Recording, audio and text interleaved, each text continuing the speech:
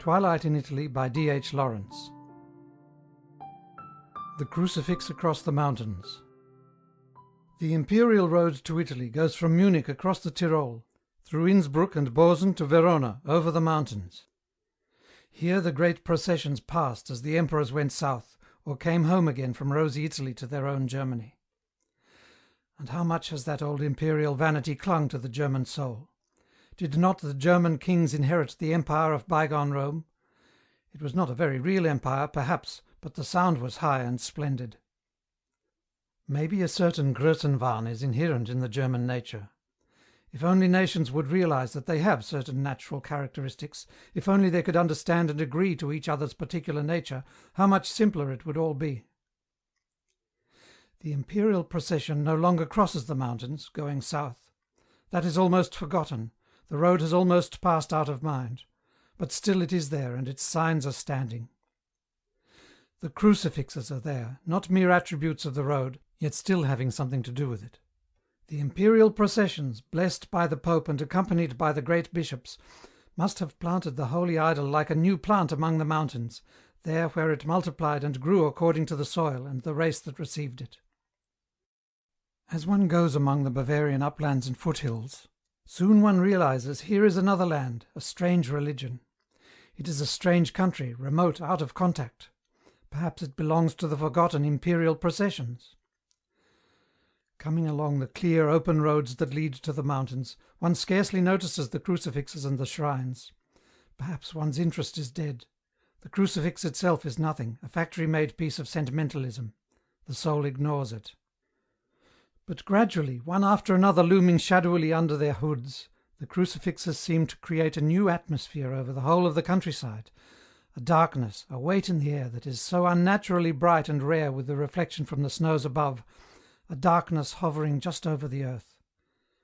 So rare and unearthly the light is, from the mountains, full of strange radiance. Then every now and again recurs the crucifix, at the turning of an open, grassy road, holding a shadow and a mystery under its pointed hood. I was startled into consciousness one evening, going alone over a marshy place at the foot of the mountains, when the sky was pale and unearthly, invisible, and the hills were nearly black. At a meeting of the tracks was a crucifix, and between the feet of the Christ a handful of withered poppies. It was the poppies I saw, then the Christ. It was an old shrine, the wood sculpture of a Bavarian peasant. The Christ was a peasant of the foot of the Alps. He had broad cheekbones and sturdy limbs. His plain, rudimentary face stared fixedly at the hills. His neck was stiffened, as if in resistance to the fact of the nails and the cross, which he could not escape. It was a man nailed down in spirit, but set stubbornly against the bondage and the disgrace. He was a man of middle age, plain, crude, with some of the meanness of the peasant, but also with a kind of dogged nobility that does not yield its soul to the circumstance. Plain, almost blank in his soul, the middle-aged peasant of the crucifix resisted unmoving the misery of his position. He did not yield. His soul was set, his will was fixed. He was himself, let his circumstances be what they would, his life fixed down. Across the marsh was a tiny square of orange-coloured light, from the farmhouse with the low, spreading roof. I remembered how the man and his wife and the children worked on till dark, silent and intent, carrying the hay in their arms out of the streaming thunder rain into the shed, working silent in the soaking rain. The body bent forward towards the earth, closing round on itself, the arms clasped full of hay, clasped round the hay that presses soft and close to the breast and the body, that pricks heat into the arms and the skin of the breast, and fills the lungs with the sleepy scent of dried herbs. The rain that falls heavily and wets the shoulders, so that the shirt clings to the hot, firm skin, and the rain comes with heavy, pleasant coldness on the active flesh, running in a trickle down towards the loins, secretly. This is the peasant, this hot welter of physical sensation. And it is all intoxicating. It is intoxicating almost like a soporific, like a sensuous drug, to gather the burden to one's body in the rain, to stumble across the living grass to the shed, to relieve one's arms of the weight, to throw down the hay onto the heap, to feel light and free in the dry shed, then to return again into the chill, hard rain, to stoop again under the rain, and rise to return again with the burden. It is this endless heat and rousedness of physical sensation, which keeps the body full and potent, and flushes the mind with a blood heat, a blood sleep. And this sleep, this heat of physical experience, becomes at length a bondage, at last a crucifixion.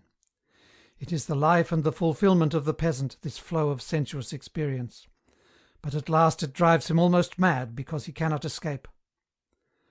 For overhead there is always the strange radiance of the mountains, there is the mystery of the icy river rushing through its pink shoals into the darkness of the pine woods. There is always the faint tang of ice on the air, and the rush of hoarse-sounding water. And the ice and the upper radiance of snow are brilliant with timeless immunity from the flux and the warmth of life.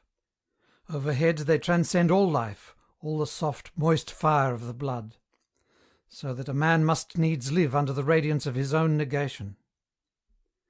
There is a strange, clear beauty of form about the men of the Bavarian highlands, about both men and women.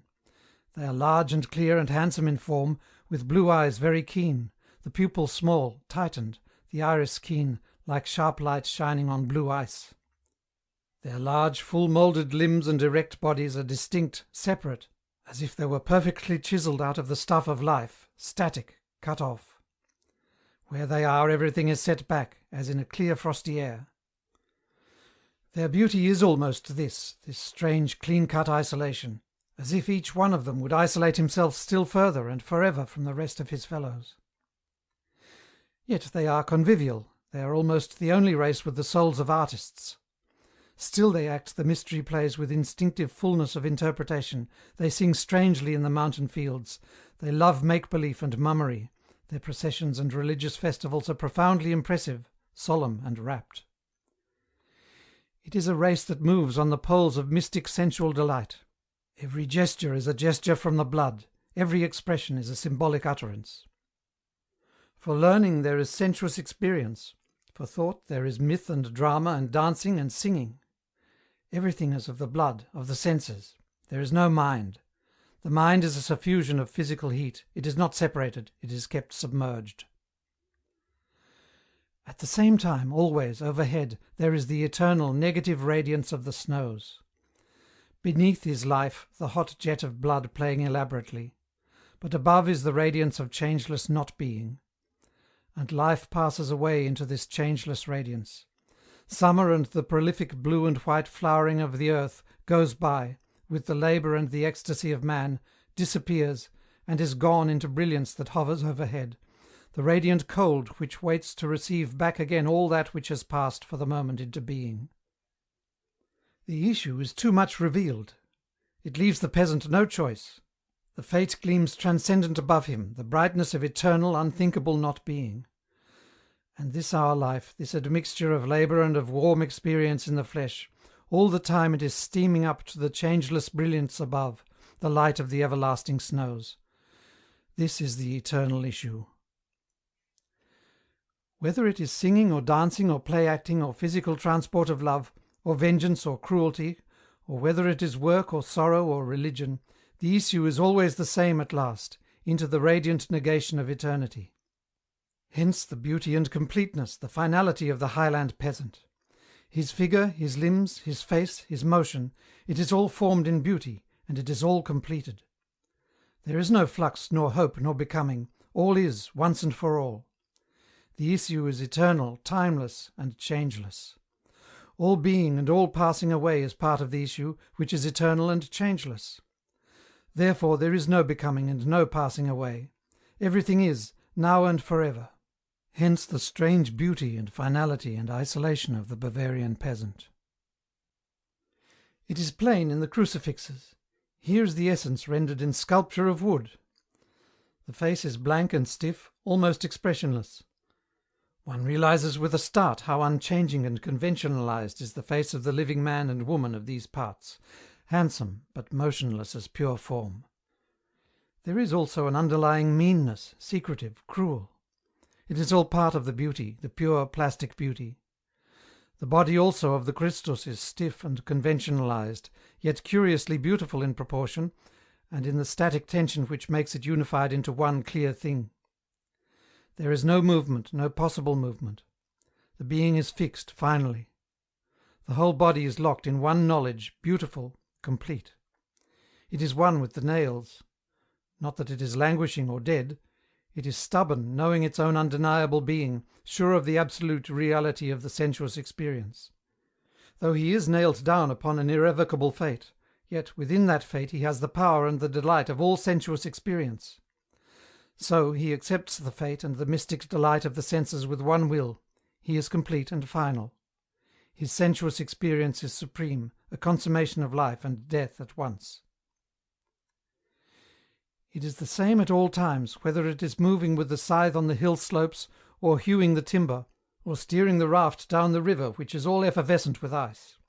Whether it is drinking in the Gasthaus, or making love, or playing some mummer's part, or hating steadily and cruelly, or whether it is kneeling in spellbound subjection in the incense-filled church, or walking in the strange, dark, subject procession to bless the fields, or cutting the young birch trees for the feast of Frohenleichnam, it is always the same.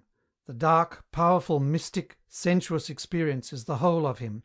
He is mindless and bound within the absoluteness of the issue, the unchangeability of the great icy not-being which holds good forever and is supreme. Passing further away, towards Austria, travelling up the Isar, till the stream becomes smaller and whiter and the air is colder, the full glamour of the northern hills, which are so marvellously luminous and gleaming with flowers, wanes and gives way to a darkness, a sense of ominousness. Up there I saw another little Christ, who seemed the very soul of the place. The road went beside the river, that was seething with snowy ice bubbles, under the rocks and the high, wolf-like pine trees, between the pinkish shoals. The air was cold and hard and high, everything was cold and separate. And in a little glass case beside the road sat a small, hewn Christ, the head resting on the hand, and he meditates, half wearily, doggedly, the eyebrows lifted in strange abstraction, the elbow resting on the knee. Detached, he sits and dreams and broods, wearing his little golden crown of thorns and his little cloak of red flannel that some peasant woman has stitched for him. No doubt he still sits there, the small blank-faced Christ in the cloak of red flannel, dreaming, brooding, enduring, persisting. There is wistfulness about him, as if he knew that the whole of things was too much for him. There was no solution either in death. Death did not give the answer to the soul's anxiety. That which is, is. It does not cease to be when it is cut. Death cannot create nor destroy. What is, is. The little brooding Christ knows this. What is he brooding then? His static patience and endurance is wistful. What is it that he secretly yearns for, amid all the placidity of fate? To be, or not to be? This may be the question, but it is not a question for death to answer. It is not a question of living or not living. It is a question of being, to be or not to be. To persist or not to persist, that is not the question. Neither is it to endure or not to endure. The issue, is it eternal not being? If not, what then is being? For overhead the eternal radiance of the snow gleams unfailing, it receives the efflorescence of all life and is unchanged, the issue is bright and immortal, the snowy not being. What then is being? As one draws nearer to the turning point of the Alps, towards the culmination and the southern slope, the influence of the educated world is felt once more. Bavaria is remote in spirit, as yet unattached. Its crucifixes are old and grey and abstract, small like the kernel of the truth. Further into Austria they become new, they are painted white, they are larger, more obtrusive. They are the expressions of a later, newer phase, more introspective and self-conscious. But still they are genuine expressions of the people's soul. Often one can distinguish the work of a particular artist here and there in a district. In the Zem valley, in the heart of the Tyrol, behind Innsbruck, there are 5 or 6 crucifixes by one sculptor. He is no longer a peasant working out an idea, conveying a dogma. He is an artist, trained and conscious, probably working in Vienna. He is consciously trying to convey a feeling. He is no longer striving awkwardly to render a truth, a religious fact. The chief of his crucifixes stands deep in the Klamm, in the dank gorge where it is always half night. The road runs under the rock and the trees, halfway up the one side of the pass. Below, the stream rushes ceaselessly, embroiled among great stones, making an endless loud noise. The rock face opposite rises high overhead, with the sky far up, so that one is walking in a half-night, an underworld. And just below the path, where the pack-horses go climbing to the remote infolded villages, in the cold gloom of the pass hangs the large, pale Christ. He is larger than life-size. He has fallen forward, just dead, and the weight of the full-grown, mature body hangs on the nails of the hands. So the dead, heavy body drops forward, sags, as if it would tear away and fall under its own weight. It is the end. The face is barren with a dead expression of weariness, and brutalized with pain and bitterness. The rather ugly, passionate mouth is set forever in the disillusionment of death. Death is the complete disillusionment, set like a seal over the whole body and being, over the suffering and weariness and the bodily passion. The pass is gloomy and damp, the water roars unceasingly, till it is almost like a constant pain.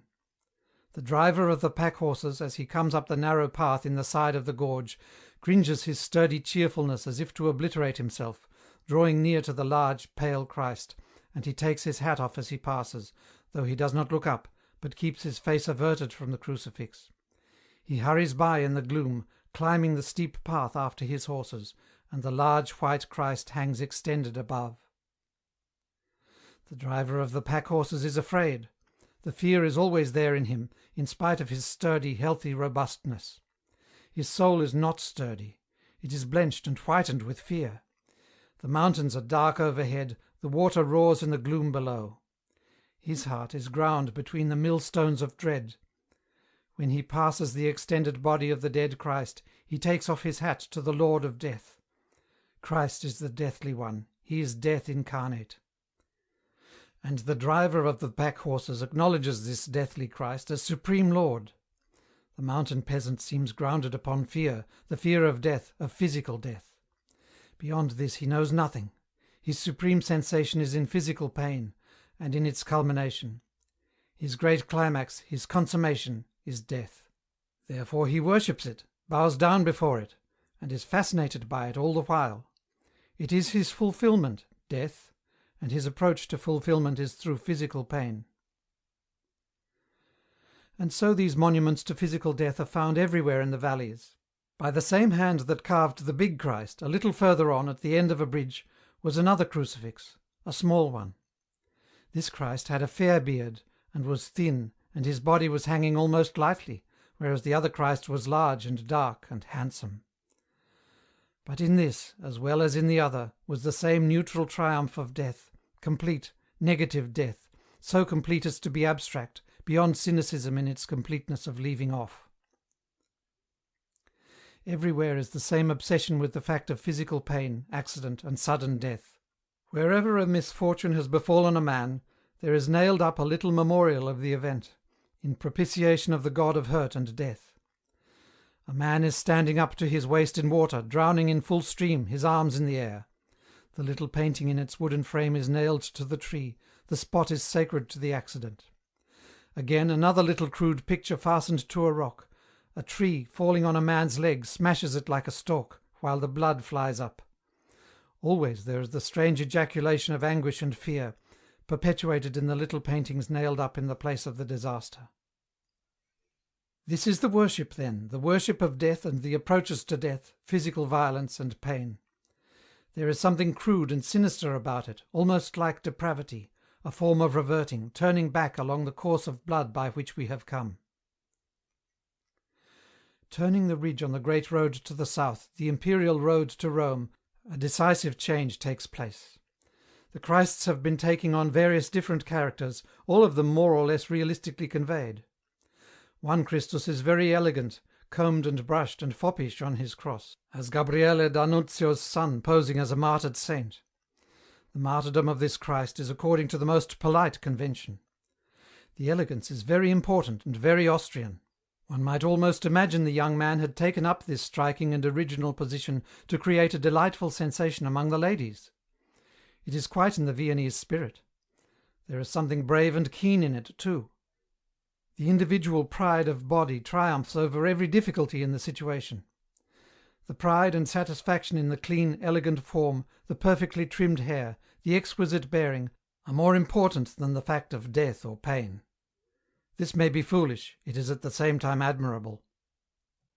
But the tendency of the crucifix, as it nears the ridge to the south, is to become weak and sentimental. The carved Christs turn up their faces and roll back their eyes very piteously, in the approved Guido Reni fashion. They are overdoing the pathetic turn. They are looking to heaven and thinking about themselves, in self-commiseration. Others again are beautiful as elegies. It is dead Hyacinth lifted and extended to view, in all his beautiful dead youth. The young male body droops forward on the cross, like a dead flower. It looks as if its only true nature were to be dead. How lovely is death, how poignant, real, satisfying. It is the true elegiac spirit. Then there are the ordinary factory-made Christs, which are not very significant. They are as null as the Christs we see represented in England, just vulgar nothingness. But these figures have gashes of red, a red paint of blood, which is sensational. Beyond the Brenner, I have only seen vulgar or sensational crucifixes. There are great gashes on the breast and the knees of the Christ figure, and the scarlet flows out and trickles down, till the crucified body has become a ghastly striped thing of red and white, just a sickly thing of striped red. They paint the rocks at the corners of the tracks, among the mountains. A blue and white ring for the road to Ginsling, a red smear for the way to St. Jacob. So one follows the blue and white ring, or the 3 stripes of blue and white, or the red smear, as the case may be. And the red on the rocks, the dabs of red paint, are of just the same colour as the red upon the crucifixes, so that the red upon the crucifixes is paint, and the signs on the rocks are sensational, like blood. I remember the little brooding Christ of the Isaur in his little cloak of red flannel and his crown of gilded thorns, and he remains real and dear to me, among all this violence of representation. Couvre-toi de gloire, Tartarin, couvre-toi de flanelle. Why should it please me so that his cloak is of red flannel? In a valley near St. Jacob, just over the ridge, a long way from the railway, there is a very big, important shrine by the roadside. It is a chapel built in the Baroque manner, florid pink and cream outside, with opulent small arches. And inside is the most startling, sensational Christus I have ever seen. He is a big, powerful man, seated after the crucifixion, perhaps after the resurrection, sitting by the grave. He sits sideways, as if the extremity were over, finished, the agitation done with, only the result of the experience remaining. There is some blood on his powerful, naked, defeated body that sits rather hulked.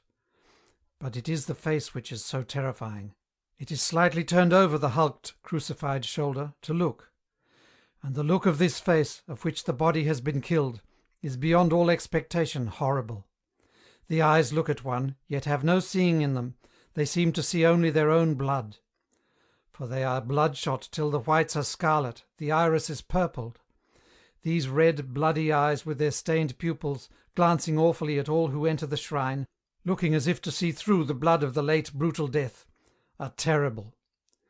The naked, strong body has known death, and sits in utter dejection, finished, hulked, a weight of shame. And what remains of life is in the face, whose expression is sinister and gruesome, like that of an unrelenting criminal violated by torture. The criminal look of misery and hatred on the fixed, violated face and in the bloodshot eyes is almost impossible. He is conquered, beaten, broken, his body is a mass of torture, an unthinkable shame. Yet his will remains obstinate and ugly, integral with utter hatred. It is a great shock to find this figure sitting in a handsome Baroque pink-washed shrine in one of those alpine valleys which to our thinking are all flowers and romance, like the picture in the Tate Gallery. Spring in the Austrian Tyrol is to our minds a vision of pristine loveliness. It contains also this Christ of the heavy body defiled by torture and death, the strong virile life overcome by physical violence, the eyes still looking back bloodshot in consummate hate and misery. The shrine was well kept and evidently much used. It was hung with ex-voto limbs and with many gifts. It was a centre of worship, of a sort of almost obscene worship. Afterwards the black pine trees and the river of that valley seemed unclean, as if an unclean spirit lived there. The very flowers seemed unnatural, and the white gleam on the mountain tops was a glisten of supreme, cynical horror. After this, in the populous valleys, all the crucifixes were more or less tainted and vulgar.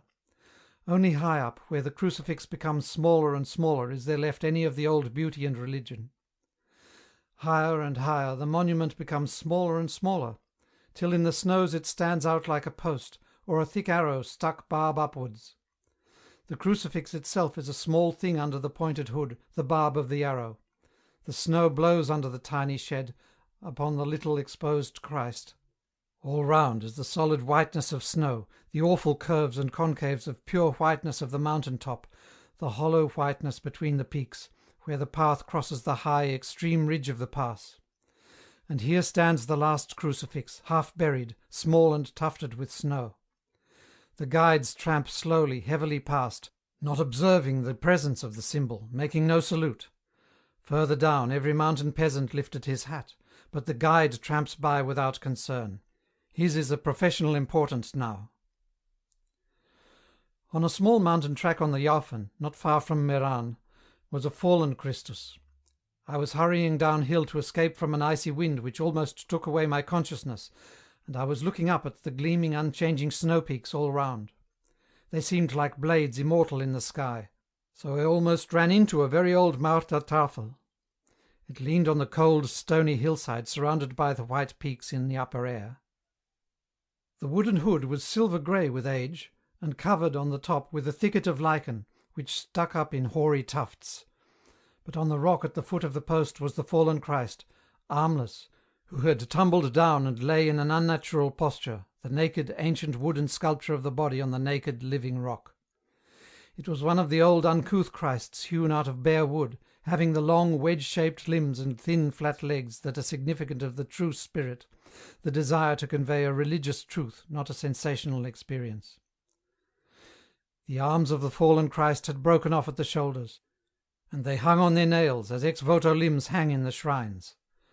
But these arms dangled from the palms, one at each end of the cross, the muscles, carved sparely in the old wood, looking all wrong, upside down. And the icy wind blew them backwards and forwards, so that they gave a painful impression there in the stark, sterile place of rock and cold. Yet I dared not touch the fallen body of the Christ, that lay on its back in so grotesque a posture at the foot of the post. I wondered who would come and take the broken thing away, and for what purpose. End of section 1. The Spinner and the Monks. The Holy Spirit is a dove or an eagle. In the Old Testament it was an eagle, in the New Testament it is a dove. And there are, standing over the Christian world, the churches of the dove and the churches of the eagle. There are, moreover, the churches which do not belong to the Holy Spirit at all, but which are built to pure fancy and logic, such as the Wren churches in London. The churches of the dove are shy and hidden. They nestle among trees, and their bells sound in the mellowness of Sunday. Or they are gathered into a silence of their own in the very midst of the town, so that one passes them by without observing them. They are as if invisible, offering no resistance to the storming of the traffic. But the churches of the eagle stand high, with their heads to the skies, as if they challenged the world below. They are the churches of the Spirit of David, and their bells ring passionately, imperiously, falling on the subservient world below. The church of San Francesco was a church of the dove. I passed it several times in the dark, silent little square, without knowing it was a church. Its pink walls were blind, windowless, unnoticeable. It gave no sign, unless one caught sight of the tan curtain hanging in the door, and the slit of darkness beneath. Yet it was the chief church of the village. But the church of San Tommaso perched over the village. Coming down the cobbled, submerged street, many a time I looked up between the houses and saw the thin old church standing above in the light, as if it perched on the house roofs. Its thin grey neck was held up stiffly, beyond was a vision of dark foliage and the high hillside. I saw it often, and yet for a long time it never occurred to me that it actually existed. It was like a vision, a thing one does not expect to come close to. It was there standing away upon the housetops, against a glamour of foliaged hillside. I was submerged in the village, on the uneven cobbled street, between old high walls and cavernous shops and the houses with flights of steps. For a long time I knew how the day went, by the imperious clangor of midday and evening bells striking down upon the houses and the edge of the lake. Yet it did not occur to me to ask where these bells rang, till at last my everyday trance was broken in upon, and I knew the ringing of the church of San Tommaso. The church became a living connection with me. So I set out to find it. I wanted to go to it. It was very near. I could see it from the piazza by the lake, and the village itself had only a few hundreds of inhabitants. The church must be within a stone's throw. Yet I could not find it. I went out of the back door of the house, into the narrow gully of the back street. Women glanced down at me from the top of the flights of steps. Old men stood, half turning, half crouching under the dark shadow of the walls, to stare. It was as if the strange creatures of the undershadow were looking at me. I was of another element. The Italian people are called children of the sun. They might better be called children of the shadow. Their souls are dark and nocturnal. If they are to be easy, they must be able to hide, to be hidden in lairs and caves of darkness. Going through these tiny chaotic backways of the village was like venturing through the labyrinth made by furtive creatures who watched from out of another element. And I was pale and clear and evanescent, like the light, and they were dark and close and constant, like the shadow. So I was quite baffled by the tortuous, tiny, deep passages of the village. I could not find my way. I hurried towards the broken end of a street, where the sunshine and the olive trees looked like a mirage before me. And there above me I saw the thin, stiff neck of old San Tommaso, grey and pale in the sun. Yet I could not get up to the church. I found myself again on the piazza. Another day, however, I found a broken staircase, where weeds grew in the gaps the steps had made in falling, and maidenhair hung on the darker side of the wall. I went up unwillingly, because the Italians used this old staircase as a privy, as they will any deep side passage. But I ran up the broken stairway, and came out suddenly, as by a miracle, clean on the platform of my San Tommaso, in the tremendous sunshine. It was another world, the world of the eagle, the world of fierce abstraction. It was all clear, overwhelming sunshine, a platform hung in the light. Just below were the confused, tiled roofs of the village, and beyond them the pale blue water down below, and opposite my face and breast, the clear, luminous snow of the mountain across the lake, level with me apparently, though really much above. I was in the skies now, looking down from my square terrace of cobbled pavement that was worn like the threshold of the ancient church. Round the terrace ran a low, broad wall, the coping of the upper heaven where I had climbed. There was a blood-red sail like a butterfly breathing down on the blue water, whilst the earth on the near side gave off a green-silver smoke of olive trees, coming up and around the earth-coloured roofs. It always remains to me that San Tommaso and its terrace hang suspended above the village, like the lowest step of heaven, of Jacob's ladder. Behind, the land rises in a high sweep, but the terrace of San Tommaso is let down from heaven, and does not touch the earth. I went into the church.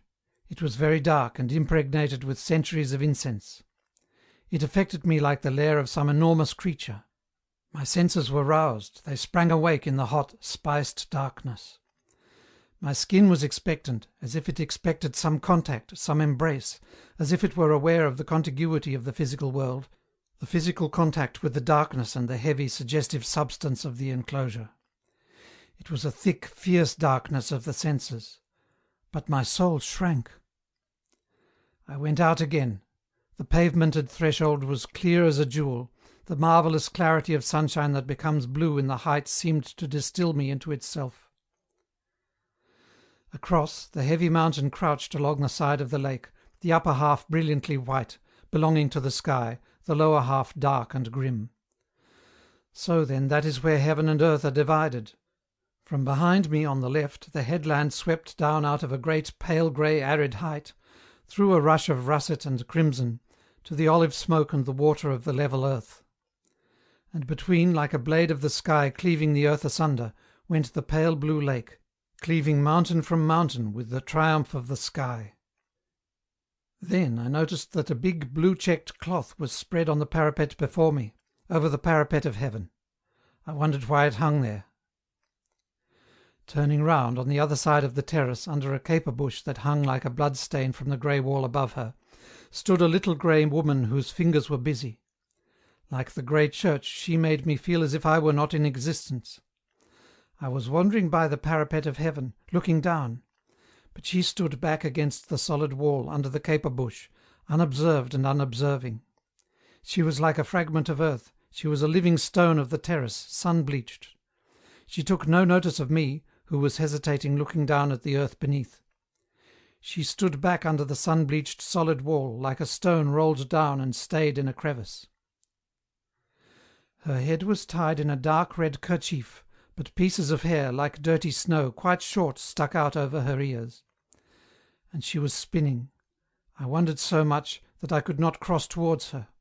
She was grey, and her apron, and her dress, and her kerchief, and her hands, and her face were all sun-bleached and sun-stained, grey, bluey, browny, like stones and half-coloured leaves, sunny in their colourlessness. In my black coat I felt myself wrong, false, an outsider. She was spinning spontaneously like a little wind. Under her arm she held a distaff of dark, ripe wood, just a straight stick with a clutch at the end, like a grasp of brown fingers full of a fluff of blackish, rusty fleece held up near her shoulder. And her fingers were plucking spontaneously at the strands of wool drawn down from it. And hanging near her feet, spinning round upon a black thread, spinning busily, like a thing in a gay wind, was her shuttle, her bobbin wound fat with the coarse blackish worsted she was making. All the time, like motion without thought, her fingers teased out the fleece, drawing it down to a fairly uniform thickness.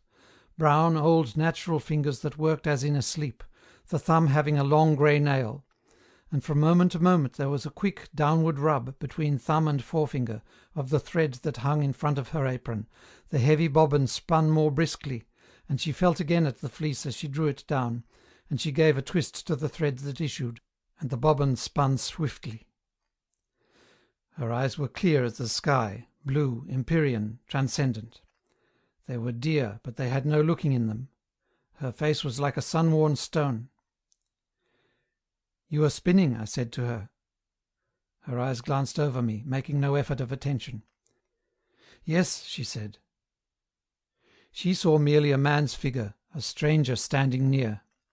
I was a bit of the outside, negligible. She remained as she was, clear and sustained like an old stone upon the hillside. She stood short and sturdy, looking for the most part straight in front, unseeing, but glancing from time to time, with a little unconscious attention at the thread. She was slightly more animated than the sunshine and the stone and the motionless caper bush above her. Still her fingers went along the strand of fleece near her breast. "That is an old way of spinning," I said. "What?" She looked up at me with eyes clear and transcendent as the heavens.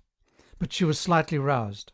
There was the slight motion of the eagle in her turning to look at me, a faint gleam of rapt light in her eyes. It was my unaccustomed Italian. "That is an old way of spinning," I repeated. "Yes, an old way," she repeated, as if to say the words so that they should be natural to her. And I became to her merely a transient circumstance, a man, part of the surroundings. We divided the gift of speech, that was all.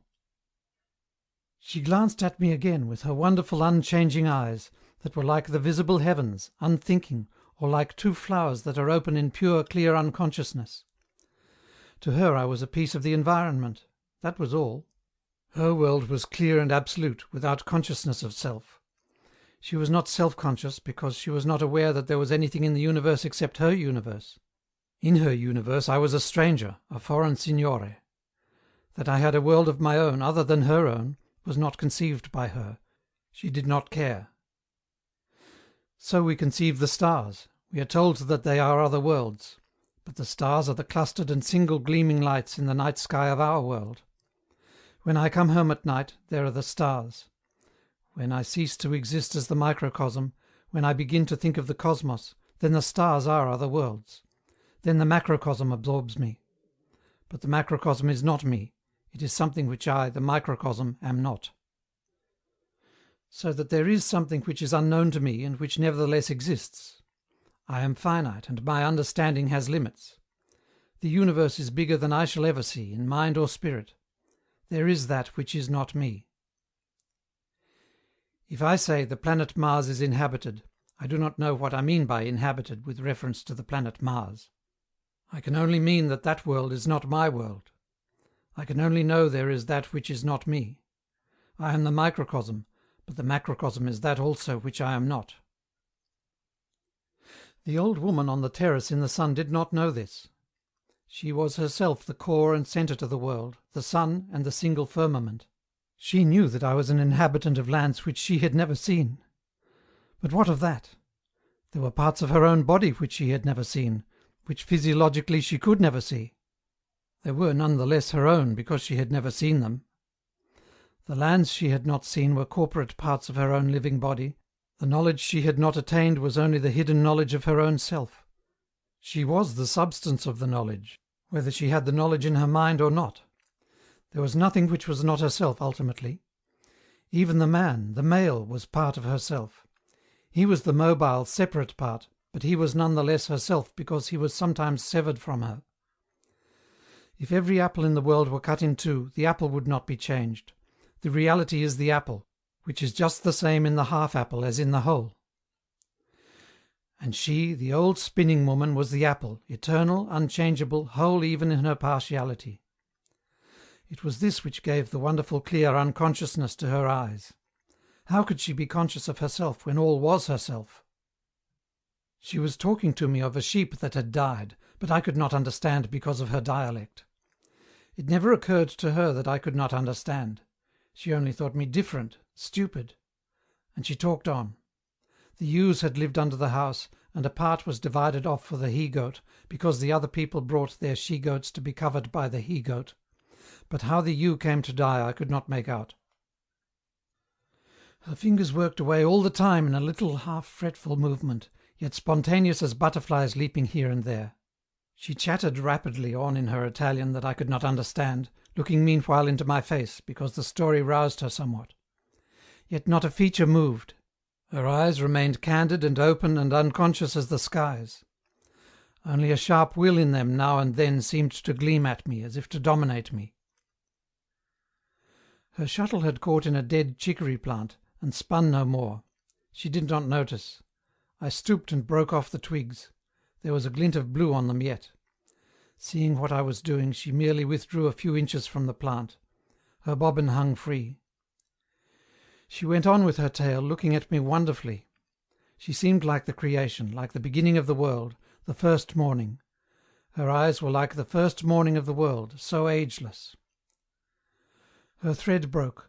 She seemed to take no notice, but mechanically picked up the shuttle, wound up a length of worsted, connected the ends from her wool strand, set the bobbin spinning again, and went on talking in her half-intimate, half-unconscious fashion, as if she were talking to her own world in me.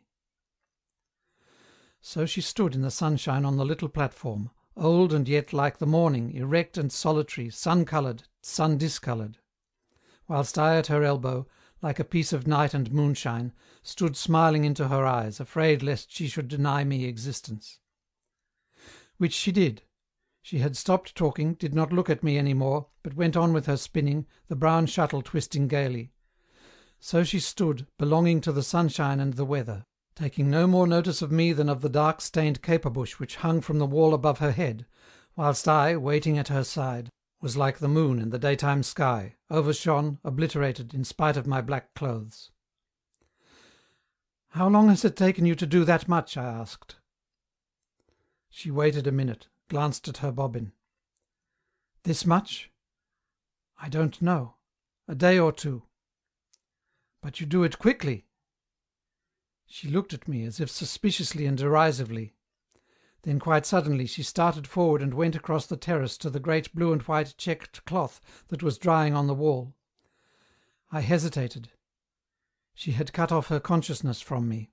So I turned and ran away, taking the steps two at a time, to get away from her. In a moment I was between the walls, climbing upwards, hidden. The schoolmistress had told me I should find snowdrops behind San Tommaso. If she had not asserted such confident knowledge, I should have doubted her translation of Perce-Neige. She meant Christmas roses all the while. However, I went looking for snowdrops. The walls broke down suddenly, and I was out in a grassy olive orchard, following a track beside pieces of fallen overgrown masonry. So I came to skirt the brink of a steep little gorge, at the bottom of which a stream was rushing down its steep slant to the lake. Here I stood to look for my snowdrops. The grassy, rocky bank went down steep from my feet. I heard water tittle-tattling away in deep shadow below. There were pale flecks in the dimness, but these I knew were primroses. So I scrambled down. Looking up, out of the heavy shadow that lay in the cleft, I could see, right in the sky, grey rocks shining transcendent in the pure empyrean. Are they far up, I thought. I did not dare to say, am I so far down? But I was uneasy. Nevertheless it was a lovely place, in the cold shadow, complete. When one forgot the shining rocks far above, it was a complete, shadowless world of shadow.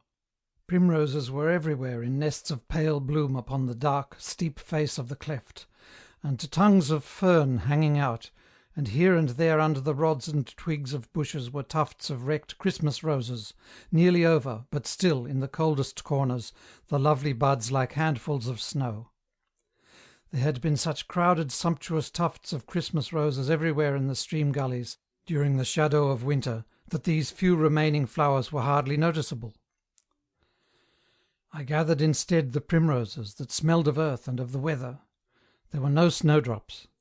I had found the day before a bank of crocuses, pale, fragile lilac-coloured flowers, with dark veins, pricking up keenly like myriad little lilac-coloured flames among the grass, under the olive trees. And I wanted very much to find the snowdrops hanging in the gloom, but there were not any. I gathered a handful of primroses, then I climbed suddenly, quickly out of the deep watercourse, anxious to get back to the sunshine before the evening fell. Up above I saw the olive trees in the sunny golden grass, and sunlit grey rocks immensely high up. I was afraid lest the evening would fall whilst I was groping about like an otter in the damp and the darkness, that the day of sunshine would be over. Soon I was up in the sunshine again, on the turf under the olive trees, reassured. It was the upper world of glowing light, and I was safe again. All the olives were gathered, and the mills were going night and day, making a great acrid scent of olive oil in preparation, by the lake. The little stream rattled down. A mule-driver hewed to his mules on the Strada Vecchia. High up, on the Strada Nuova, the beautiful new military highroad, which winds with beautiful curves up the mountainside, crossing the same stream several times in clear leaping bridges, travelling cut out of sheer slope high above the lake, winding beautifully and gracefully forward to the Austrian frontier, where it ends. High up on the lovely swinging road, in the strong evening sunshine, I saw a bullock waggon moving like a vision, though the clanking of the waggon and the crack of the bullock whip responded close in my ears. Everything was clear and sun-coloured up there, clear grey rocks partaking of the sky, tawny grass and scrub, browny-green spires of cypresses, and then the mist of grey-green olives fuming down to the lakeside. There was no shadow, only clear sun-substance built up to the sky, a bullock waggon moving slowly in the high sunlight, along the uppermost terrace of the military road. It sat in the warm stillness of the transcendent afternoon. The 4 o'clock steamer was creeping down the lake from the Austrian end, creeping under the cliffs. Far away, the Verona side, beyond the island, lay fused in dim gold. The mountain opposite was so still that my heart seemed to fade in its beating as if it too would be still. All was perfectly still, pure substance. The little steamer on the floor of the world below, the mules down the road cast no shadow. They too were pure sun-substance travelling on the surface of the sun-made world. A cricket hopped near me. Then I remembered that it was Saturday afternoon, when a strange suspension comes over the world. And then, just below me, I saw 2 monks walking in their garden between the naked bony vines, walking in their wintry garden of bony vines and olive trees, their brown cassocks passing between the brown vine stalks, their heads bare to the sunshine, sometimes a glint of light as their feet strode from under their skirts. It was so still, everything so perfectly suspended, that I felt them talking. They marched with the peculiar march of monks, a long loping stride, their heads together, their skirts swaying slowly, two brown monks with hidden hands, sliding under the bony vines and beside the cabbages, their heads always together in hidden converse. It was as if I were attending with my dark soul to their inaudible undertone. All the time I sat still in silence, I was one with them, a partaker, though I could hear no sound of their voices. I went with the long stride of their skirted feet, that slid springless and noiseless from end to end of the garden and back again.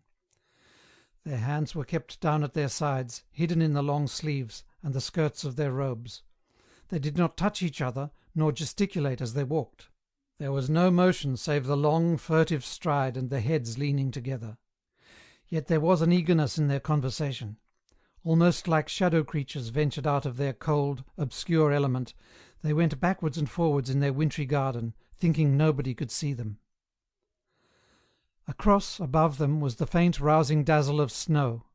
They never looked up, but the dazzle of snow began to glow as they walked, the wonderful, faint, ethereal flush of the long range of snow in the heavens, at evening, began to kindle. Another world was coming to pass, the cold, rare night. It was dawning in exquisite, icy rose upon the long mountain summit opposite. The monks walked backwards and forwards, talking, in the first undershadow. And I noticed that up above the snow, frail in the bluish sky, a frail moon had put forth, like a thin, scalloped film of ice floated out on the slow current of the coming night. And a bell sounded. And still the monks were pacing backwards and forwards, with a strange, neutral regularity. The shadows were coming across everything because of the mountains in the west. Already the olive wood where I sat was extinguished. This was the world of the monks, the rim of pallor between night and day. Here they paced backwards and forwards, in the neutral shadowless light of shadow. Neither the flare of day nor the completeness of night reached them. They paced the narrow path of the twilight, treading in the neutrality of the law. Neither the blood nor the spirit spoke in them, only the law, the abstraction of the average. The infinite is positive and negative, but the average is only neutral, and the monks trod backward and forward down the line of neutrality. Meanwhile, on the length of mountain ridge, the snow grew rosy incandescent, like heaven breaking into blossom. After all, eternal not being and eternal being are the same. In the rosy snow that shone in heaven over a darkened earth was the ecstasy of consummation. Night and day are one, light and dark are one, both the same in the origin and in the issue, both the same in the moment of ecstasy, light fused in darkness and darkness fused in light, as in the rosy snow above the twilight. But in the monks it was not ecstasy, in them it was neutrality, the under-earth. Transcendent above the shadowed twilit earth was the rosy snow of ecstasy, but spreading far over us, down below, was the neutrality of the twilight, of the monks. The flesh neutralizing the spirit neutralizing the flesh, the law of the average asserted. This was the monks as they paced backward and forward. The moon climbed higher, away from the snowy fading ridge she became gradually herself. Between the roots of the olive tree was a rosy-tipped daisy just going to sleep.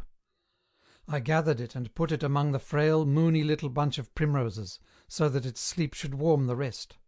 Also I put in some little periwinkles, that were very blue, reminding me of the eyes of the old woman. The day was gone, the twilight was gone, and the snow was invisible as I came down to the side of the lake. Only the moon, white and shining, was in the sky, like a woman glorying in her own loveliness as she loiters superbly to the gaze of all the world, looking sometimes through the fringe of dark olive leaves, sometimes looking at her own superb, quivering body, wholly naked in the water of the lake. My little old woman was gone. She, all day sunshine, would have none of the moon. Always she must live like a bird, looking down on all the world at once, so that it lay all subsidiary to herself, herself the wakeful consciousness hovering over the world like a hawk, like a sleep of wakefulness. And like a bird she went to sleep as the shadows came. She did not know the yielding up of the senses and the possession of the unknown, through the senses, which happens under a superb moon. The all-glorious sun knows none of these yieldings up. He takes his way, and the daisies at once go to sleep, and the soul of the old spinning woman also closed up at sunset. The rest was asleep, a cessation.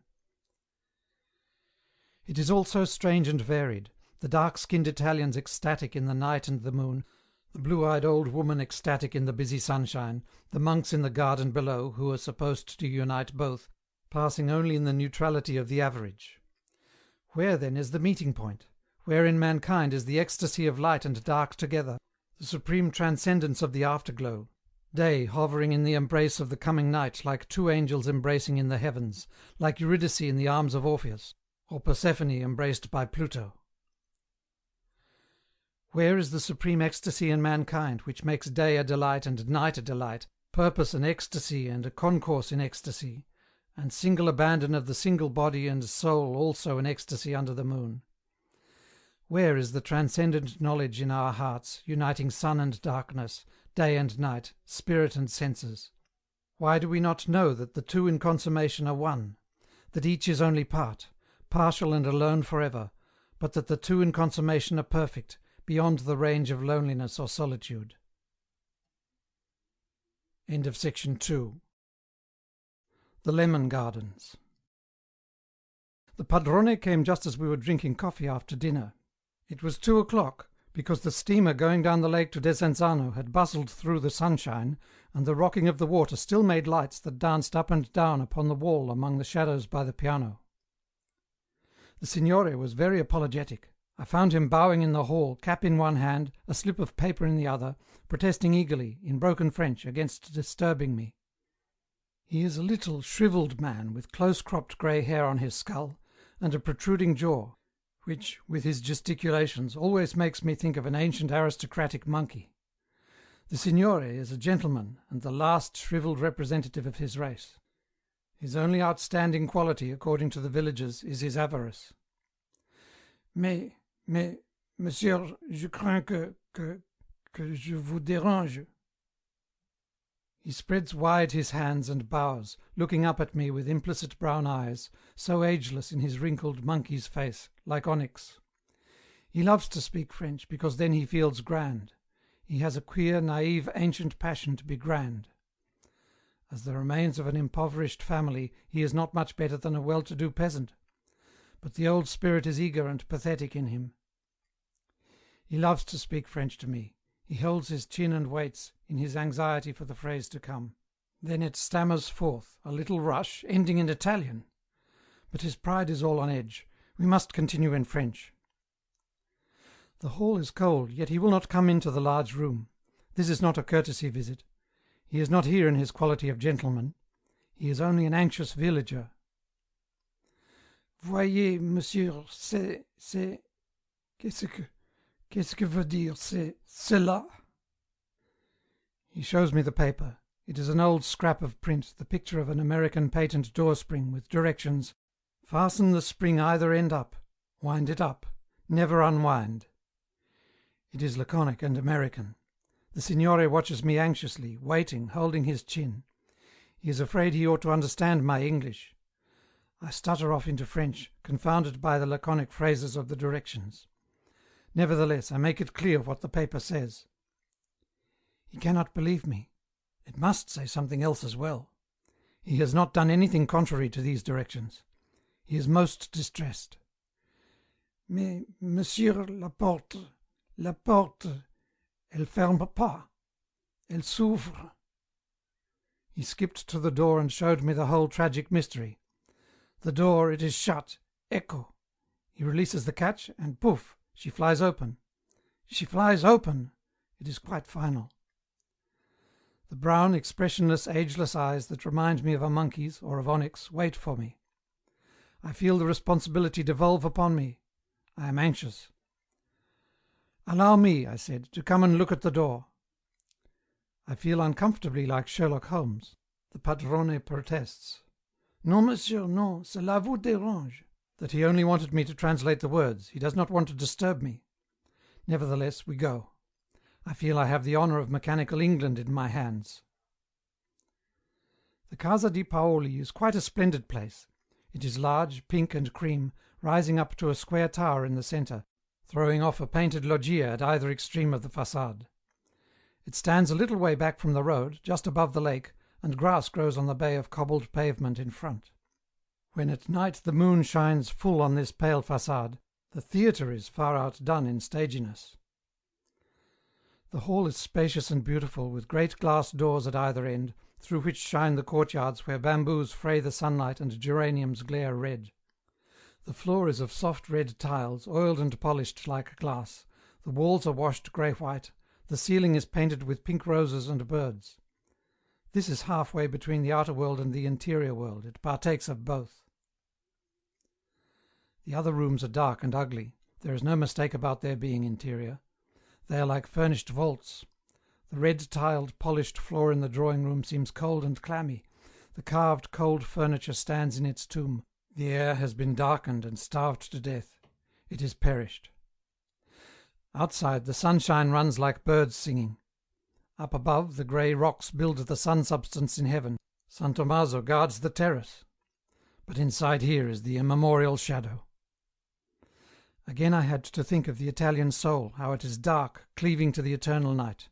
It seems to have become so at the Renaissance, after the Renaissance. In the Middle Ages, Christian Europe seems to have been striving, out of a strong, primitive animal nature, towards the self-abnegation and the abstraction of Christ. This brought about by itself a great sense of completeness. The two halves were joined by the effort towards the one as yet unrealized. There was a triumphant joy in the whole.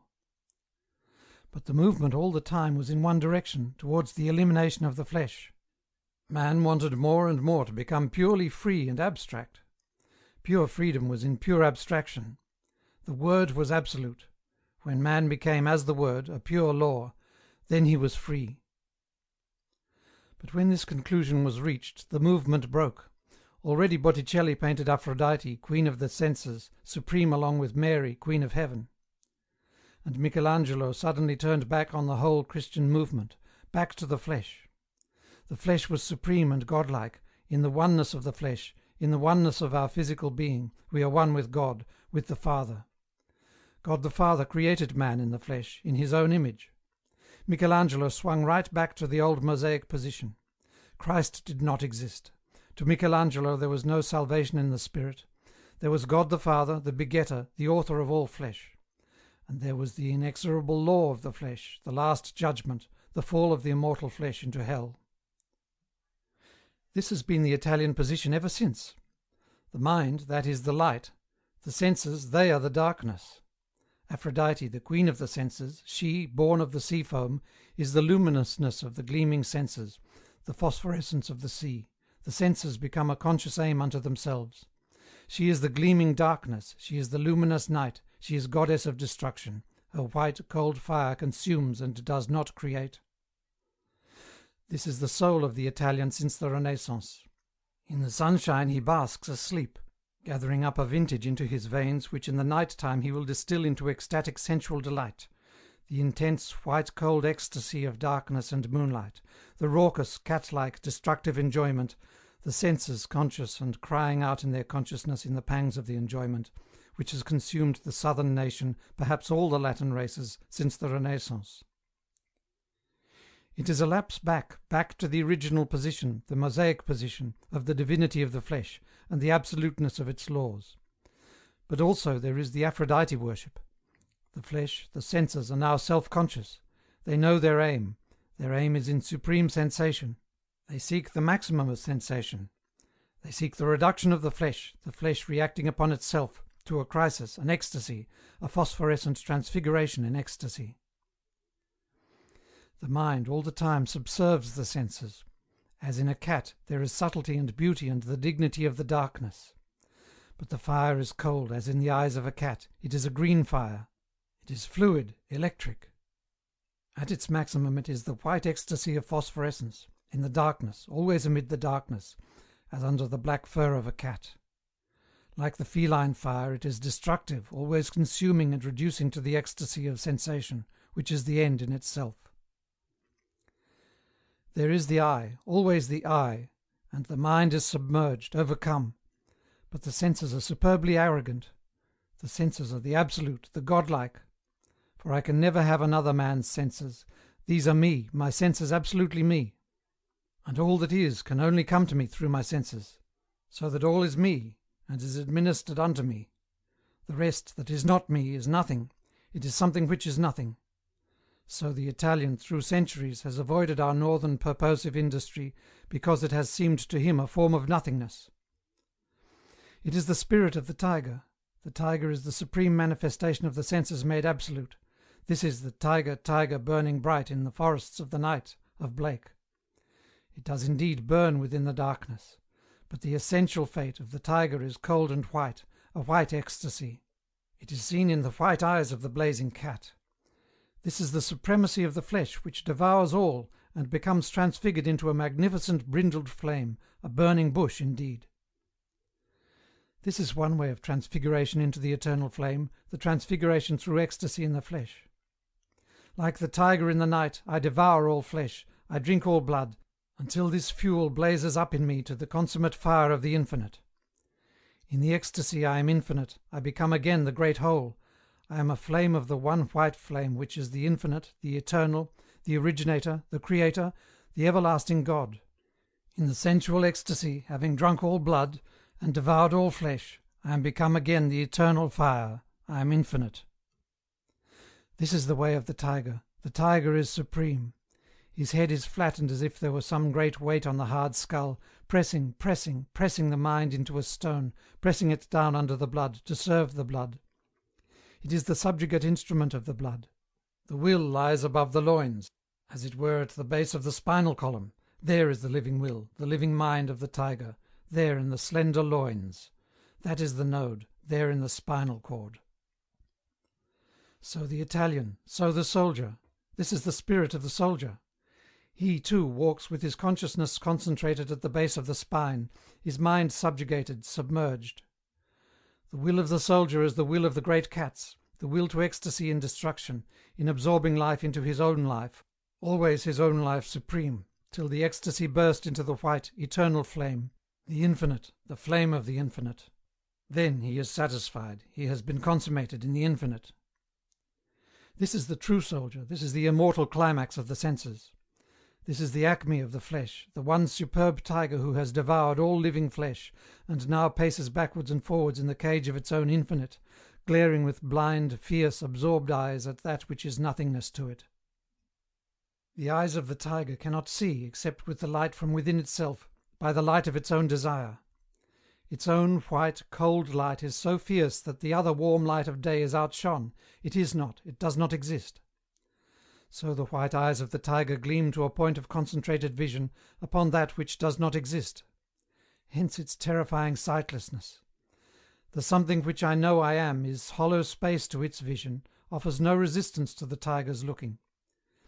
It can only see of me that which it knows I am, a scent, a resistance, a voluptuous solid, a struggling warm violence that it holds overcome, a running of hot blood between its jaws, a delicious pang of live flesh in the mouth.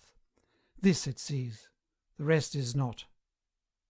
And what is the rest? That which is not the tiger, that which the tiger is not. What is this? What is that which parted ways with the terrific eagle-like angel of the senses at the Renaissance? The Italians said, "We are one in the Father, we will go back." The northern races said, "We are one in Christ, we will go on." What is the consummation in Christ? Man knows satisfaction when he surpasses all conditions and becomes, to himself, consummate in the infinite, when he reaches a state of infinity.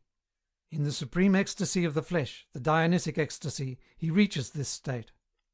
But how does it come to pass in Christ? It is not the mystic ecstasy. The mystic ecstasy is a special sensual ecstasy. It is the senses satisfying themselves with a self-created object. It is self-projection into the self, the sensuous self satisfied in a projected self. Blessed are the poor in spirit, for theirs is the kingdom of heaven.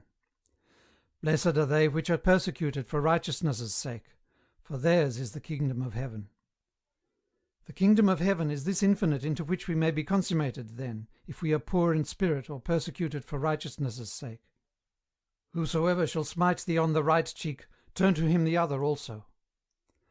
Love your enemies, bless them that curse you, do good to them that hate you, and pray for them which despitefully use you and persecute you. Be ye therefore perfect, even as your Father which is in heaven is perfect. To be perfect, to be one with God, to be infinite and eternal, what shall we do? We must turn the other cheek and love our enemies. Christ is the lamb which the eagle swoops down upon, the dove taken by the hawk, the deer which the tiger devours. What then if a man come to me with a sword to kill me, and I do not resist him, but suffer his sword and the death from his sword? What am I? Am I greater than he? Am I stronger than he? Do I know a consummation in the infinite, I, the prey, beyond the tiger who devours me? By my non-resistance I have robbed him of his consummation. For a tiger knows no consummation unless he kill a violated and struggling prey. There is no consummation merely for the butcher, nor for a hyena. I can rob the tiger of his ecstasy, his consummation, his very raison d'être by my non-resistance. In my non-resistance the tiger is infinitely destroyed. But I, what am I? Be ye therefore perfect. Wherein am I perfect in this submission? Is there an affirmation behind my negation other than the tiger's affirmation of his own glorious infinity? What is the oneness to which I subscribe, I who offer no resistance in the flesh? Have I only the negative ecstasy of being devoured, of becoming thus part of the Lord, the great Moloch, the superb and terrible God? I have this also, this subject ecstasy of consummation, but is there nothing else? The word of the tiger is, my senses are supremely me, and my senses are God in me. But Christ said, God is in the others, who are not me. In all the multitude of the others is God, and this is the great God, greater than the God which is me. God is that which is not me. And this is the Christian truth, a truth complementary to the pagan affirmation, God is that which is me. God is that which is not me. In realizing the not me, I am consummated. I become infinite. In turning the other cheek, I submit to God who is greater than I am, other than I am, who is in that which is not me. This is the supreme consummation. To achieve this consummation, I love my neighbour as myself. My neighbour is all that is not me. And if I love all this, have I not become one with the whole? Is not my consummation complete? Am I not one with God? Have I not achieved the infinite? After the Renaissance, the northern races continued forward to put into practice this religious belief in the God which is not me. Even the idea of the saving of the soul was really negative. It was a question of escaping damnation. The Puritans made the last great attack on the God who is me. When they beheaded Charles I, the king by divine right, they destroyed symbolically, forever, the supremacy of the me who am the image of God, the me of the flesh, of the senses, me, the tiger burning bright, me the king, the lord, the aristocrat, me who am divine because I am the body of God. After the Puritans, we have been gathering data for the God who is not me. When Pope said, "Know then thyself, presume not God to scan, the proper study of mankind is man," he was stating the proposition, a man is right, he is consummated, when he is seeking to know man, the great abstract, and the method of knowledge is by the analysis, which is the destruction, of the self. The proposition up to that time was, a man is the epitome of the universe. He has only to express himself, to fulfill his desires, to satisfy his supreme senses. Now the change has come to pass. The individual man is a limited being, finite in himself. Yet he is capable of apprehending that which is not himself. The proper study of mankind is man. This is another way of saying, thou shalt love thy neighbour as thyself, which means, a man is consummated in his knowledge of that which is not himself, the abstract man. Therefore the consummation lies in seeking that other, in knowing that other. Whereas the Stuart proposition was, a man is consummated in expressing his own self. The new spirit developed into the empirical and ideal systems of philosophy. Everything that is consciousness, and in every man's consciousness, man is great and illimitable, whilst the individual is small and fragmentary. Therefore the individual must sink himself in the great whole of mankind. This is the spirituality of Shelley, the perfectibility of man. This is the way in which we fulfil the commandment, "Be ye therefore perfect, even as your Father which is in heaven is perfect." This is St. Paul's, "Now I know in part, but then I shall know even as I am known." When a man knows everything and understands everything, then he will be perfect, and life will be blessed. He is capable of knowing everything and understanding everything. Hence he is justified in his hope of infinite freedom and blessedness. The great inspiration of the new religion was the inspiration of freedom. When I have submerged or distilled away my concrete body and my limited desires, when I am like the skylark dissolved in the sky yet filling heaven and earth with song, then I am perfect, consummated in the infinite. When I am all that is not me, then I have perfect liberty. I know no limitation. Only I must eliminate the self.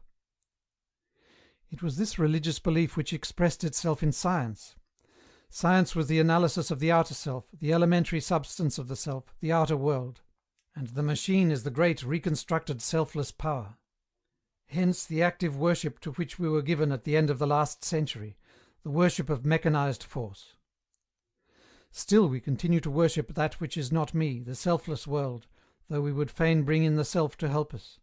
We are shouting the Shakespearean advice to warriors, "Then simulate the action of the tiger." We are trying to become again the tiger, the supreme, imperial, warlike self. At the same time our ideal is the selfless world of equity. We continue to give service to the selfless God, we worship the great selfless oneness in the spirit, oneness in service of the great humanity, that which is not me. This selfless God is he who works for all alike, without consideration. And his image is the machine which dominates and cowes us. We cower before it, we run to serve it. For it works for all humanity alike. At the same time we want to be warlike tigers. That is the horror, the confusing of the two ends. We warlike tigers fit ourselves out with machinery, and our blazing tiger wrath is emitted through a machine. It is a horrible thing to see machines hauled about by tigers, at the mercy of tigers, forced to express the tiger. It is a still more horrible thing to see tigers caught up and entangled and torn in machinery. It is horrible, a chaos beyond chaos, an unthinkable hell. The tiger is not wrong, the machine is not wrong, but we, liars, lip-servers, duplicate fools, we are unforgivably wrong. We say, "I will be a tiger because I love mankind. Out of love for other people, out of selfless service to that which is not me, I will even become a tiger." Which is absurd. A tiger devours because it is consummated in devouring, it achieves its absolute self in devouring. It does not devour because its unselfish conscience bids it do so, for the sake of the other deer and doves or the other tigers. Having arrived at the one extreme of mechanical selflessness, we immediately embrace the other extreme of the transcendent self. But we try to be both at once. We do not cease to be the one before we become the other. We do not even play the roles in turn. We want to be the tiger and the deer both in one, which is just ghastly nothingness. We try to say, the tiger is the lamb and the lamb is the tiger, which is nil, nihil, naught. The padrone took me into a small room almost contained in the thickness of the wall. There the signora's dark eyes glared with surprise and agitation, seeing me intrude.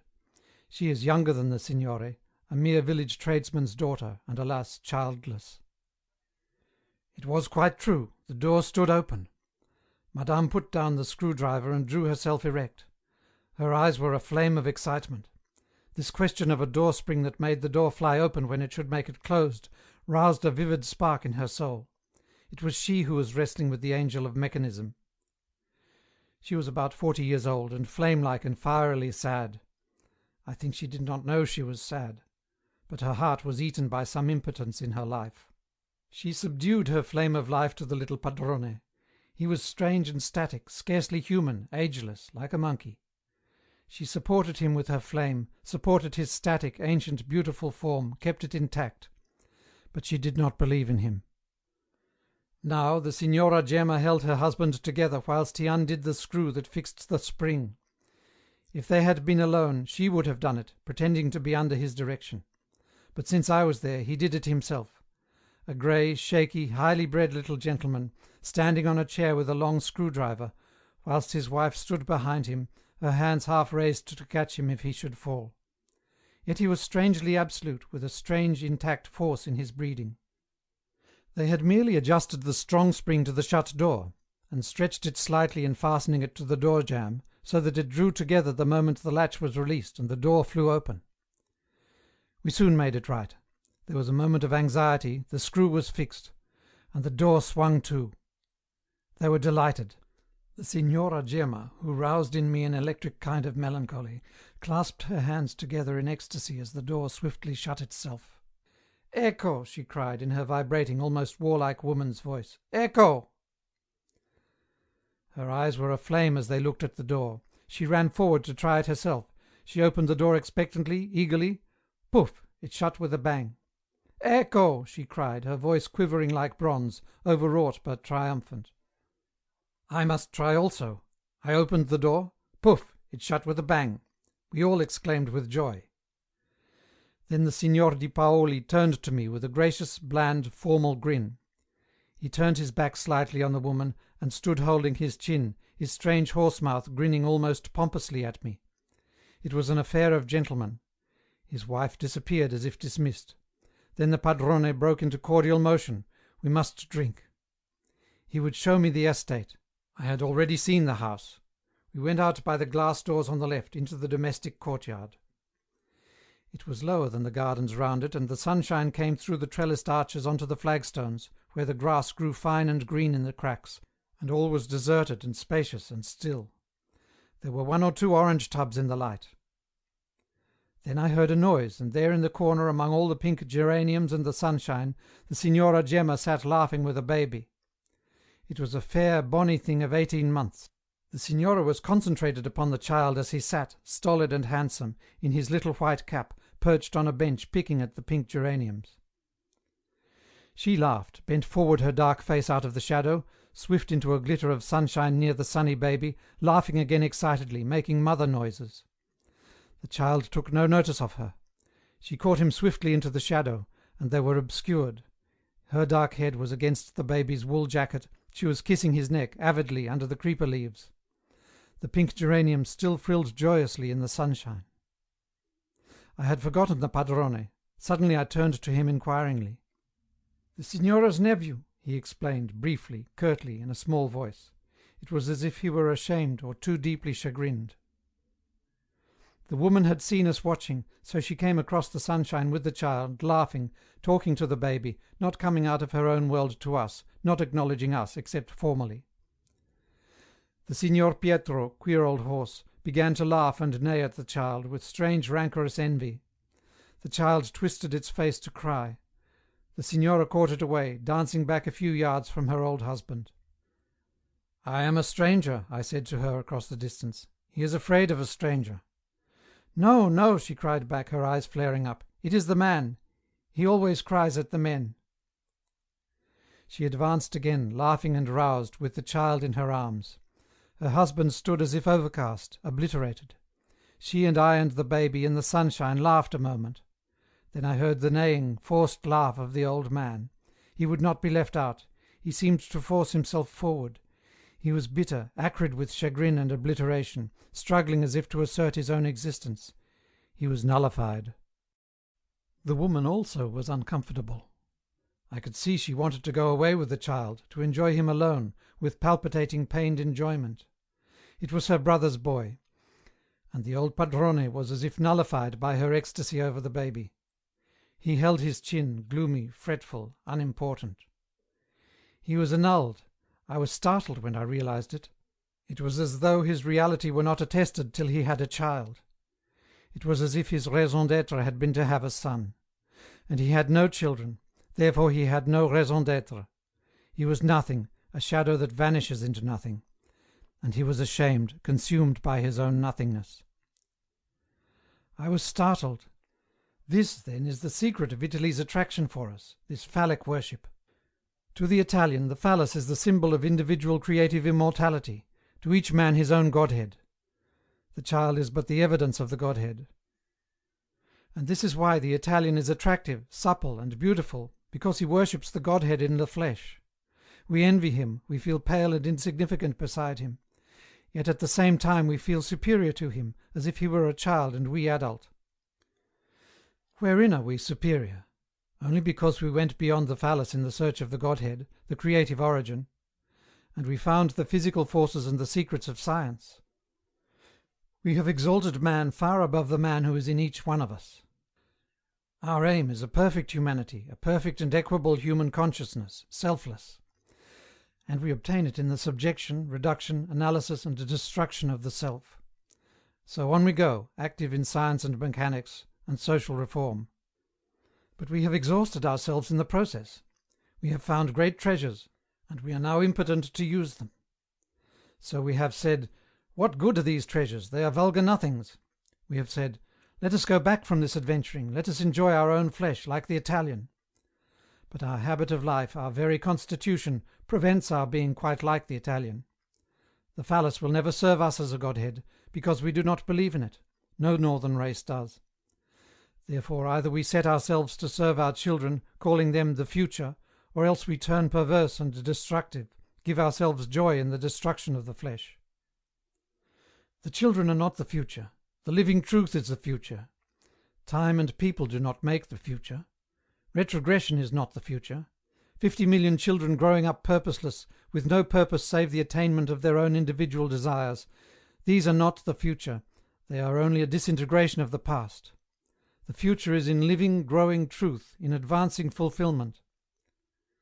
But it is no good. Whatever we do, it is within the greater will towards self-reduction and a perfect society, analysis on the one hand and mechanical construction on the other. This will dominates us as a whole, and until the whole breaks down, the will must persist. So that now, continuing in the old splendid will for a perfect selfless humanity, we have become inhuman and unable to help ourselves.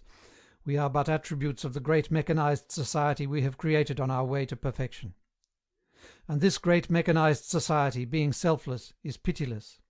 It works on mechanically and destroys us. It is our master and our God. It is past the time to leave off, to cease entirely from what we are doing, and from what we have been doing for hundreds of years. It is past the time to cease seeking one infinite, ignoring, striving to eliminate the other. The infinite is twofold, the Father and the Son, the dark and the light, the senses and the mind, the soul and the spirit, the self and the not-self, the eagle and the dove, the tiger and the lamb. The consummation of man is twofold, in the self and in selflessness.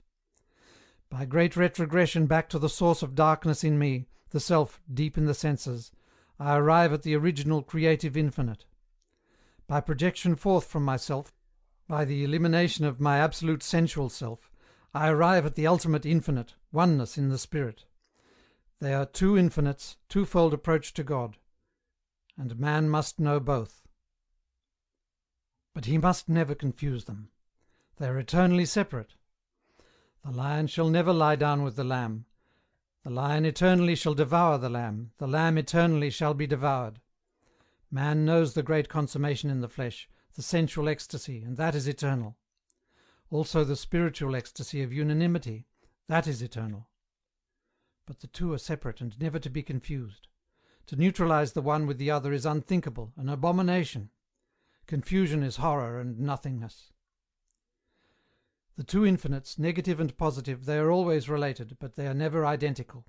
They are always opposite, but there exists a relation between them. This is the Holy Ghost of the Christian Trinity. And it is this, the relation which is established between the two infinites, the two natures of God, which we have transgressed, forgotten, sinned against. The Father is the Father, and the Son is the Son.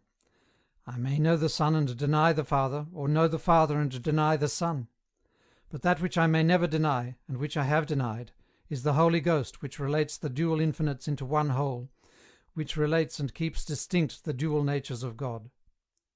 To say that the two are one, this is the inadmissible lie.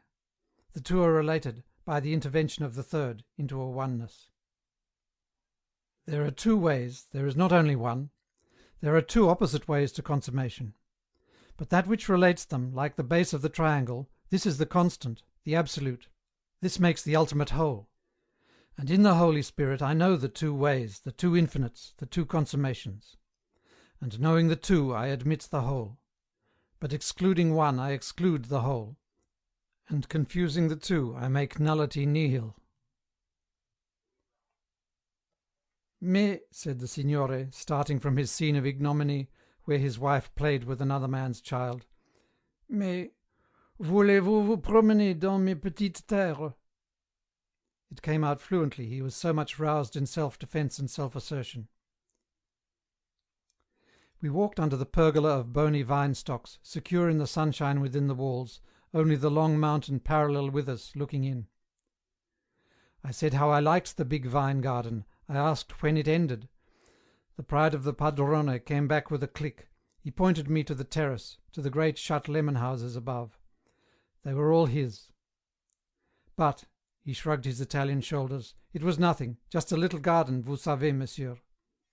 I protested it was beautiful, that I loved it, and that it seemed to me very large indeed. He admitted that today perhaps it was beautiful.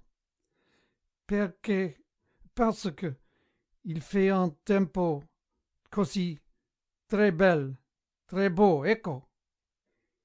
He alighted on the word beau hurriedly, like a bird coming to ground with a little bounce.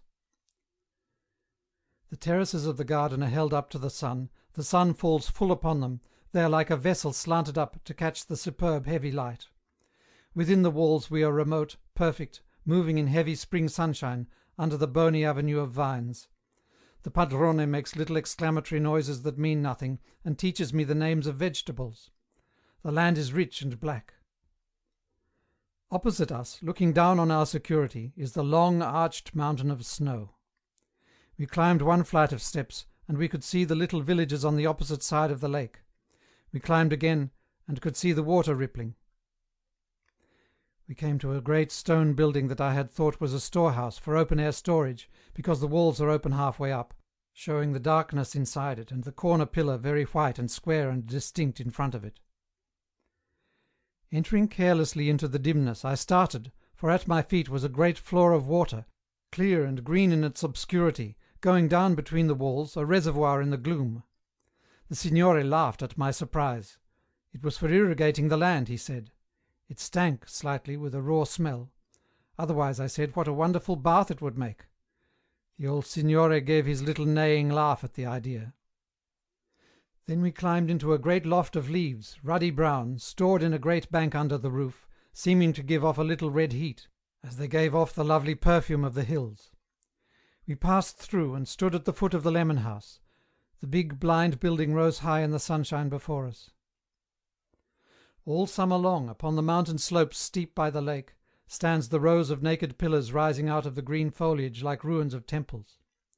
White square pillars of masonry, standing forlorn in their colonnades and squares, rising up the mountain sides here and there, as if they remained from some great race that had once worshipped here.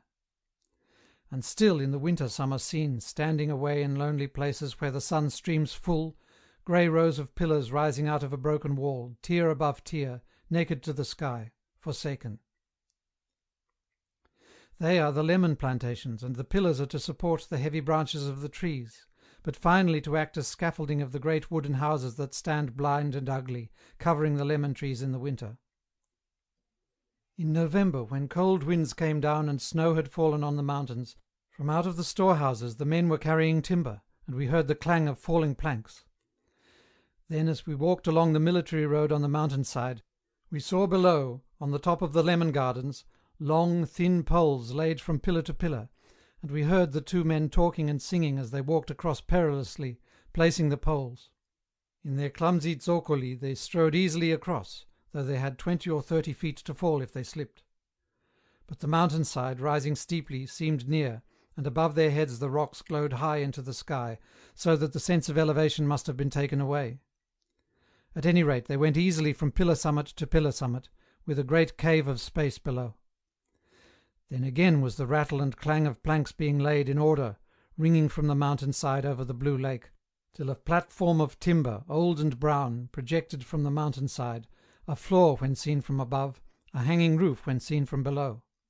And we, on the road above, saw the men sitting easily on this flimsy hanging platform, hammering the planks. and all day long the sound of hammering echoed among the rocks and olive woods, and came, a faint quick concussion, to the men on the boats far out. When the roofs were on, they put in the fronts, blocked in between the white pillars with old dark wood, in roughly made panels. And here and there at irregular intervals was a panel of glass, pane overlapping pane in the long strip of narrow window, so that now these enormous, unsightly buildings bulge out on the mountain-sides, rising in 2 or 3 receding tiers, blind, dark, sordid-looking places. In the morning I often lie in bed and watch the sunrise. The lake lies dim and milky, the mountains are dark blue at the back, while over them the sky gushes and glistens with light. At a certain place on the mountain ridge the light burns gold, seems to fuse a little groove on the hill's rim. It fuses and fuses at this point, till of a sudden it comes, the intense molten living light. The mountains melt suddenly, the light steps down, there is a glitter, a spangle, a clutch of spangles, a great unbearable sun-track flashing across the milky lake, and the light falls on my face. Then looking aside I hear the little slotting noise which tells me they are opening the lemon gardens, a long panel here and there, a long slot of darkness at irregular intervals between the brown wood and the glass stripes. Voulez-vous? The signore bows me in with outstretched hand. Voulez-vous entrer, monsieur? I went into the lemon house, where the poor trees seemed to mope in the darkness. It is an immense, dark, cold place. Tall lemon trees, heavy with half-visible fruit, crowd together and rise in the gloom. They look like ghosts in the darkness of the underworld, stately and as if in life, but only grand shadows of themselves. And lurking here and there I see one of the pillars, but he, too, seems a shadow, not one of the dazzling white fellows I knew. Here we are, trees, men, pillars, the dark earth, the sad black paths, shut in this enormous box. It is true, there are long strips of window and slots of space, so that the front is striped, and an occasional beam of light fingers the leaves of an enclosed tree and the sickly round lemons. But it is nevertheless very gloomy. "But it is much colder in here than outside," I said. "Yes," replied the signore, "now, but at night, I think." I almost wished it were night to try. I wanted to imagine the trees cosy. They seemed now in the underworld. Between the lemon trees, beside the path, were little orange trees, and dozens of oranges hanging like hot coals in the twilight. When I warm my hands at them, the signore breaks me off one twig after another, till I have a bunch of burning oranges among dark leaves, a heavy bouquet. Looking down the Hades of the lemon house, the many ruddy clustered oranges beside the path remind me of the lights of a village along the lake at night, while the pale lemons above are the stars. There is a subtle, exquisite scent of lemon flowers. Then I notice a citron. He hangs heavy and bloated upon so small a tree that he seems a dark green enormity. There is a great host of lemons overhead, half visible, a swarm of ruddy oranges by the paths, and here and there a fat citron. It is almost like being under the sea. At the corners of the path were round little patches of ash and stumps of charred wood, where fires had been kindled inside the house on cold nights. For during the 2nd and 3rd weeks in January the snow came down so low on the mountains that, after climbing for an hour, I found myself in a snow lane, and saw olive orchards on lawns of snow. The padrone says that all lemons and sweet oranges are grafted on a bitter orange stock. The plants raised from seed, lemon and sweet orange, fell prey to disease, so the cultivators found it safe only to raise the native bitter orange, and then graft upon it. And the maestra, she is the schoolmistress who wears black gloves while she teaches us Italian, says that the lemon was brought by St. Francis of Assisi, who came to the Garda here and founded a church and a monastery.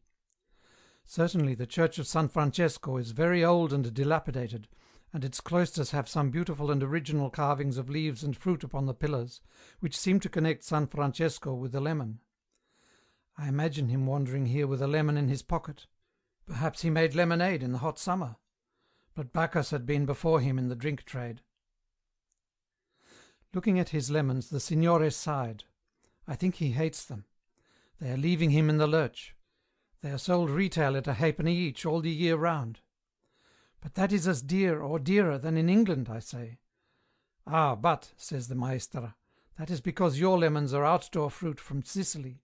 Però, one of our lemons is as good as two from elsewhere. It is true, these lemons have an exquisite fragrance and perfume, but whether their force as lemons is double that of an ordinary fruit is a question. Oranges are sold at 4 halfpenny the kilo. It comes about 5 for twopence, small ones. The citrons are sold also by weight in Salò for the making of that liqueur known as cedro. One citron fetches sometimes a shilling or more, but then the demand is necessarily small. So that it is evident, from these figures, the Lago di Garda cannot afford to grow its lemons much longer. The gardens are already many of them in ruins, and still more da vendere. We went out of the shadow of the lemon house onto the roof of the section below us. When we came to the brink of the roof I sat down. The padrone stood behind me, a shabby, shaky little figure on his roof in the sky, a little figure of dilapidation, dilapidated as the lemon houses themselves. We were always level with the mountain snow opposite. A film of pure blue was on the hills to the right and the left. There had been a wind, but it was still now. The water breathed an iridescent dust on the far shore, where the villages were groups of specks. On the low level of the world, on the lake, an orange-sailed boat leaned slim to the dark blue water, which had flecks of foam. A woman went downhill quickly, with 2 goats and a sheep. Among the olives a man was whistling. "Voyez," said the padrone, with distinct, perfect melancholy. "There was once a lemon garden also there. You see the short pillars, cut off to make a pergola for the vine. Once there were twice as many lemons as now. Now we must have vine instead. From that piece of land I had 200 lire a year in lemons. From the vine I have only 80. "But wine is a valuable crop," I said. "Ah, così, così. For a man who grows much. For me, poco, poco, peu." Suddenly his face broke into a smile of profound melancholy, almost a grin, like a gargoyle. It was the real Italian melancholy, very deep, static. "Vous voyez, monsieur, the lemon, it is all the year, but the vine, one crop." He lifts his shoulders and spreads his hands with that gesture of finality and fatality, while his face takes the blank, ageless look of misery, like a monkey's. There is no hope. There is the present. Either that is enough, the present, or there is nothing. I sat and looked at the lake. It was beautiful as paradise, as the first creation. On the shores were the ruined lemon pillars standing out in melancholy. The clumsy, enclosed lemon houses seemed ramshackle, bulging among vine stocks and olive trees. The villages, too, clustered upon their churches, seemed to belong to the past. They seemed to be lingering in bygone centuries. "But it is very beautiful," I protested. "In England—" "Ah, in England!" exclaimed the padrone, the same ageless monkey-like grin of fatality, tempered by cunning, coming on his face. "In England you have the wealth, les richesses. You have the mineral coal and the machines, vous savez. Here we have the sun." He lifted his withered hand to the sky, to the wonderful source of that blue day, and he smiled in histrionic triumph. But his triumph was only histrionic. The machines were more to his soul than the sun. He did not know these mechanisms, their great human contrived inhuman power, and he wanted to know them. As for the sun, that is common property, and no man is distinguished by it. He wanted machines, machine production, money, and human power. He wanted to know the joy of man who has got the earth in his grip, bound it up with railways, burrowed it with iron fingers, subdued it. He wanted this last triumph of the ego, this last reduction. He wanted to go where the English have gone, beyond the self, into the great inhuman not-self, to create the great unliving creators, the machines, out of the active forces of nature that existed before flesh. But he is too old. It remains for the young Italian to embrace his mistress, the machine.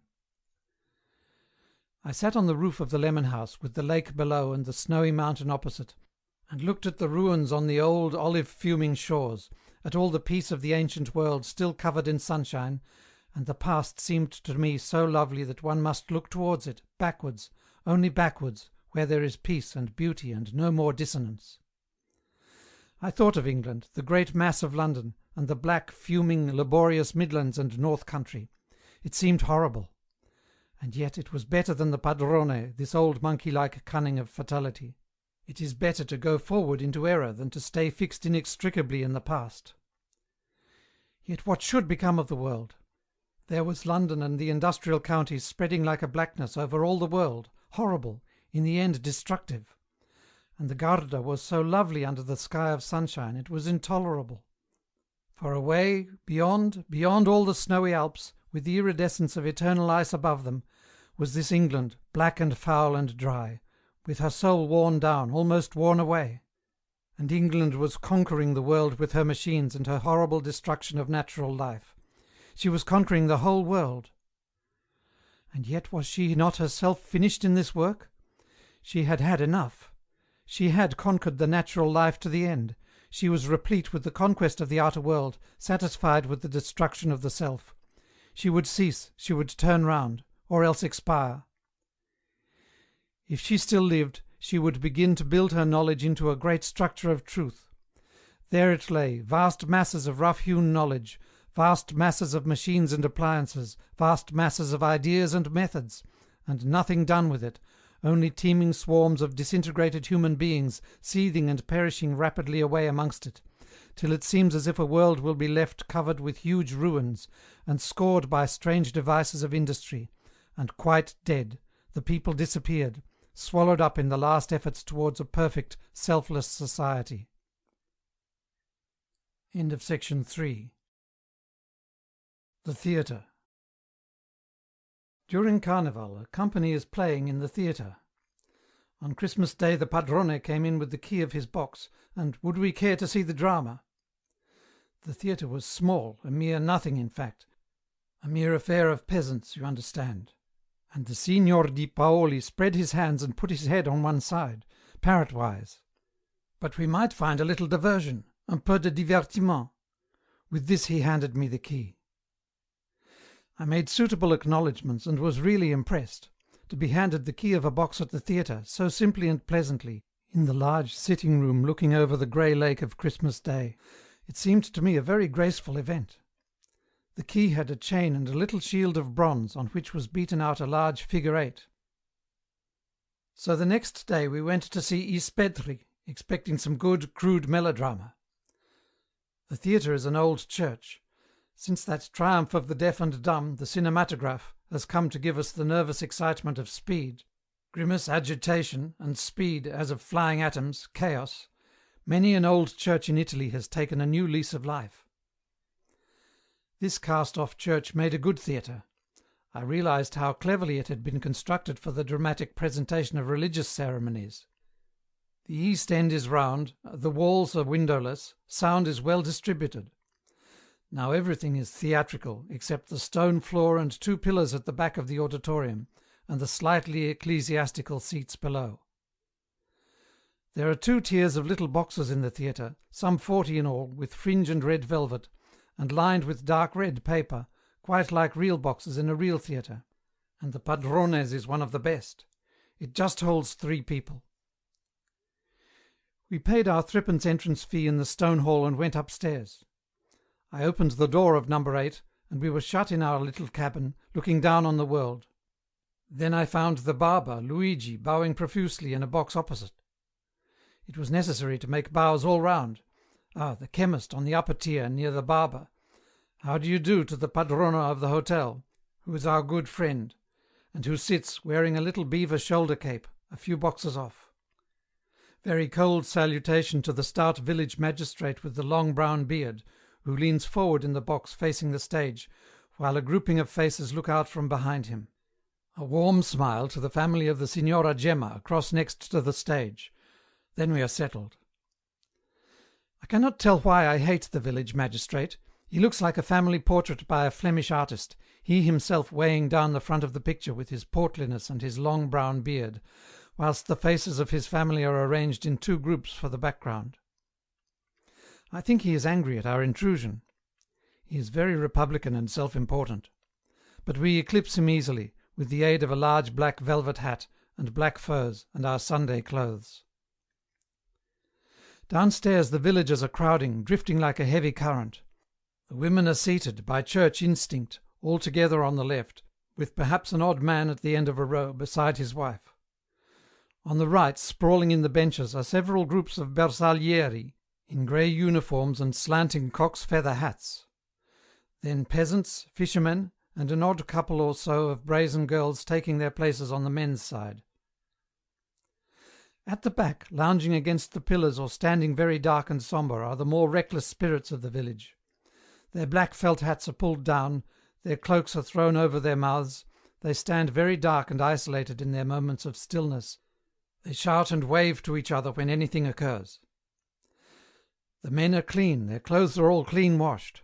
The rags of the poorest porter are always well washed.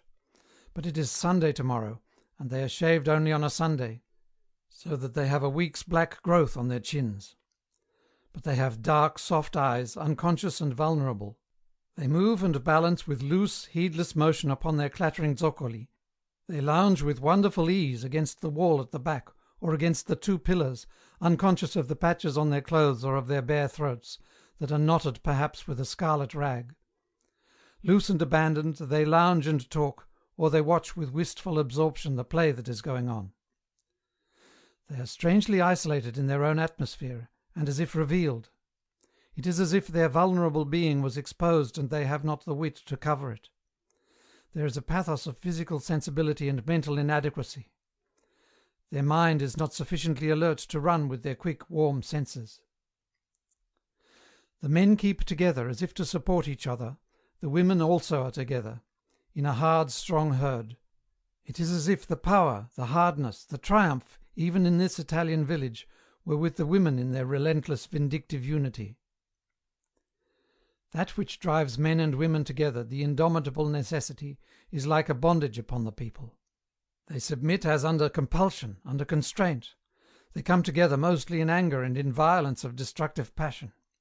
There is no comradeship between men and women, none whatsoever, but rather a condition of battle, reserve, hostility. On Sundays the uncomfortable, excited, unwilling youth walks for an hour with his sweetheart, at a little distance from her, on the public highway in the afternoon. This is a concession to the necessity for marriage. There is no real courting, no happiness of being together, only the roused excitement which is based on a fundamental hostility. There is very little flirting, and what there is of the subtle, cruel kind, like a sex duel.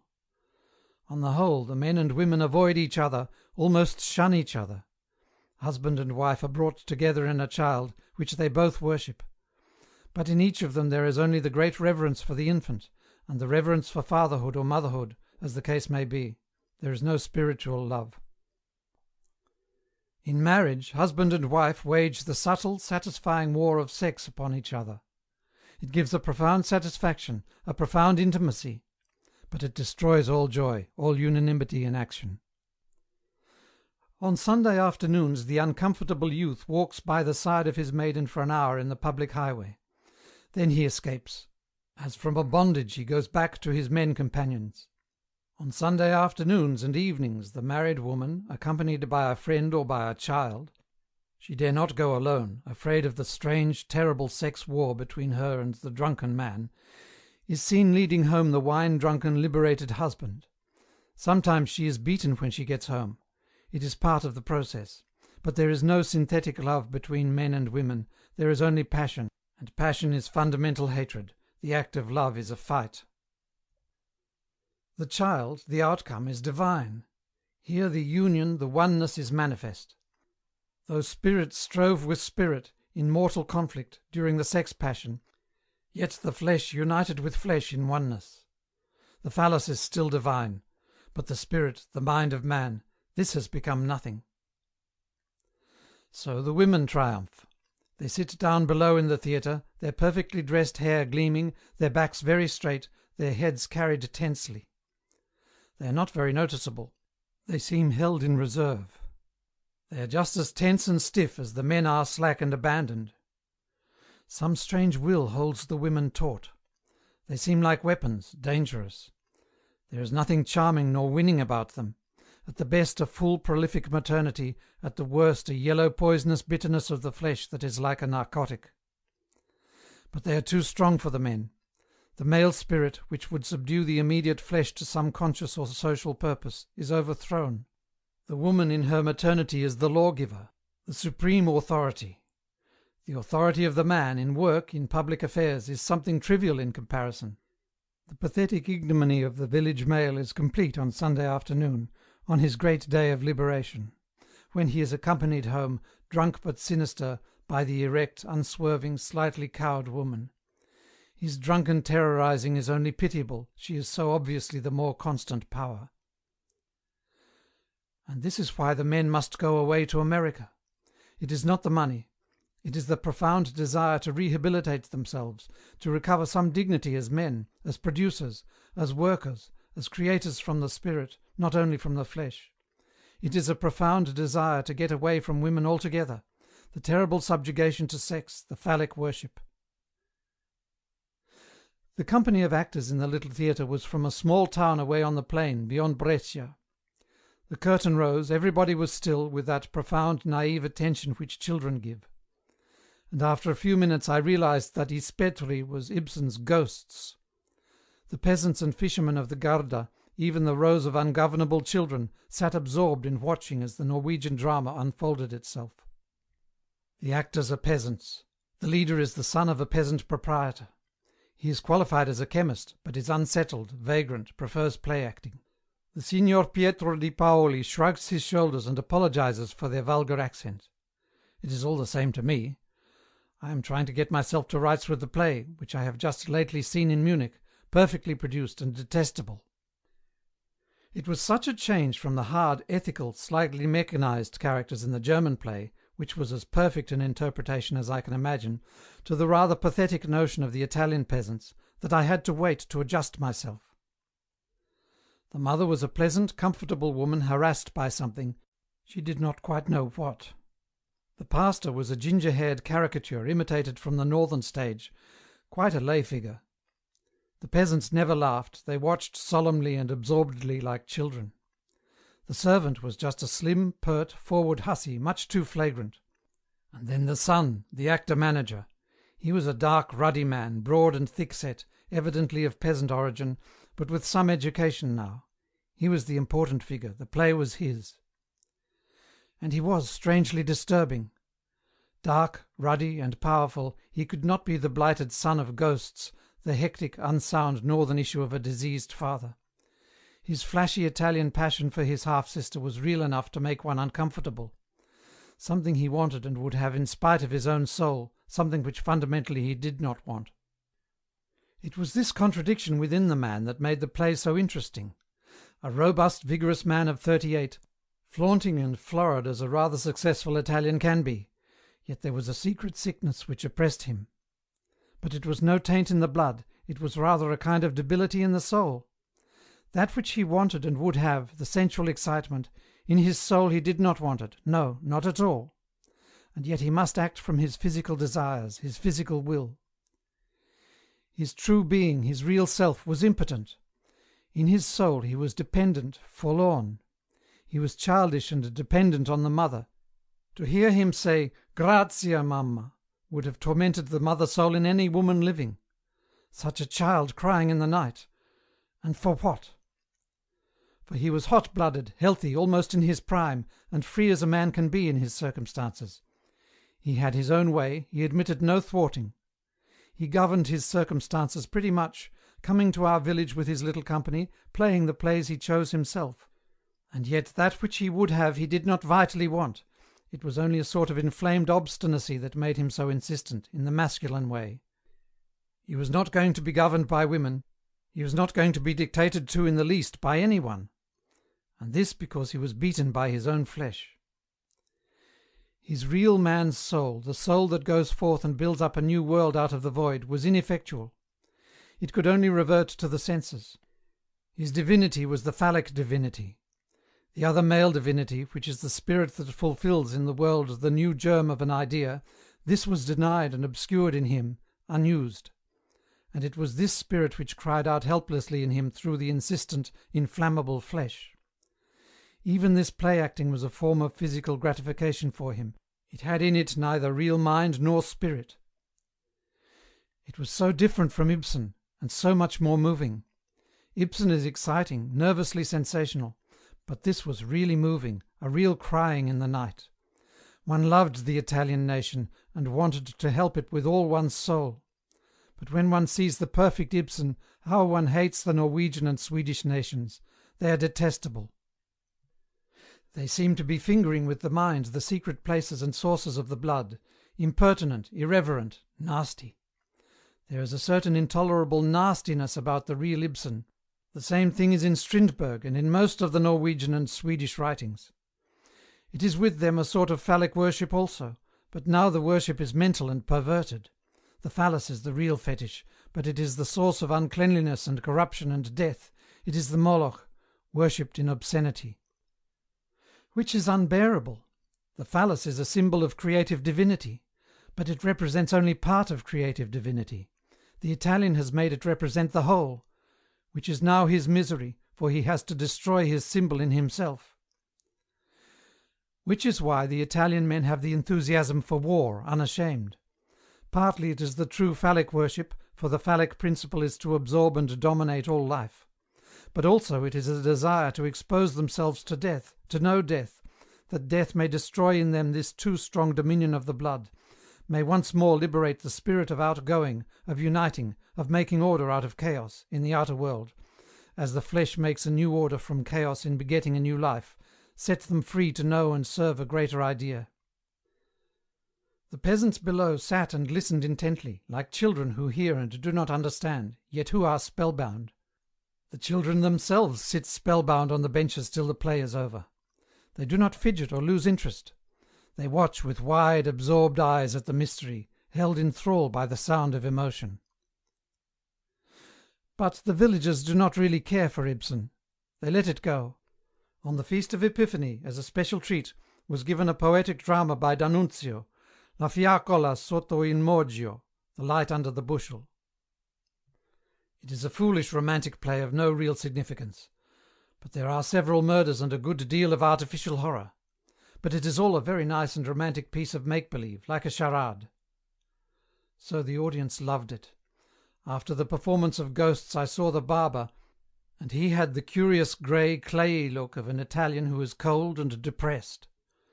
The sterile cold inertia, which the so-called passionate nations know so well, had settled on him, and he went obliterating himself in the street as if he were cold, dead. But after the D'Annunzio play he was like a man who has drunk sweet wine and is warm. "Ah, bellissimo, bellissimo," he said, in tones of intoxicated reverence, when he saw me. "Better than Ispetri?" I said. He half raised his hands as if to imply the fatuity of the question. "Ah, but," he said, "it was D'Annunzio, the other." "That was Ibsen, a great Norwegian," I said, "famous all over the world." "But, you know, D'Annunzio is a poet. Oh, beautiful, beautiful." There was no going beyond this bello, bellissimo. It was the language which did it. It was the Italian passion for rhetoric, for the speech which appeals to the senses and makes no demand on the mind. When an Englishman listens to a speech, he wants at least to imagine that he understands thoroughly and impersonally what is meant. But an Italian only cares about the emotion. It is the movement, the physical effect of the language upon the blood, which gives him supreme satisfaction. His mind is scarcely engaged at all. He is like a child, hearing and feeling without understanding. It is the sensuous gratification he asks for. Which is why D'Annunzio is a god in Italy. He can control the current of the blood with his words, and although much of what he says is bosh, yet his hearer is satisfied, fulfilled. Carnival ends on the 5th of February, so each Thursday there is a serata d'onore of one of the actors. The first, and the only one for which prices were raised, to a 4d entrance fee instead of 3d, was for the leading lady. The play was The Wife of the Doctor, a modern piece, sufficiently uninteresting. The farce that followed made me laugh. Since it was her evening of honour, Adelaida was the person to see. She is very popular, although she is no longer young. In fact, she is the mother of the young pert person of Ghosts. Nevertheless, Adelaida, stout and blonde and soft and pathetic, is the real heroine of the theatre, the prima. She is very good at sobbing, and afterwards the men exclaim involuntarily, out of their strong emotion, "Bella! Bella!" The women say nothing. They sit stiffly and dangerously as ever. but no doubt they quite agree this is the true picture of ill-used, tear-stained woman, the bearer of many wrongs. Therefore they take unto themselves the homage of the men's bella, bella that follows the sobs. It is due recognition of their hard wrongs. The woman pays. Nevertheless, they despise in their souls the plump, soft Adelaida. Dear Adelaida, she is irreproachable. In every age, in every clime, she is dear, at any rate to the masculine soul, this soft, tear-blenched, blonde, ill-used thing. She must be ill-used and unfortunate. Dear Gretchen, dear Desdemona, dear Iphigenia, dear Damo Camelias, dear Lucy of Lammermoor, dear Mary Magdalene, dear pathetic unfortunate soul in all ages and lands, how we love you! In the theatre she blossoms forth, she is the lily of the stage. Young and inexperienced as I am, I have broken my heart over her several times. I could write a sonnet sequence to her, yes, the fair, pale, tear-stained thing, white-robed, with her hair down her back. I could call her by 100 names, in 100 languages. Melisande, Elizabeth, Juliet, Butterfly, Phèdre, Minnehaha, etc. Each new time I hear her voice, with its faint clang of tears, my heart grows big and hot, and my bones melt. I detest her, but it is no good. My heart begins to swell like a bud under the plangent rain. The last time I saw her was here, on the Garda, at Salò. She was the chalked, thin-armed daughter of Rigoletto. I detested her, her voice had a chalky squeak in it. And yet, by the end, my heart was overripe in my breast, ready to burst with loving affection. I was ready to walk onto the stage, to wipe out the odious miscreant lover, and to offer her all myself, saying, "I can see it is real love you want, and you shall have it. I will give it to you." Of course I know the secret of the Gretchen magic. It is all in the "Save me, Mr. Hercules" phrase. Her shyness, her timidity, her trustfulness, her tears foster my own strength and grandeur. I am the positive half of the universe. But so I am, if it comes to that, just as positive as the other half. Adelaida is plump, and her voice has just that moist, plangent strength which gives one a real voluptuous thrill. The moment she comes on the stage and looks around, a bit scared, she is she, Electra, Isolde, Sieglinde, Marguerite. She wears a dress of black voile, like the lady who weeps at the trial in the police court. This is her modern uniform. Her antique garment is of trailing white, with a blonde pigtail and a flower. Realistically, it is black voile and a handkerchief. Adelaida always has a handkerchief, and still I cannot resist it. I say, "There's the hanky!" Nevertheless, in 2 minutes it has worked its way with me. She squeezes it in her poor plump hand as the tears begin to rise. Fate, or man, is inexorable, so cruel.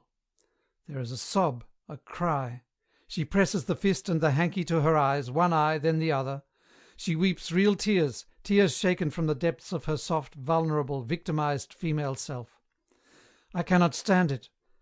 There I sit in the padrone's little red box and stifle my emotion, whilst I repeat in my heart, "What a shame, child, what a shame!" She is twice my age, but what is age in such circumstances? "Your poor little hanky, it's sopping." "There then, don't cry. It'll be all right. I'll see you're all right. All men are not beasts, you know."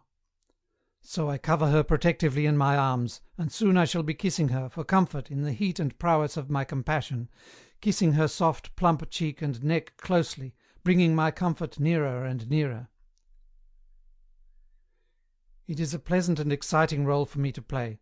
Robert Burns did the part to perfection. "O wert thou in the cold blast on yonder lea, on yonder lea." How many times does one recite that to all the Ophelias and Gretchens in the world? "Thy beeld should be my bosom." How one admires one's bosom in that capacity. Looking down at one's shirt front, one is filled with strength and pride. Why are the women so bad at playing this part in real life, this Ophelia Gretchen role? Why are they so unwilling to go mad and die for our sakes? They do it regularly on the stage. But perhaps, after all, we write the plays. What a villain I am, what a black-browed, passionate, ruthless, masculine villain I am to the leading lady on the stage. And, on the other hand, dear heart, what a hero, what a fount of chivalrous generosity and faith! I am anything but a dull and law-abiding citizen. I am a Galahad, full of purity and spirituality. I am the Lancelot of valour and lust. I fold my hands, or I cock my hat in one side, as the case may be. I am myself. Only I am not a respectable citizen, not that, in this hour of my glory and my escape.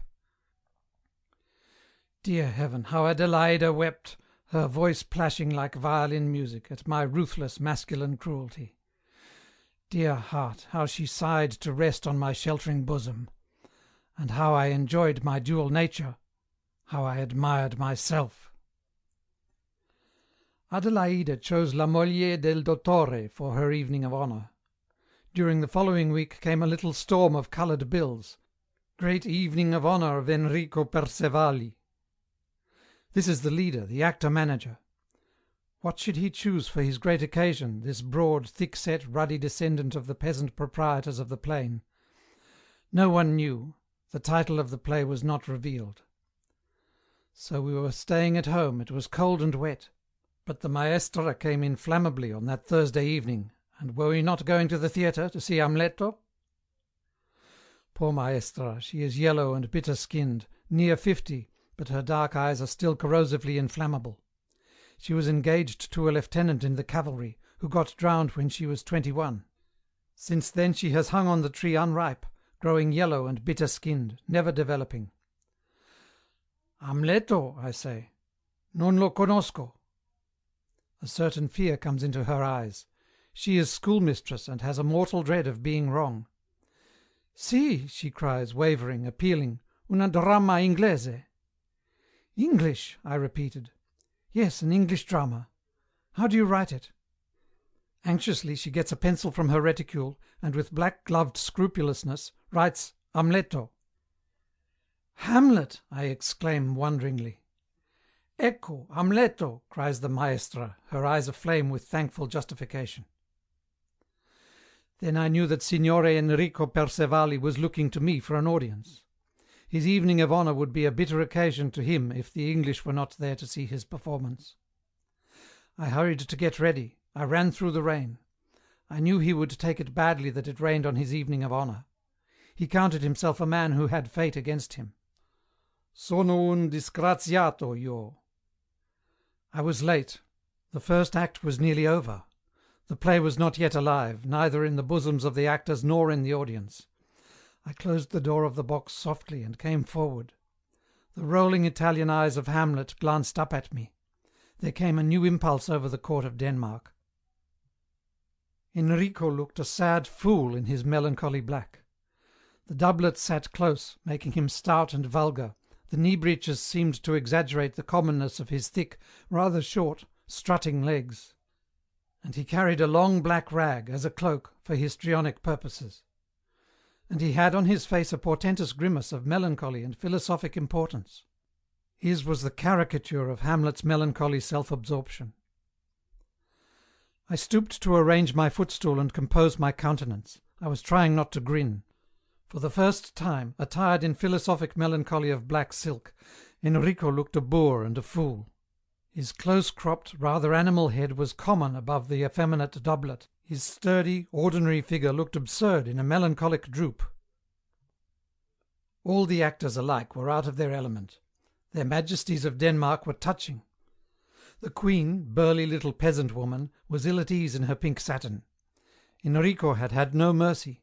He knew she loved to be the scolding servant or housekeeper, with her head tied up in a handkerchief, shrill and vulgar. Yet here she was pranked out in an expanse of satin. La Regina. Regina, indeed. She obediently did her best to be important. Indeed, she rather fancied herself. She looked sideways at the audience, self-consciously, quite ready to be accepted as an imposing and noble person, if they would esteem her such. Her voice sounded hoarse and common, but whether it was the pink satin in contrast, or a cold, I do not know. She was almost childishly afraid to move. Before she began a speech she looked down and kicked her skirt viciously, so that she was sure it was under control. Then she let go. She was a burly, downright little body of 60. One rather expected her to box Hamlet on the ears. Only she liked being a queen when she sat on the throne. There she perched with great satisfaction, her train splendidly displayed down the steps. She was as proud as a child, and she looked like Queen Victoria of the Jubilee period. The king, her noble consort, also had new honours thrust upon him, as well as new garments. His body was real enough, but it had nothing at all to do with his clothes. They established a separate identity by themselves. But wherever he went, they went with him, to the confusion of everybody. He was a thin, rather frail-looking peasant, pathetic and very gentle. There was something pure and fine about him, he was so exceedingly gentle and by natural breeding courteous. But he did not feel kingly, he acted the part with beautiful, simple resignation. Enrico Percevalli had overshot himself in every direction, but worst of all in his own. He had become a hulking fellow, crawling about with his head ducked between his shoulders, pecking and poking, creeping about after other people, sniffing at them, setting traps for them, absorbed by his own self-important self-consciousness. His legs, in their black knee-breeches, had a crawling, slinking look. He always carried the black rag of a cloak, something for him to twist about as he twisted in his own soul, overwhelmed by a sort of inverted perversity. I had always felt an aversion from Hamlet. A creeping, unclean thing he seems on the stage, whether he is Forbes Robertson or anybody else. His nasty poking and sniffing at his mother, his setting traps for the king, his conceited perversion with Ophelia make him always intolerable. The character is repulsive in its conception, based on self-dislike and a spirit of disintegration. There is, I think, this strain of cold dislike or self-dislike through much of the Renaissance art, and through all the later Shakespeare. In Shakespeare it is a kind of corruption in the flesh and a conscious revolt from this. A sense of corruption in the flesh makes Hamlet frenzied, for he will never admit that it is his own flesh. Leonardo da Vinci is the same, but Leonardo loves the corruption maliciously. Michelangelo rejects any feeling of corruption, he stands by the flesh only. It is the corresponding reaction, but in the opposite direction. But that is all 400 years ago. Enrico Percevalli has just reached the position. He is Hamlet, and evidently he has great satisfaction in the part. He is the modern Italian, suspicious, isolated, self-nauseated, labouring in a sense of physical corruption. But he will not admit it is in himself. He creeps about in self-conceit, transforming his own self-loathing. With what satisfaction did he reveal corruption? Corruption in his neighbours he gloated in, letting his mother know he had discovered her incest, her uncleanness, gloated in torturing the incestuous king. Of all the unclean ones, Hamlet was the uncleanest, but he accused only the others. Except in the great speeches, and there Enrico was betrayed, Hamlet suffered the extremity of physical self-loathing, loathing of his own flesh. The play is the statement of the most significant philosophic position of the Renaissance. Hamlet is far more even than Orestes, his prototype, a mental creature, anti-physical, anti-sensual. The whole drama is the tragedy of the convulsed reaction of the mind from the flesh, of the spirit from the self, the reaction from the great aristocratic to the great democratic principle. An ordinary instinctive man in Hamlet's position would either have set about murdering his uncle by reflex action, or else would have gone right away. There would have been no need for Hamlet to murder his mother. It would have been sufficient blood vengeance if he had killed his uncle. But that is the statement according to the aristocratic principle. Orestes was in the same position, but the same position 2,000 years earlier, with 2,000 years of experience wanting. So that the question was not so intricate in him as in Hamlet. He was not nearly so conscious. The whole Greek life was based on the idea of the supremacy of the self, and the self was always male. Orestes was his father's child. He would be the same whatever mother he had. The mother was but the vehicle, the soil in which the paternal seed was planted. When Clytemnestra murdered Agamemnon, it was as if a common individual murdered God to the Greek. But Agamemnon, king and lord, was not infallible. He was fallible. He had sacrificed Iphigenia for the sake of glory in war, for the fulfilment of the superb idea of self, but on the other hand he had made cruel dissension for the sake of the concubines captured in war. The paternal flesh was fallible, ungodlike. It lusted after meaner pursuits than glory, war, and slaying. It was not faithful to the highest idea of the self. Orestes was driven mad by the furies of his mother, because of the justice that they represented. Nevertheless, he was in the end exculpated. The third play of the trilogy is almost foolish with its prating gods. But it means that, according to the Greek conviction, Orestes was right and Clytemnestra entirely wrong. But for all that, the infallible king, the infallible male self, is dead in Orestes, killed by the furies of Clytemnestra. He gains his peace of mind after the revulsion from his own physical fallibility, but he will never be an unquestioned lord, as Agamemnon was. Orestes is left at peace, neutralized. He is the beginning of non-aristocratic Christianity. Hamlet's father, the king, is, like Agamemnon, a warrior king. But unlike Agamemnon, he is blameless with regard to Gertrude. Yet Gertrude, like Clytemnestra, is the potential murderer of her husband, as Lady Macbeth is murderess, as the daughters of Lear. The women murder the supreme male, the ideal self, the king and father. This is the tragic position Shakespeare must dwell upon. The woman rejects, repudiates the ideal self which the male represents to her. The supreme representative, king and father, is murdered by the wife and the daughters. What is the reason? Hamlet goes mad in a revulsion of rage and nausea. Yet the women murderers only represent some ultimate judgment in his own soul. At the bottom of his own soul Hamlet has decided that the self, in its supremacy, father and king, must die. It is a suicidal decision for his involuntary soul to have arrived at, yet it is inevitable.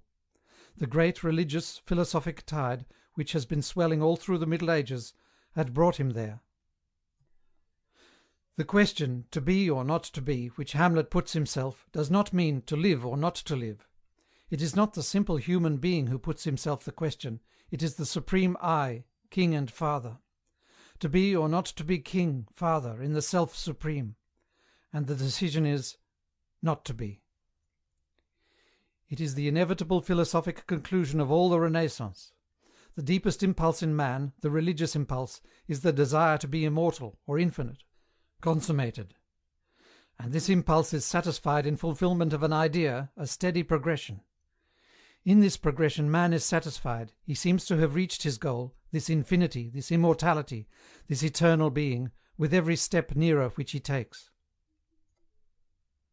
And so, according to his idea of fulfilment, man establishes the whole order of life. If my fulfilment is the fulfilment and establishment of the unknown divine self which I am, then I shall proceed in the realizing of the greatest idea of the self, the highest conception of the I. My order of life will be kingly, imperial, aristocratic. The body politic also will culminate in this divinity of the flesh, this body imbued with glory, invested with divine power and might, the king, the emperor. In the body politic also I shall desire a king, an emperor, a tyrant, glorious, mighty, in whom I see myself consummated and fulfilled. This is inevitable. But during the Middle Ages, struggling within this pagan original transport, the transport of the ego, was a small dissatisfaction, a small contrary desire. Amid the pomp of kings and popes was the child Jesus and the Madonna. Jesus the King gradually dwindled down. There was Jesus the child, helpless, at the mercy of all the world. And there was Jesus crucified. The old transport, the old fulfilment of the ego, the Davidian ecstasy, the assuming of all power and glory unto the self, the becoming infinite through the absorption of all into the ego, this gradually became unsatisfactory. This was not the infinite, this was not immortality. This was eternal death, this was damnation. The monk rose up with his opposite ecstasy, the Christian ecstasy. There was a death to die, the flesh, the self, must die, so that the spirit should rise again immortal, eternal, infinite. I am dead unto myself, but I live in the infinite. The finite me is no more, only the infinite, the eternal is. At the Renaissance this great half-truth overcame the other great half-truth. The Christian infinite, reached by a process of abnegation, a process of being absorbed, dissolved, diffused into the great not-self, supplanted the old pagan infinite, wherein the self, like a root, threw out branches and radicles which embraced the whole universe, became the whole. There is only one infinite, the world now cried. There is the great Christian infinite of renunciation and consummation in the not-self. The other, that old pride, is damnation. The sin of sins is pride. It is the way to total damnation, whereas the pagans based their life on pride. And according to this new infinite, reached through renunciation and dissolving into the others, the neighbour, man must build up his actual form of life. With Savonarola and Martin Luther, the living church actually transformed itself, for the Roman church was still pagan. Henry VIII simply said, "There is no church, there is only the state." But with Shakespeare the transformation had reached the state also. The king, the father, the representative of the consummate self, the maximum of all life, the symbol of the consummate being, the becoming supreme, godlike, infinite, he must perish and pass away. This infinite was not infinite, this consummation was not consummated, all this was fallible, false. It was rotten, corrupt, it must go. But Shakespeare was also the thing itself. Hence his horror, his frenzy, his self-loathing. The king, the emperor, is killed in the soul of man. The old order of life is over. The old tree is dead at the root. So said Shakespeare. It was finally enacted in Cromwell. Charles I took up the old position of kingship by divine right. Like Hamlet's father, he was blameless otherwise. But as representative of the old form of life, which mankind now hated with frenzy, he must be cut down, removed. It was a symbolic act. The world, our world of Europe, had now really turned, swung round to a new goal, a new idea, the infinite reached through the omission of self. God is all that which is not me. I am consummate when myself, the resistant solid, is reduced and diffused into all that which is not me. My neighbour, my enemy, the great otherness. Then I am perfect. And from this belief the world began gradually to form a new state, a new body politic, in which the self should be removed. There should be no king, no lords, no aristocrats. The world continued in its religious belief, beyond the French Revolution, beyond the great movement of Shelley and Godwin. There should be no self. That which was supreme was that which was not me, the other. The governing factor in the state was the idea of the good of others, that is, the common good. And the vital governing idea in the state has been this idea since Cromwell. Before Cromwell the idea was for the king, because every man saw himself consummated in the king. After Cromwell the idea was for the good of my neighbour, or for the good of the people, or for the good of the whole. This has been our ruling idea, by which we have more or less lived. Now this has failed. Now we say that the Christian infinite is not infinite. We are tempted, like Nietzsche, to return back to the old pagan infinite, to say that is supreme. Or we are inclined, like the English and the pragmatist, to say, there is no infinite, there is no absolute. The only absolute is expediency, the only reality is sensation and momentariness. But we may say this, even act on it, à la Sanine, but we never believe it. What is really absolute is the mystic reason which connects both infinites, the Holy Ghost that relates both natures of God. If we now wish to make a living state, we must build it up to the idea of the Holy Spirit, the supreme relationship. We must say, the pagan infinite is infinite, the Christian infinite is infinite. These are our two consummations, in both of these we are consummated. But that which relates them alone is absolute. This absolute of the Holy Ghost we may call truth or justice or right. These are partial names, indefinite and unsatisfactory unless there be kept the knowledge of the two infinites, pagan and Christian, which they go between. When both are there, they are like a superb bridge, on which one can stand and know the whole world, my world, the two halves of the universe. Essere o non essere, e qui il punto. To be or not to be was the question for Hamlet to settle. It is no longer our question, at least not in the same sense. When it is a question of death, the fashionable young suicide declares that his self-destruction is the final proof of his own incontrovertible being. And as for not being in our public life, we have achieved it as much as ever we want to, as much as is necessary. Whilst in private life there is a swing back to paltry selfishness as a creed. And in the war there is the position of neutralization and nothingness. It is a question of knowing how to be and how not to be, for we must fulfil both. Enrico Percevali was detestable with his essere or non essere. He whispered it in a hoarse whisper as if it were some melodramatic murder he was about to commit. As a matter of fact, he knows quite well, and has known all his life, that his pagan infinite, his transport of the flesh and the supremacy of the male in fatherhood, is all unsatisfactory. All his life he has really cringed before the northern infinite of the not-self, although he has continued in the Italian habit of self. But it is mere habit, sham. How can he know anything about being and not being, when he is only a maudlin compromise between them, and all he wants is to be a maudlin compromise? He is neither one nor the other. He has neither being nor not being. He is as equivocal as the monks. He was detestable, mouthing Hamlet's sincere words. He has still to let go, to know what not being is, before he can be. Till he has gone through the Christian negation of himself, and has known the Christian consummation, he is a mere amorphous heap. For the soliloquies of Hamlet are as deep as the soul of man can go, in one direction, and as sincere as the Holy Spirit itself in their essence. But thank heaven, the bog into which Hamlet struggled is almost surpassed. It is a strange thing, if a man covers his face and speaks with his eyes blinded, how significant and poignant he becomes. The ghost of this Hamlet was very simple. He was wrapped down to the knees in a great white cloth, and over his face was an open-work woolen shawl. But the naive, blind helplessness and verity of his voice was strangely convincing. He seemed the most real thing in the play. From the knees downward he was Laertes, because he had on Laertes' white trousers and patent leather slippers. Yet he was strangely real, a voice out of the dark. The ghost is really one of the play's failures, it is so trivial and unspiritual and vulgar. And it was spoilt for me from the first. When I was a child I went to the twopenny travelling theatre to see Hamlet. The ghost had on a helmet and a breastplate. I sat in pale transport.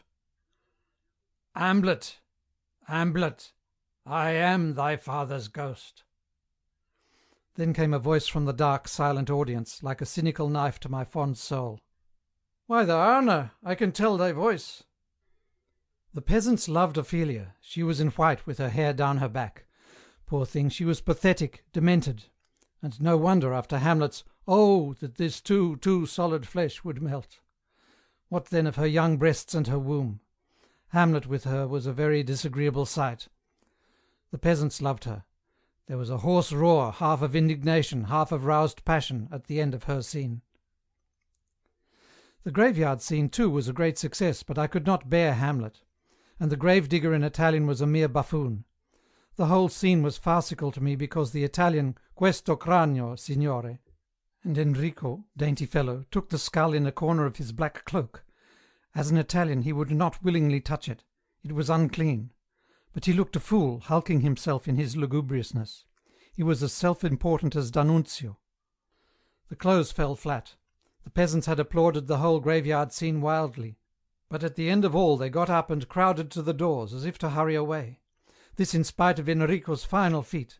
He fell backwards, smack down 3 steps of the throne platform onto the stage. But planks and braced muscle will bounce, and Signor Amleto bounced quite high again.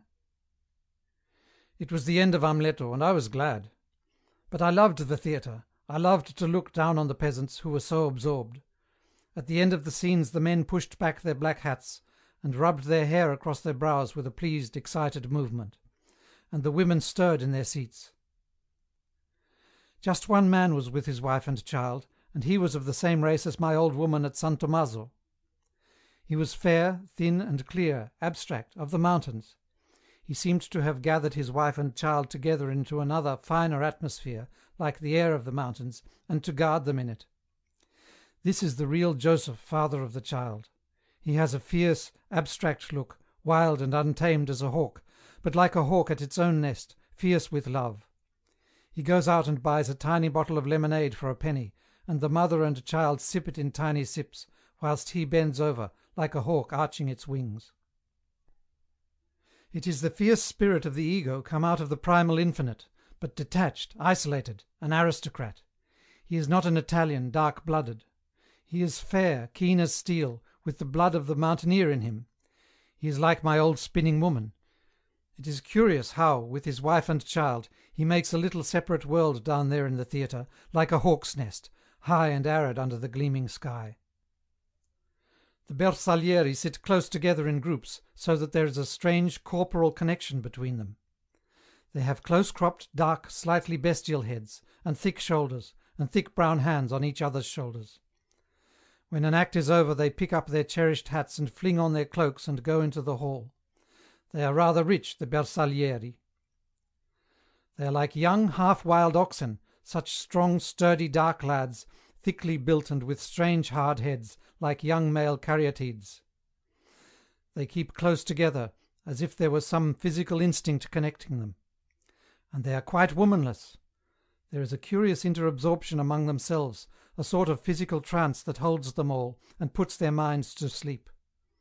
There is a strange, hypnotic unanimity among them, as they put on their plumed hats and go out together, always very close, as if their bodies must touch. Then they feel safe and content in this heavy physical trance. They are in love with one another, the young men love the young men. They shrink from the world beyond, from the outsiders, from all who are not Bersaglieri of their barracks. One man is a sort of leader. He is very straight and solid, solid like a wall, with a dark unblemished will.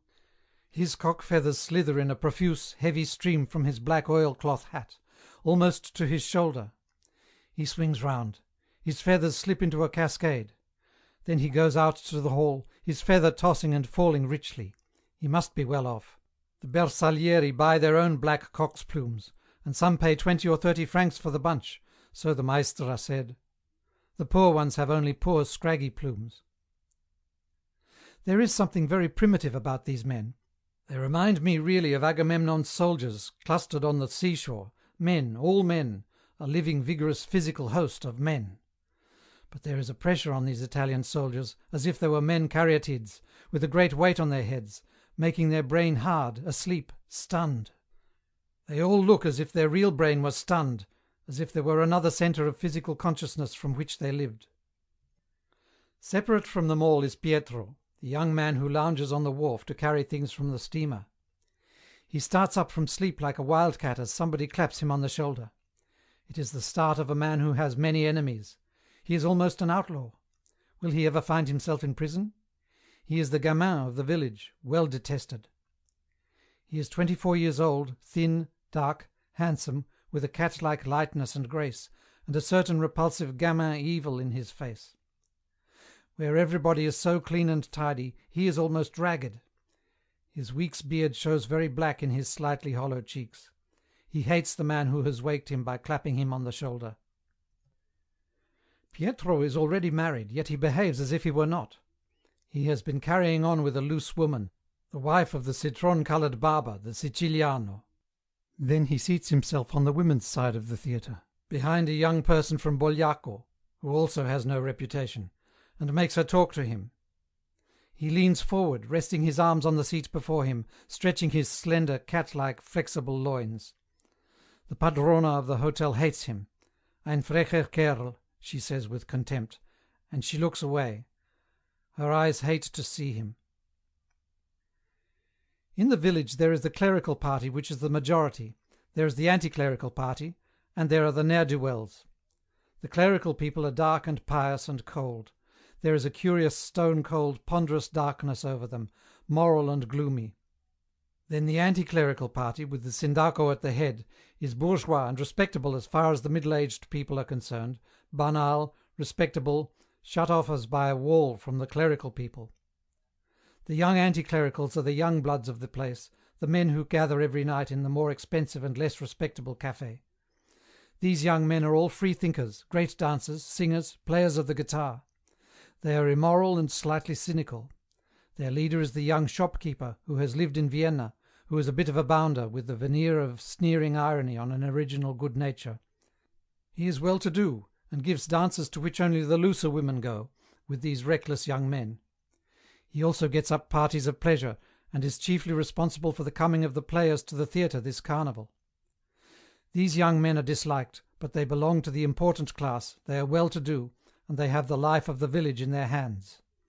The clerical peasants are priest-ridden and good, because they are poor and afraid and superstitious. There is lastly a sprinkling of loose women, one who keeps the inn where the soldiers drink. These women are a definite set.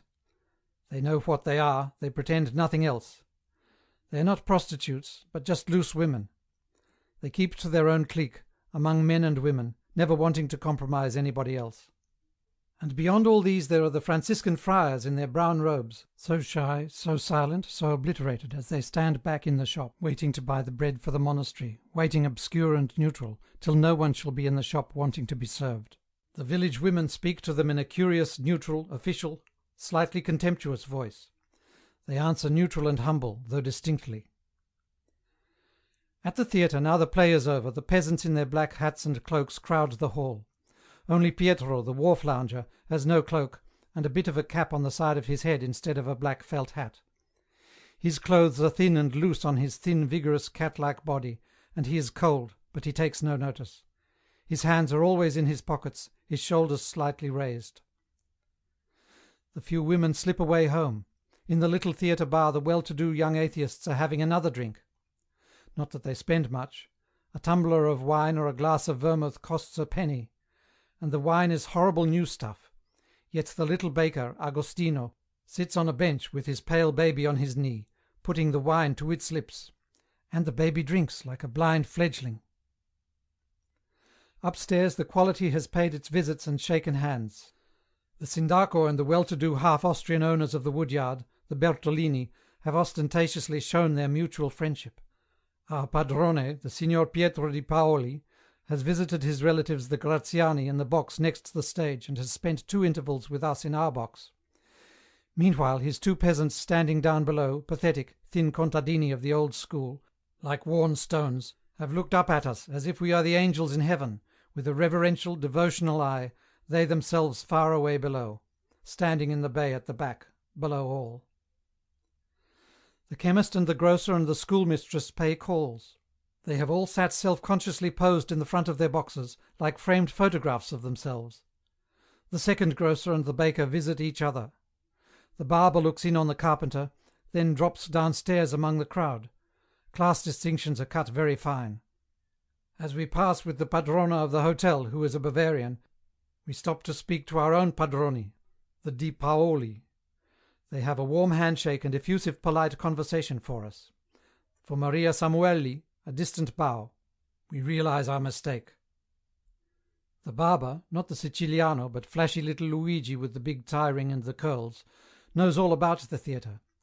He says that Enrico Percevali has for his mistress Carina, the servant in Ghosts, that the thin, gentle, old-looking king in Hamlet is the husband of Adelaida, and Carina is their daughter, that the old, sharp, fat little body of a queen is Adelaida's mother, and that they all like Enrico Percevali because he is a very clever man, but that the comic, Il Brillante, Francesco, is unsatisfied. In 3 performances in Epiphany Week, the company took 265 francs, which was phenomenal. The manager, Enrico Percevali, and Adelaida pay 24 francs for every performance, or every evening on which a performance is given, as rent for the theatre, including light. The company is completely satisfied with its reception on the Lago di Garda. So it is all over. The Bersaglieri go running all the way home, because it is already past 10:30. The night is very dark. About 4 miles up the lake the searchlights of the Austrian border are swinging, looking for smugglers. Otherwise the darkness is complete. End of section 4. San Gaudenzio. In the autumn the little rosy cyclamens blossom in the shade of this west side of the lake. They are very cold and fragrant, and their scent seems to belong to Greece, to the Bacchae. They are real flowers of the past. They seem to be blossoming in the landscape of Phaedra and Helen. They bend down, they brood like little chill fires. They are little living myths that I cannot understand. After the cyclamens, the Christmas roses are in bud. It is at this season that the cachi are ripe on the trees in the garden, whole naked trees full of lustrous, orange-yellow, paradisal fruit, gleaming against the wintry blue sky. The monthly roses still blossom frail and pink, there are still crimson and yellow roses. But the vines are bare and the lemon houses shut. and then mid-winter the lowest buds of the Christmas roses appear under the hedges and rocks and by the streams. They are very lovely, these first large, cold, pure buds, like violets, like magnolias, but cold, lit up with the light from the snow. The days go by, through the brief silence of winter, when the sunshine is so still and pure, like iced wine, and the dead leaves gleam brown, and water sounds hoarse in the ravines.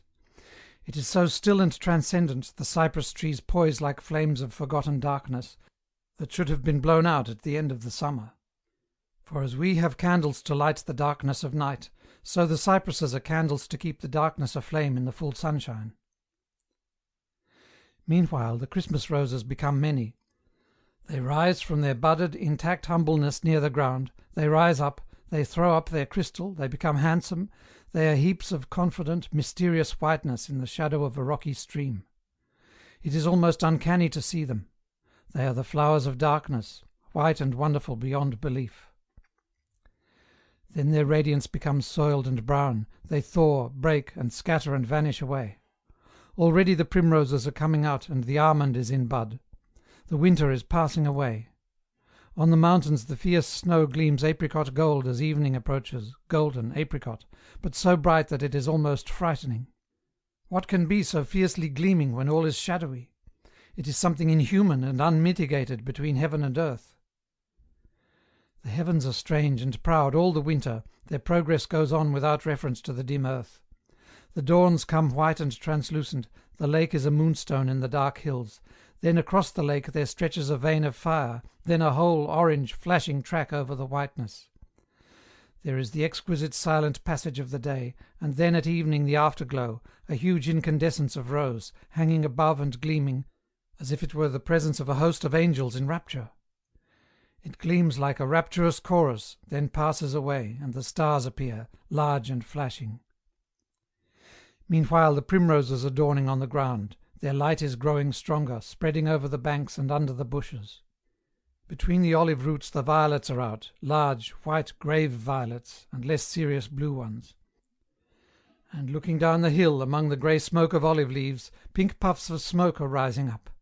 It is the almond and the apricot trees, it is the spring. Soon the primroses are strong on the ground. There is a bank of small, frail crocuses shooting the lavender into this spring, and then the tussocks and tussocks of primroses are fully out. There is full mourning everywhere on the banks and roadsides and streamsides, and around the olive roots, a mourning of primroses underfoot, with an invisible threading of many violets, and then the lovely blue clusters of hepatica, really like pieces of blue sky showing through a clarity of primrose.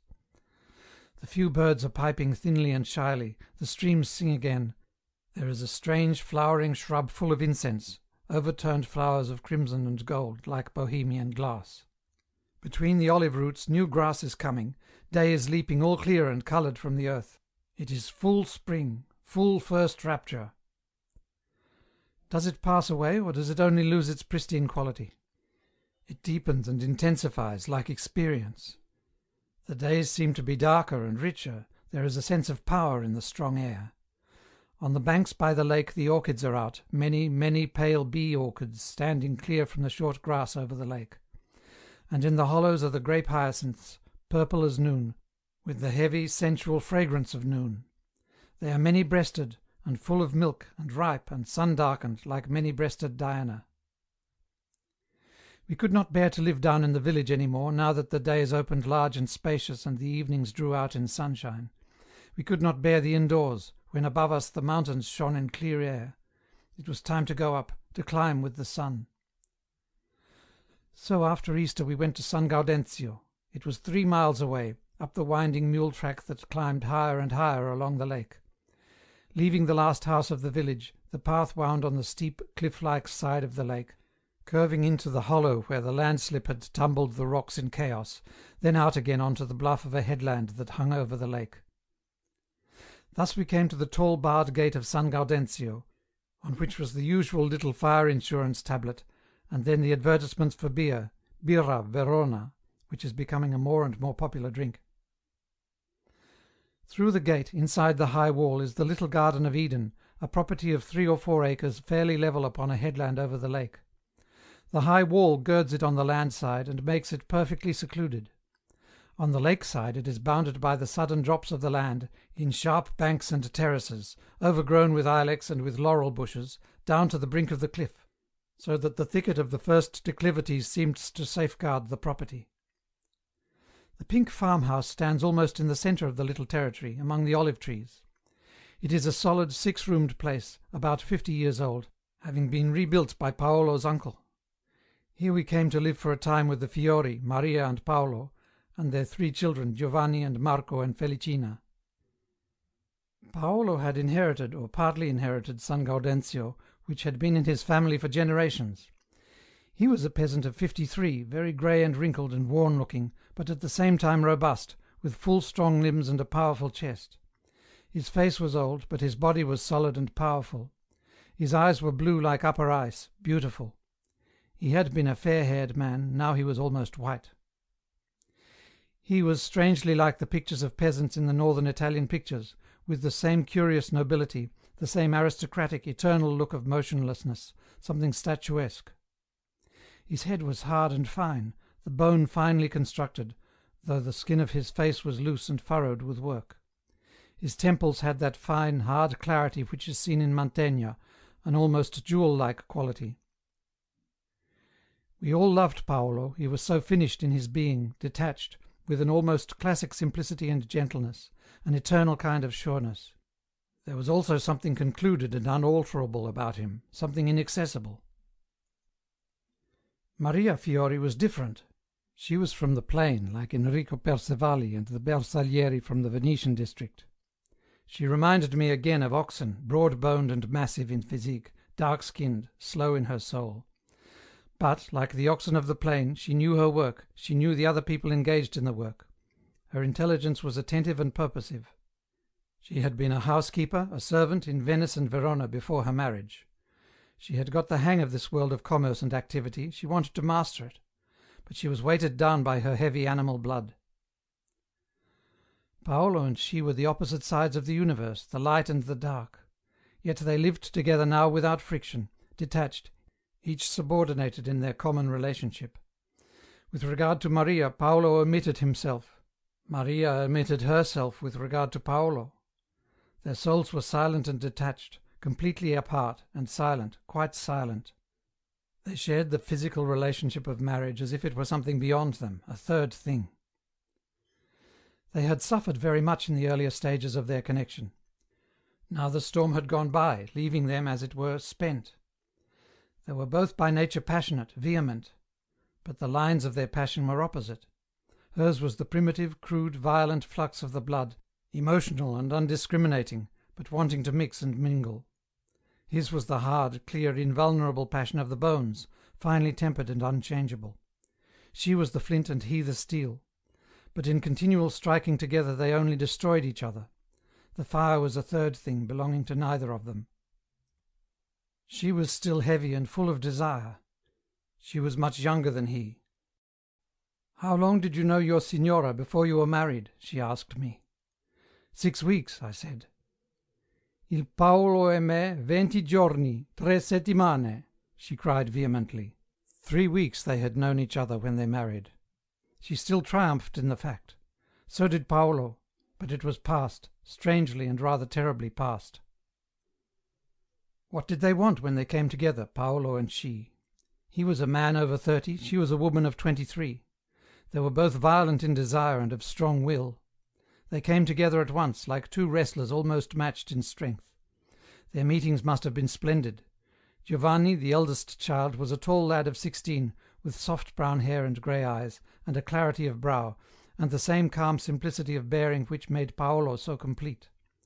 But the son had at the same time a certain brownness of skin, a heaviness of blood, which he had from his mother.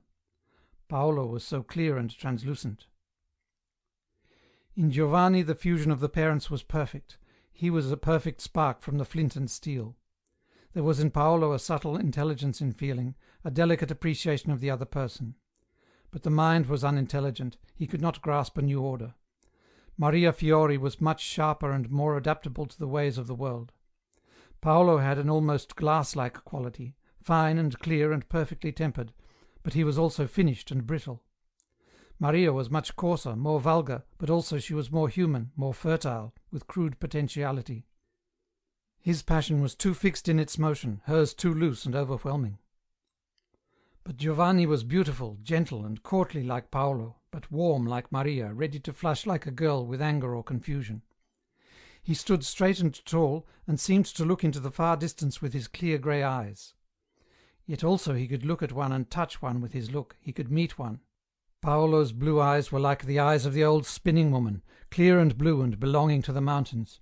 Their vision seemed to end in space, abstract. They reminded me of the eyes of the eagle, which looks into the sun, and which teaches its young to do the same, although they are unwilling. Marco, the second son, was 13 years old. He was his mother's favourite, Giovanni loved his father best. But Marco was his mother's son, with the same brown, gold and red complexion, like a pomegranate, and coarse black hair, and brown eyes like pebble, like agate, like an animal's eyes. He had the same broad, bovine figure, though he was only a boy. But there was some discrepancy in him. He was not unified, he had no identity. He was strong and full of animal life, but always aimless, as though his wits scarcely controlled him. But he loved his mother with a fundamental, generous, undistinguishing love.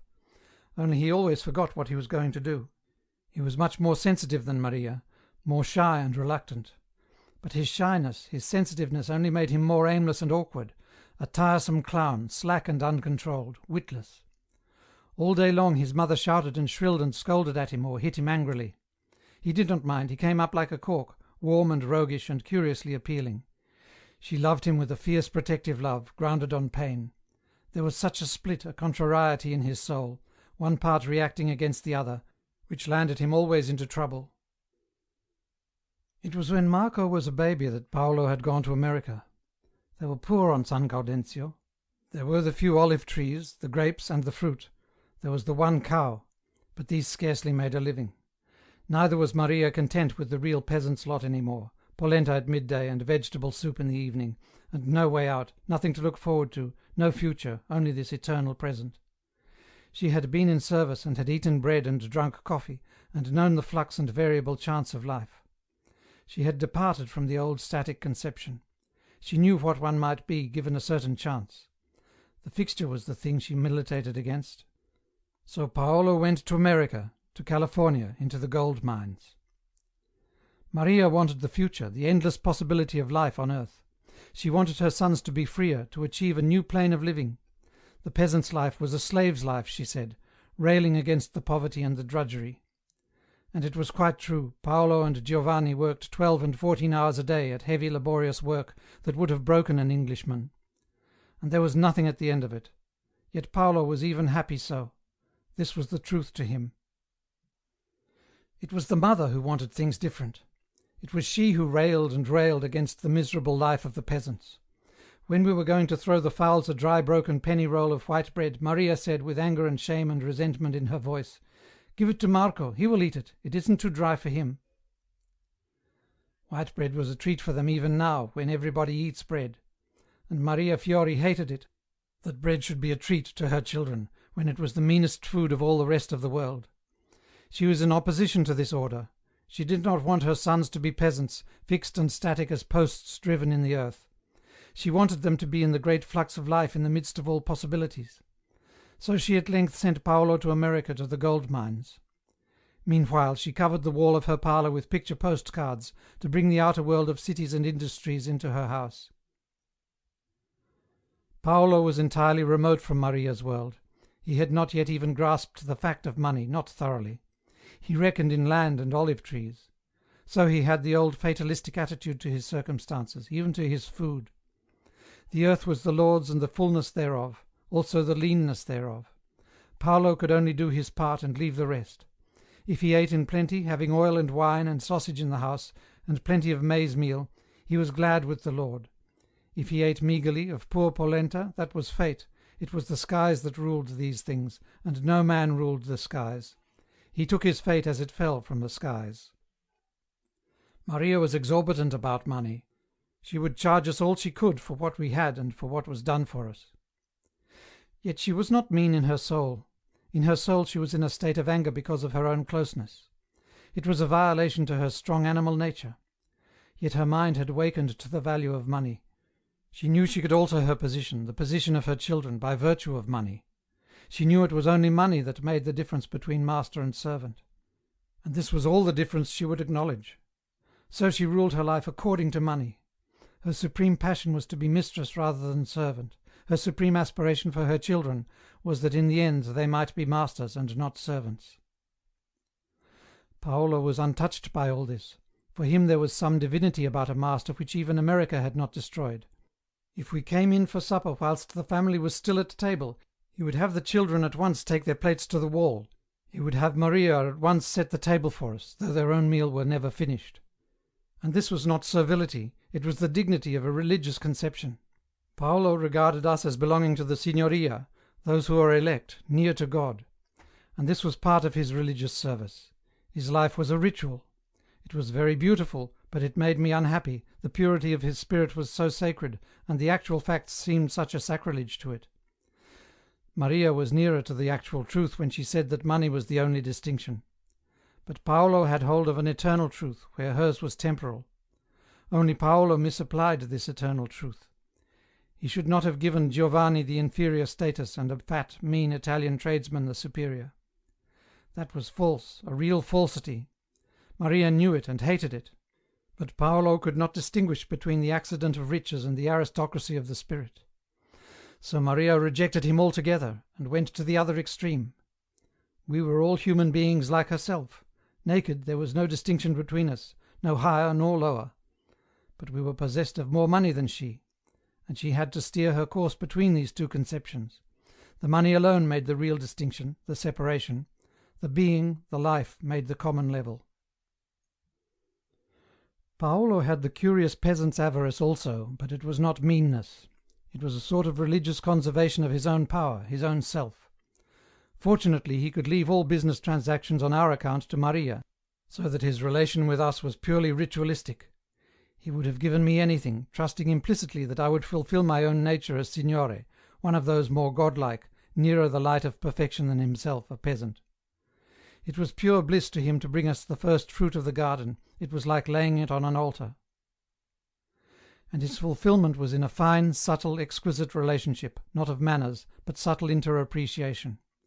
He worshipped a finer understanding and a subtler tact.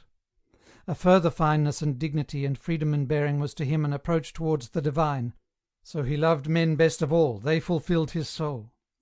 A woman was always a woman, and sex was a low level whereon he did not esteem himself. But a man, a doer, the instrument of God, he was really godlike. Paolo was a conservative. For him the world was established and divine in its establishment. His vision grasped a small circle. A finer nature, a higher understanding, took in a greater circle, comprehended the whole. So that when Paolo was in relation to a man of further vision, he himself was extended towards the whole. Thus he was fulfilled. And his initial assumption was that every signore, every gentleman, was a man of further, purer vision than himself. This assumption was false. But Maria's assumption, that no one had a further vision, no one was more elect than herself, that we were all one flesh and blood and being, was even more false.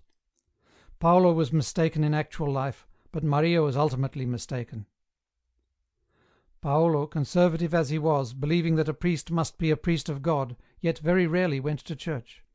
And he used the religious oaths that Maria hated, even Porca Maria.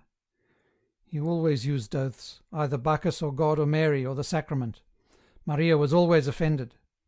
Yet it was she who, in her soul, jeered at the church and at religion. She wanted the human society as the absolute, without religious abstractions. So Paolo's oaths enraged her, because of their profanity, she said. But it was really because of their subscribing to another superhuman order. She jeered at the clerical people. She made a loud clamour of derision when the parish priest of the village above went down to the big village on the lake, and across the piazza, the quay, with 2 pigs in a sack on his shoulder. This was a real picture of the sacred minister to her.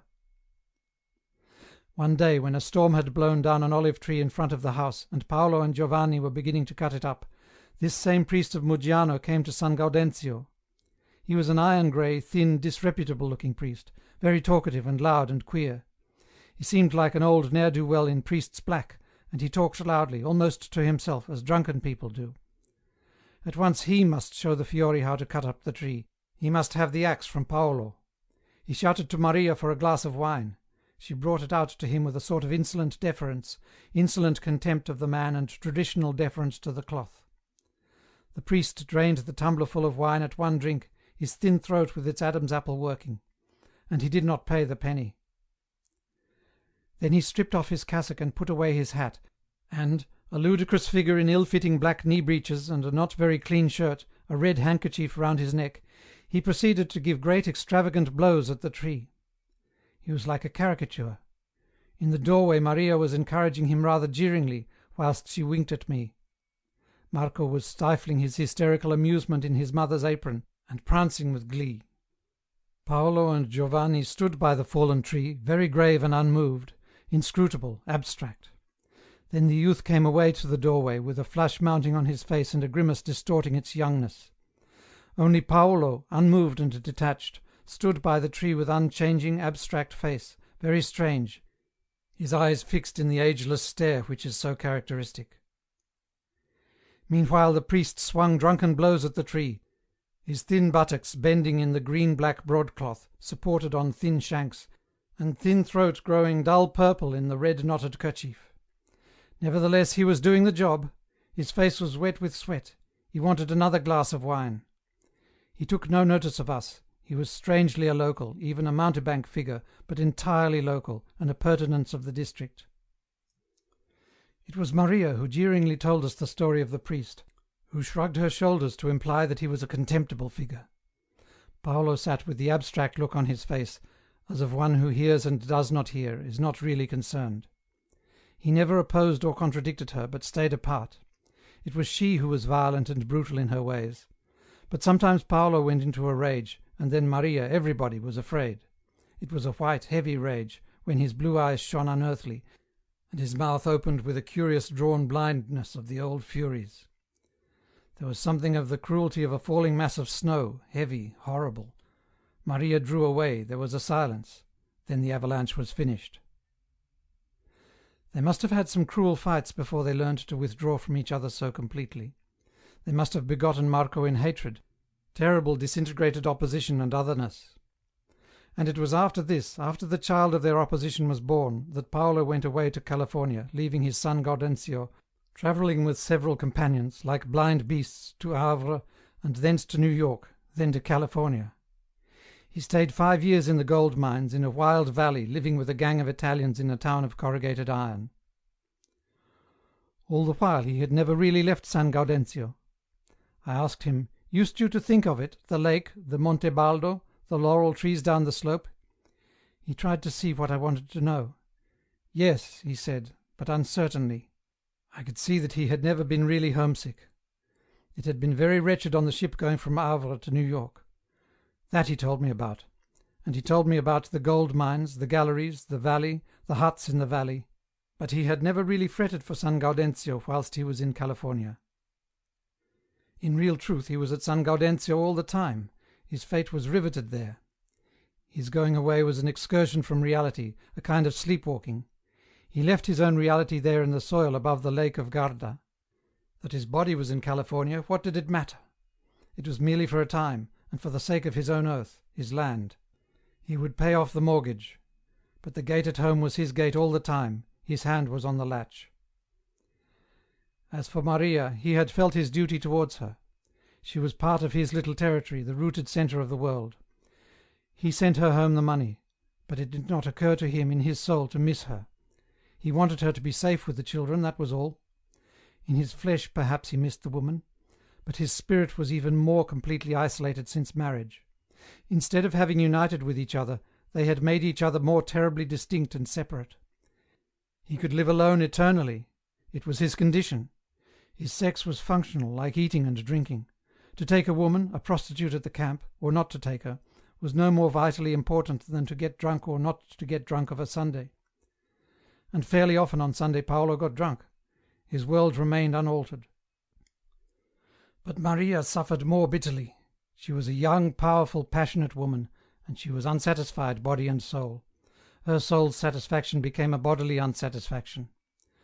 Her blood was heavy, violent, anarchic, insisting on the equality of the blood in all, and therefore on her own absolute right to satisfaction.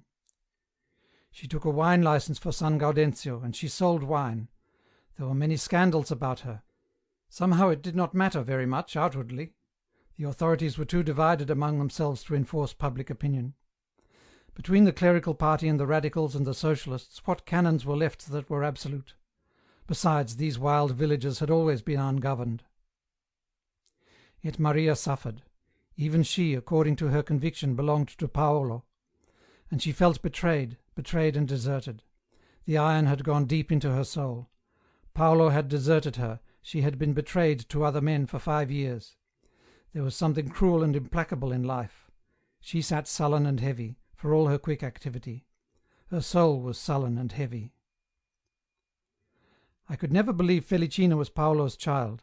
She was an unprepossessing little girl, affected, cold, selfish, foolish. Maria and Paolo, with real Italian greatness, were warm and natural towards the child in her. But they did not love her in their very souls, she was the fruit of ash to them. And this must have been the reason that she was so self-conscious and foolish and affected, small child that she was.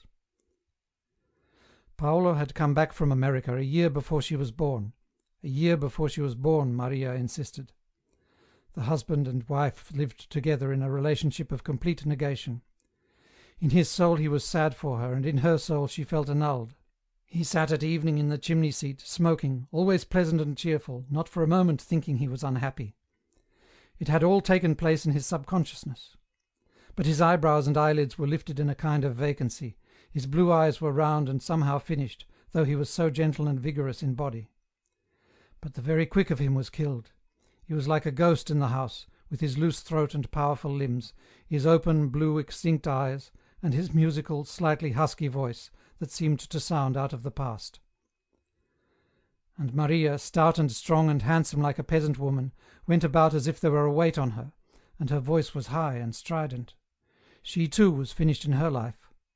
But she remained unbroken, her will was like a hammer that destroys the old form. Giovanni was patiently labouring to learn a little English. Paolo knew only 4 or 5 words, the chief of which were "aright," "boss," "bread," and "day." The youth had these by heart, and was studying a little more. He was very graceful and lovable, but he found it difficult to learn. A confused light, like hot tears, would come into his eyes when he had again forgotten the phrase.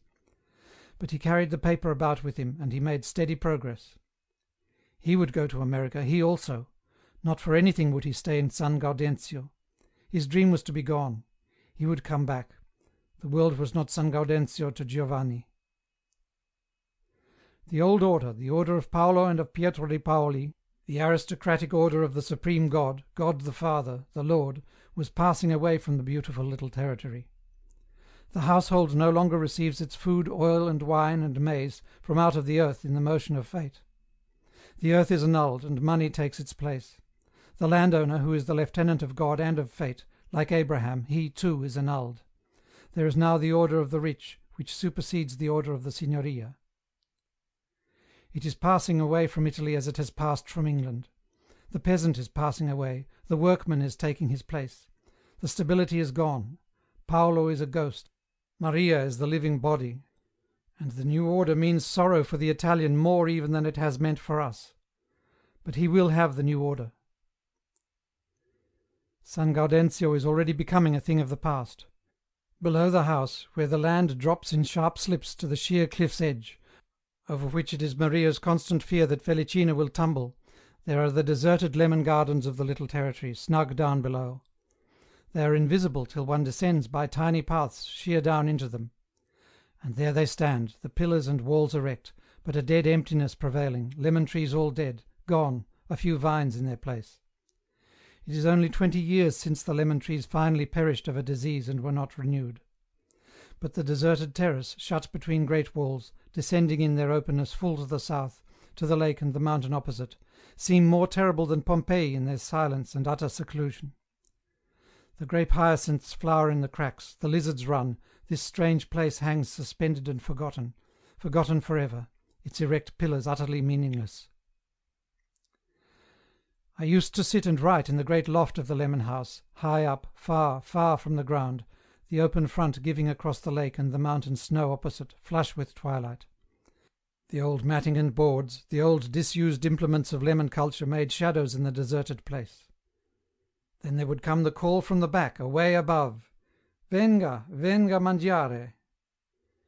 We ate in the kitchen, where the olive and laurel wood burned in the open fireplace. It was always soup in the evening.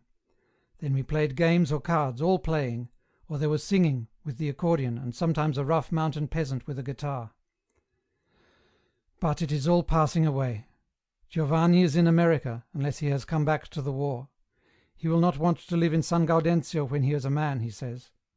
He and Marco will not spend their lives wringing a little oil and wine out of the rocky soil, even if they are not killed in the fighting which is going on at the end of the lake. In my loft by the lemon houses now I should hear the guns. And Giovanni kissed me with a kind of supplication when I went on to the steamer, as if he were beseeching for a soul. His eyes were bright and clear and lit up with courage. He will make a good fight for the new soul he wants. That is, if they do not kill him in this war. End of section 5. The dance. Maria had no real license for San Gaudenzio, yet the peasants always called for wine. It is easy to arrange in Italy. The penny is paid another time. The wild old road that skirts the lakeside, scrambling always higher as the precipice becomes steeper, climbing and winding to the villages perched high up, passes under the high boundary wall of San Gaudenzio, between that and the ruined church. But the road went just as much between the vines and past the house as outside under the wall, for the high gates were always open, and men and women and mules come into the property to call at the door of the homestead. There was a loud shout, "Ah! Ah! Ah! Ah! Maria! Oh! Oh! Oh! Pao!" from outside, another wild inarticulate cry from within, and one of the Fiori appeared in the doorway to hail the newcomer. It was usually a man, sometimes a peasant from Muggiano, high up, sometimes a peasant from the wilds of the mountain, a woodcutter or a charcoal burner.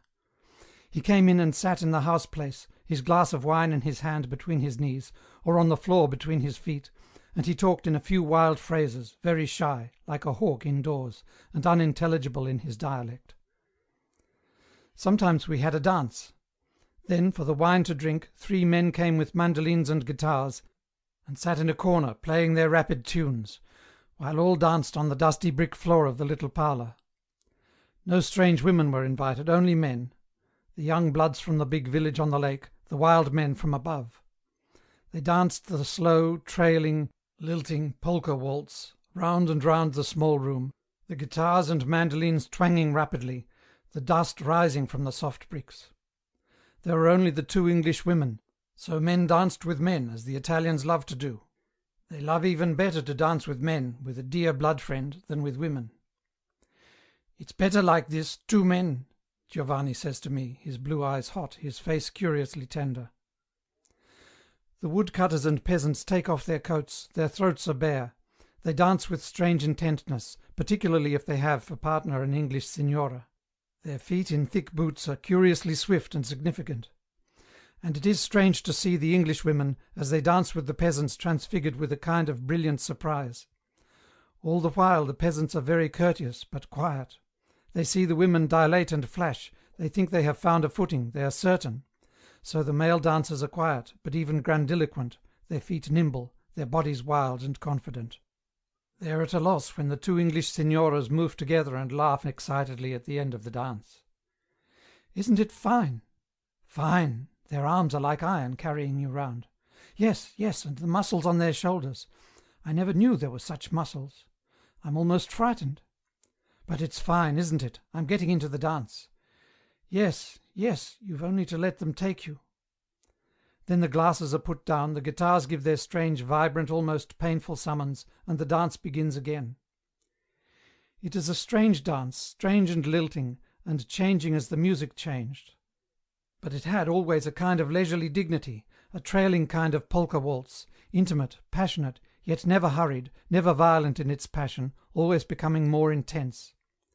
The women's faces changed to a kind of transported wonder, they were in the very rhythm of delight. From the soft bricks of the floor the red ochre rose in a thin cloud of dust, making hazy the shadowy dancers. The three musicians, in their black hats and their cloaks, sat obscurely in the corner, making a music that came quicker and quicker, making a dance that grew swifter and more intense, more subtle, the men seeming to fly and to implicate other strange interrhythmic dance into the women drifting and palpitating as if their souls shook and resounded to a breeze that was subtly rushing upon them, through them. The men worked their feet, their thighs swifter, more vividly. The music came to an almost intolerable climax. There was a moment when the dance passed into a possession. The men caught up the women and swung them from the earth, leapt with them for a second, and then the next phase of the dance had begun, slower again, more subtly interwoven, taking perfect, exquisite delight in every interrelated movement, a rhythm within a rhythm, a subtle approaching and drawing nearer to a climax, nearer, till, there was the surpassing lift and swing of the women, when the woman's body seemed like a boat lifted over the powerful, exquisite wave of the man's body, perfect for a moment, and then once more the slow, intense, nearer movement of the dance began, always nearer, nearer, always to a more perfect climax. And the women waited as if in transport for the climax, when they would be flung into a movement surpassing all movement. They were flung, borne away, lifted like a boat on a supreme wave, into the zenith and nave of the heavens, consummate. Then suddenly the dance crashed to an end, and the dancers stood stranded, lost, bewildered, on a strange shore. The air was full of red dust, half lit by the lamp on the wall. The players in the corner were putting down their instruments to take up their glasses. And the dancers sat round the wall, crowding in the little room, faint with the transport of repeated ecstasy.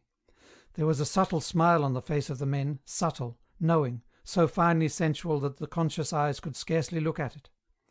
And the women were dazed, like creatures dazzled by too much light. The light was still on their faces, like a blindness, a reeling, like a transfiguration. The men were bringing wine on a little tin tray, leaning with their proud, vivid loins, their faces flickering with the same subtle smile. Meanwhile Maria Fiori was splashing water, much water, on the red floor. There was the smell of water among the glowing, transfigured men and women who sat gleaming in another world round the walls. The peasants have chosen their women. For the dark, handsome Englishwoman, who looks like a slightly malignant Madonna, comes Il Duro. For the bella bionda, the woodcutter. But the peasants have always to take their turn after the young well-to-do men from the village below. Nevertheless, they are confident. They cannot understand the middle-class diffidence of the young men who wear collars and ties and finger rings. The woodcutter from the mountain is of medium height, dark, thin, and hard as a hatchet, with eyes that are black like the very flaming thrust of night. He is quite a savage. There is something strange about his dancing, the violent way he works one shoulder. He has a wooden leg from the knee-joint, yet he dances well, and is inordinately proud. He is fierce as a bird, and hard with energy as a thunderbolt. He will dance with the blonde signora, but he never speaks. He is like some violent natural phenomenon rather than a person. The woman begins to wilt a little in his possession. "È bello il ballo?" he asked at length, one direct, flashing question. "Si, molto bello," cries the woman, glad to have speech again. The eyes of the woodcutter flash like actual possession. He seems now to have come into his own. With all his senses he is dominant, sure. He is inconceivably vigorous in body, and his dancing is almost perfect, with a little catch in it, owing to his lameness, which brings almost a pure intoxication. Every muscle in his body is supple as steel, supple, as strong as thunder, and yet so quick, so delicately swift, it is almost unbearable. And he draws near to the swing, the climax, the ecstasy, he seems to lie in wait, there is a sense of a great strength crouching ready. Then it rushes forth, liquid, perfect, transcendent, the woman swoons over in the dance, and it goes on, enjoyment, infinite, incalculable enjoyment. He is like a god, a strange natural phenomenon, most intimate and compelling, wonderful. But he is not a human being. The woman, somewhere, shocked in her independent soul, begins to fall away from him. She has another being, which he has not touched, and which she will fall back upon. The dance is over, she will fall back on herself. It is perfect, too perfect. During the next dance, while she is in the power of the educated Ettore, a perfect and calculated voluptuary, who knows how much he can get out of this northern woman, and only how much, the woodcutter stands on the edge of the darkness, in the open doorway, and watches. He is fixed upon her, established, perfect. And all the while she is aware of the insistent hawk-like poising of the face of the woodcutter, poised on the edge of the darkness, in the doorway, in possession, unrelinquishing. And she is angry. There is something stupid, absurd, in the hard, Talon-like eyes watching so fiercely and so confidently in the doorway, sure, unmitigated. Has the creature no sense? The woman reacts from him. For some time she will take no notice of him, but he waits, fixed. Then she comes near to him, and his will seems to take hold of her. He looks at her with a strange, proud, inhuman confidence, as if his influence with her was already accomplished. "Venga, venga un po'," he says, jerking his head strangely to the darkness. "What?" she replies, and passes shaken and dilated and brilliant, consciously ignoring him, passes away among the others, among those who are safe. There is food in the kitchen, great hunks of bread, sliced sausage that Maria has made, wine, and a little coffee. But only the quality come to eat. The peasants may not come in. There is eating and drinking in the little house, the guitars are silent. It is 11 o'clock. Then there is singing, the strange bestial singing of these hills. Sometimes the guitars can play an accompaniment, but usually not. Then the men lift up their heads and send out the high, half-howling music, astounding. The words are in dialect. They argue among themselves for a moment. Will the signoria understand? They sing. The signoria does not understand in the least. So, with a strange, slightly malignant triumph, the men sing all the verses of their song, sitting round the walls of the little parlour. Their throats move, their faces have a slight mocking smile. The boy capers in the doorway like a fawn, with glee, his straight black hair falling over his forehead. The elder brother sits straight and flushed, but even his eyes glitter with a kind of yellow light of laughter. Paolo also sits quiet, with the invisible smile on his face. Only Maria, large and active, prospering now, keeps collected, ready to order a shrill silence in the same way as she orders the peasants, violently, to keep their places. The boy comes to me and says, "Do you know, signore, what they are singing?" "No," I say. So he capers with furious glee. The men with the watchful eyes, all roused, sit round the wall and sing more distinctly. Si verrà la primavera, fioran le mandoline, vien di basso le trentine, coi italiani far l'amor. But the next verses are so improper that I pretend not to understand. The women with wakened, dilated faces are listening, listening hard, their two faces beautiful in their attention, as if listening to something magical, a long way off. And the men sitting round the wall sing more plainly, coming nearer to the correct Italian. The song comes loud and vibrating and maliciously from their reedy throats. It penetrates everybody. The foreign women can understand the sound, they can feel the malicious, suggestive mockery. But they cannot catch the words. The smile becomes more dangerous on the faces of the men. Then Maria Fiori sees that I have understood, and she cries in her loud, overriding voice, "Basta! Basta!" The men get up, straighten their bodies with a curious, offering movement. The guitars and mandolins strike the vibrating strings. But the vague northern reserve has come over the Englishwomen. They dance again, but without the fusion in the dance. They have had enough. The musicians are thanked, they rise and go into the night. The men pass off in pairs. But the woodcutter, whose name and whose nickname I could never hear, still hovered on the edge of the darkness. Then Maria sent him also away, complaining that he was too wild, proprio selvatico, and only the quality remained, the well-to-do youths from below.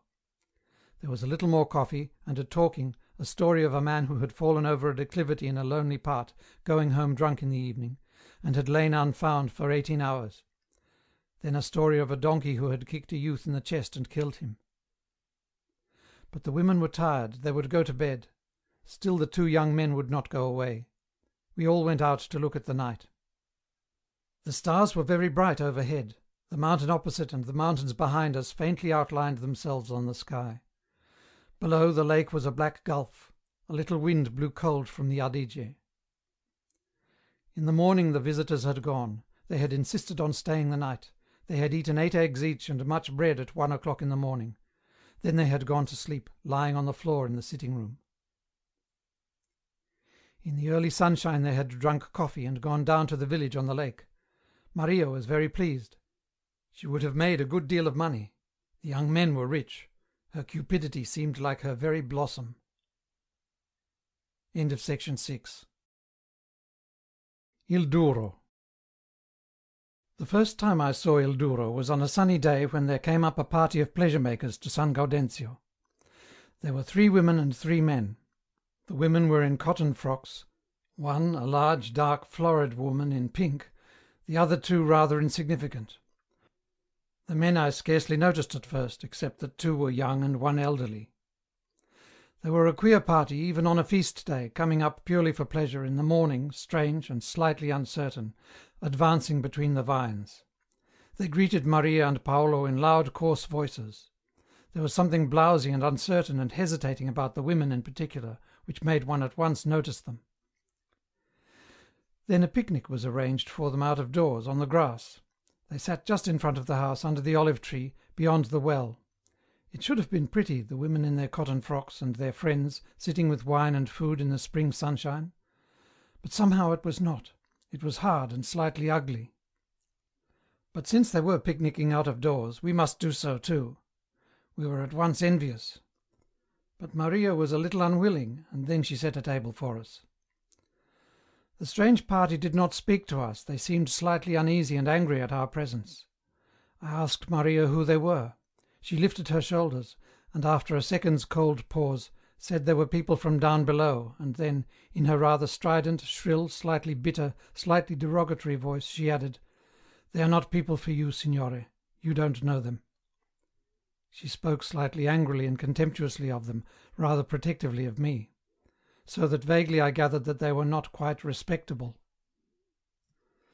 Only 1 man came into the house. He was very handsome, beautiful rather, a man of 32 or 3, with a clear golden skin, and perfectly turned face, something godlike. But the expression was strange.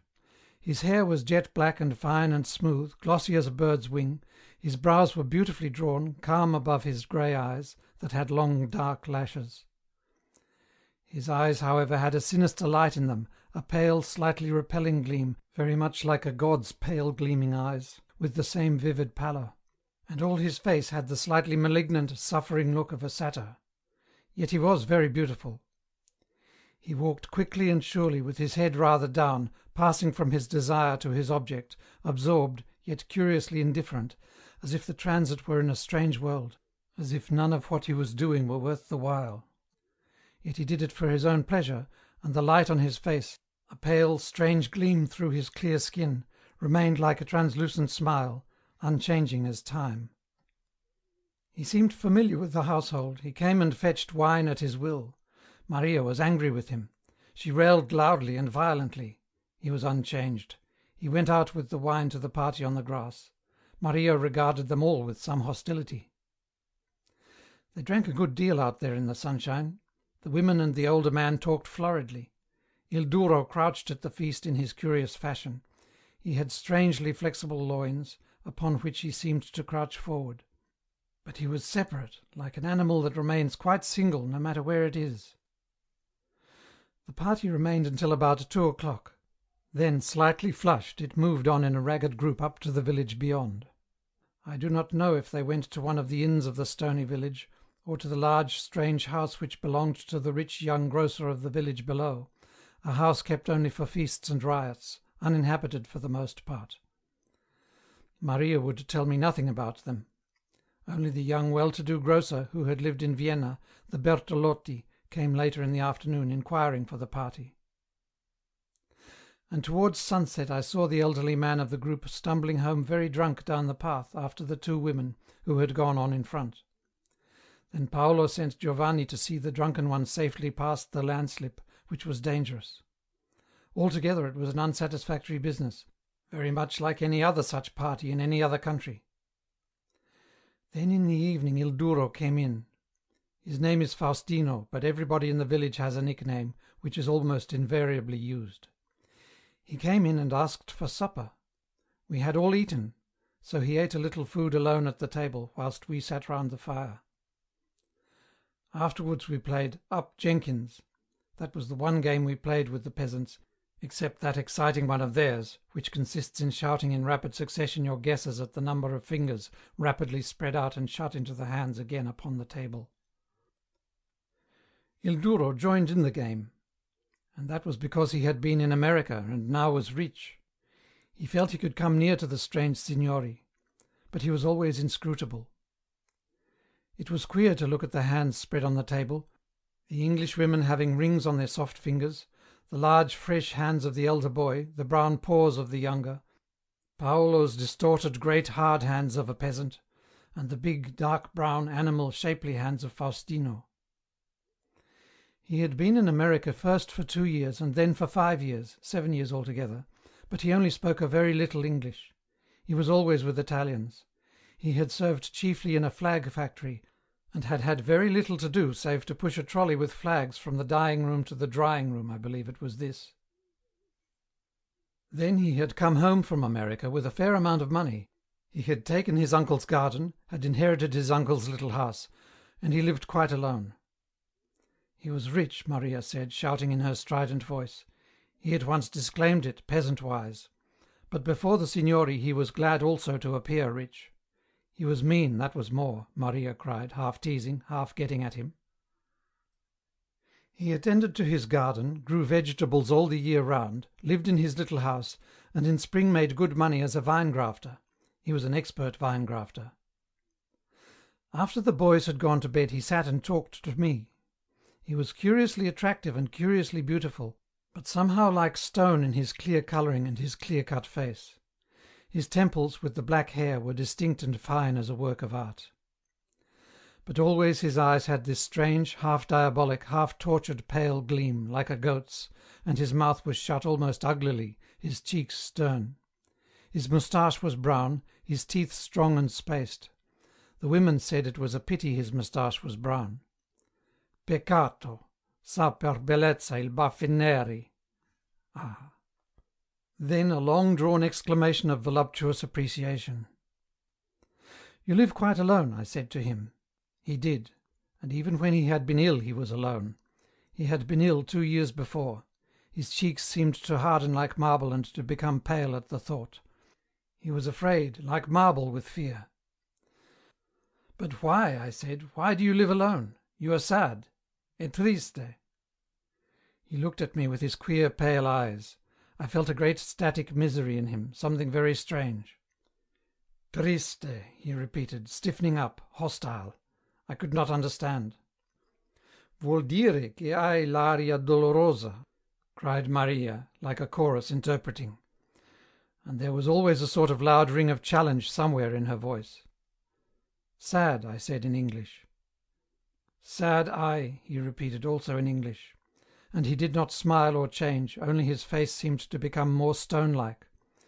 And he only looked at me, into my eyes, with the long, pale, steady, inscrutable look of a goat, I can only repeat, something stone-like.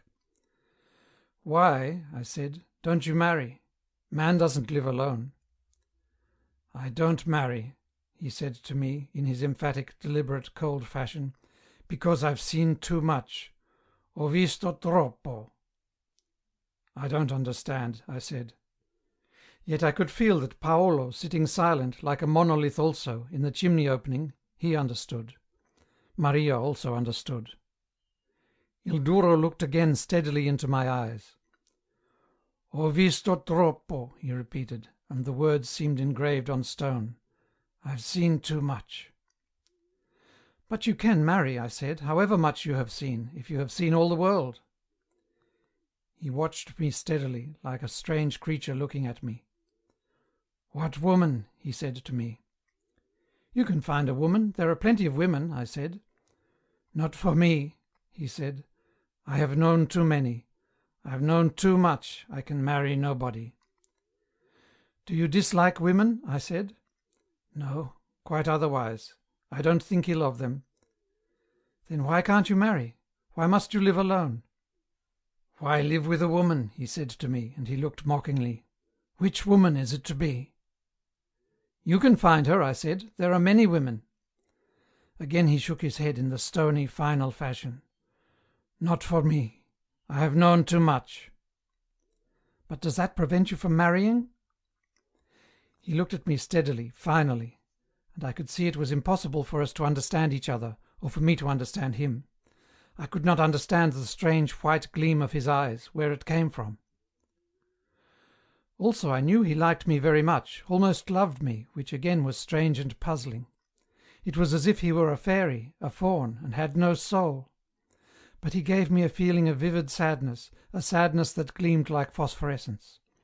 He himself was not sad. There was a completeness about him, about the pallid other world he inhabited, which excluded sadness. It was too complete, too final, too defined. There was no yearning, no vague merging off into mistiness. He was clear and fine as semi-transparent rock, as a substance in moonlight. He seemed like a crystal that has achieved its final shape and has nothing more to achieve. That night he slept on the floor of the sitting-room. In the morning he was gone, but a week after he came again to graft the vines. All the morning and the afternoon he was among the vines, crouching before them, cutting them back with his sharp, bright knife, amazingly swift and sure, like a god. It filled me with a sort of panic to see him crouched flexibly, like some strange animal god, doubled on his haunches, before the young vines, and swiftly, vividly, without thought, cut at the young budding shoots, which fell unheeded onto the earth. Then again he strode with his curious half-goat-like movement across the garden to prepare the lime. He mixed the messy stuff, cow-dung and lime and water and earth, carefully with his hands, as if he understood that too. He was not a worker, he was a creature in intimate communion with the sensible world, knowing purely by touch the limy mess he mixed amongst, knowing as if by relation between that soft matter and the matter of himself. Then again he strode over the earth, a gleaming piece of earth himself, moving to the young vines. Quickly, with a few clean cuts of the knife, he prepared the new shoot, which he had picked out of a handful which lay beside him on the ground. He went finely to the quick of the plant, inserted the graft, then bound it up, fast, hard.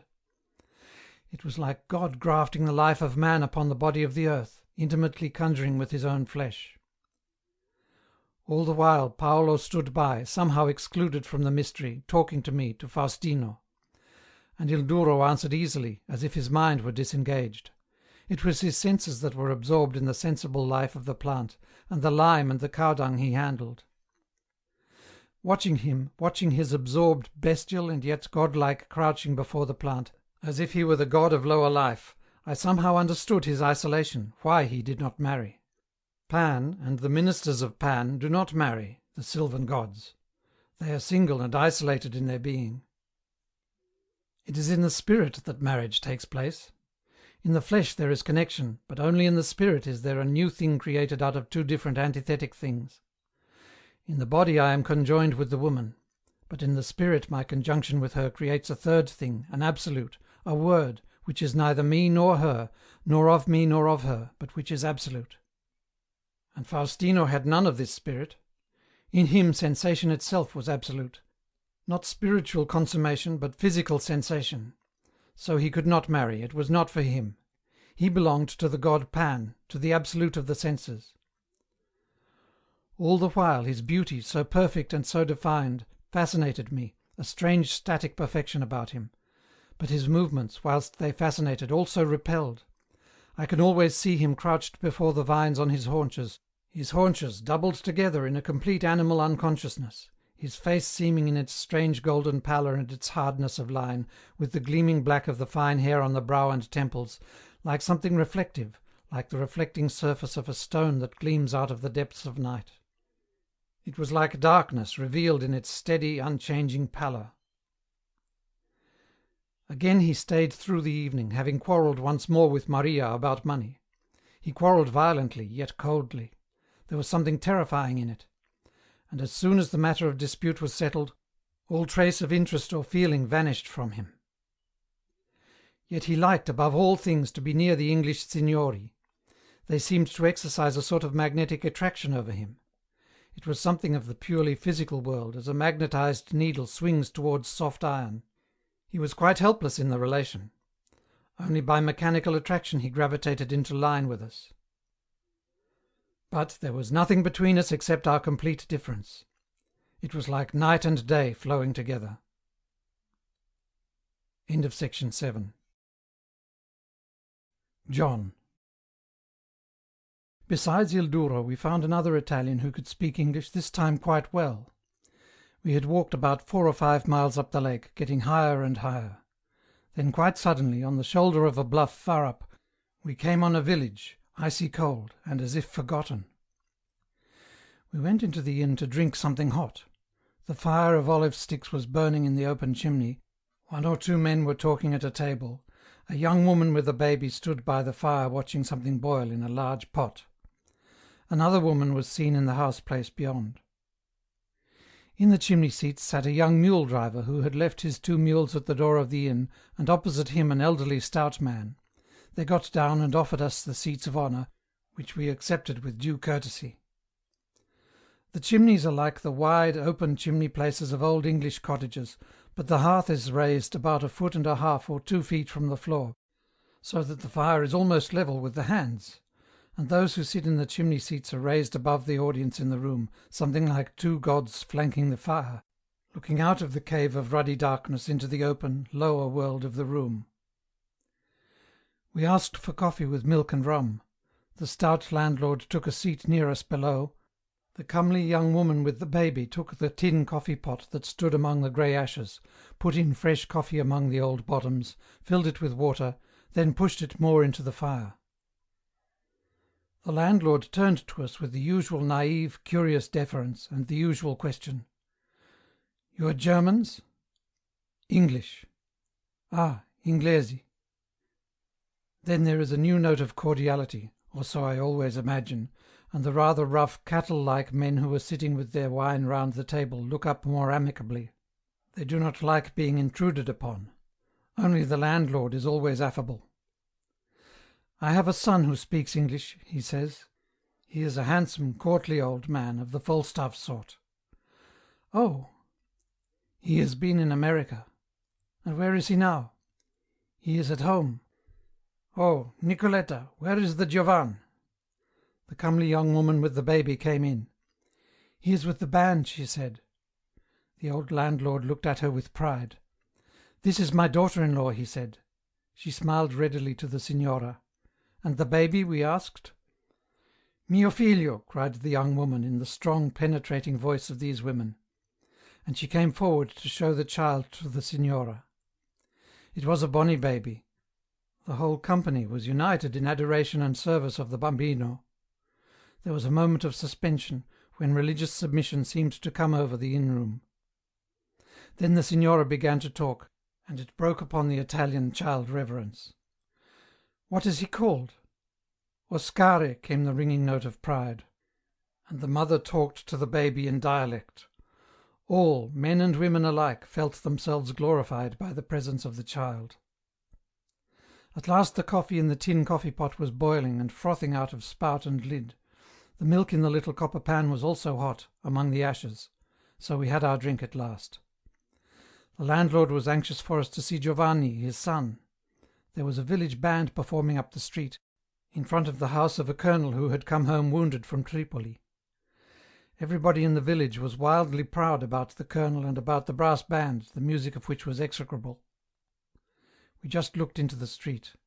The band of uncouth fellows was playing the same tune over and over again before a desolate, newish house. A crowd of desolate, forgotten villagers stood round in the cold upper air. It seemed altogether that the place was forgotten by God and man. But the landlord, burly, courteous, handsome, pointed out with a flourish the Giovanni, standing in the band playing a cornet. The band itself consisted only of 5 men, rather like beggars in the street. But Giovanni was the strangest. He was tall and thin and somewhat German-looking, wearing shabby American clothes and a very high double collar and a small American crush hat. He looked entirely like a ne'er-do-well who plays a violin in the street, dressed in the most down-at-heel, sordid respectability. "That is he, you see, signore, the young one under the balcony." The father spoke with love and pride, and the father was a gentleman, like Falstaff, a pure gentleman. The daughter-in-law also peered out to look at Il Giovan, who was evidently a figure of repute, in his sordid, degenerate American respectability. Meanwhile, this figure of repute blew himself red in the face, producing staccato strains on his cornet, and the crowd stood desolate and forsaken in the cold upper afternoon. Then there was a sudden rugged "Evviva! Evviva!" from the people, the band stopped playing, somebody valiantly broke into a line of the song, "Tripoli sarà Italiana al rombo del canon." The colonel had appeared on the balcony, a smallish man, very yellow in the face, with grizzled black hair and very shabby legs. They all seemed so sordidly, hopelessly shabby. He suddenly began to speak, leaning forward, hot and feverish and yellow, upon the iron rail of the balcony. There was something hot and marshy and sick about him, slightly repulsive, less than human. He told his fellow villagers how he loved them, how, when he lay uncovered on the sands of Tripoli, week after week, he had known they were watching him from the alpine height of the village. He could feel that where he was they were all looking. When the Arabs came rushing like things gone mad, and he had received his wound, he had known that in his own village, among his own dear ones, there was recovery. Love would heal the wounds. The home country was a lover who would heal all her sons' wounds with love. Among the grey desolate crowd were sharp, rending "Bravos!" The people were in tears. The landlord at my side was repeating softly, abstractedly, "Caro, caro, ettore, caro colonnello." And when it was all finished, and the little colonel with shabby, humiliated legs was gone in, he turned to me and said, with challenge that almost frightened me, "Un brav'uomo." "Bravissimo," I said. Then we too went indoors. It was all somehow grey and hopeless, and acrid, unendurable. The colonel, poor devil, we knew him afterwards, is now dead. It is strange that he is dead. There is something repulsive to me in the thought of his lying dead. Such a humiliating, somehow degraded corpse. Death has no beauty in Italy, unless it be violent. The death of man or woman through sickness is an occasion of horror, repulsive. They belong entirely to life. They are so limited to life, these people. Soon the Giovanni came home, and took his cornet upstairs. Then he came to see us. He was an ingenuous youth, sordidly shabby and dirty. His fair hair was long and uneven. His very high starched collar made one aware that his neck and his ears were not clean. His American crimson tie was ugly. His clothes looked as if they had been kicking about on the floor for a year. Yet his blue eyes were warm and his manner and speech very gentle. "You will speak English with us," I said. "Oh," he said, smiling and shaking his head. "I could speak English very well, but it is 2 years that I don't speak it now, over 2 years now, so I don't speak it." "But you speak it very well." "No, it is 2 years that I have not spoke, not a word. So you see, I have—" "You have forgotten it? No, you haven't. It will quickly come back. If I hear it, when I go to America, then I shall... You will soon pick it up. Yes, I shall pick it up." The landlord, who had been watching with pride, now went away. The wife also went away, and we were left with the shy, gentle, dirty, and frowsily dressed Giovanni. He laughed in his sensitive, quick fashion. "The women in America, when they come into the store, they said, 'Where is John? Where is John?' Yes, they liked me."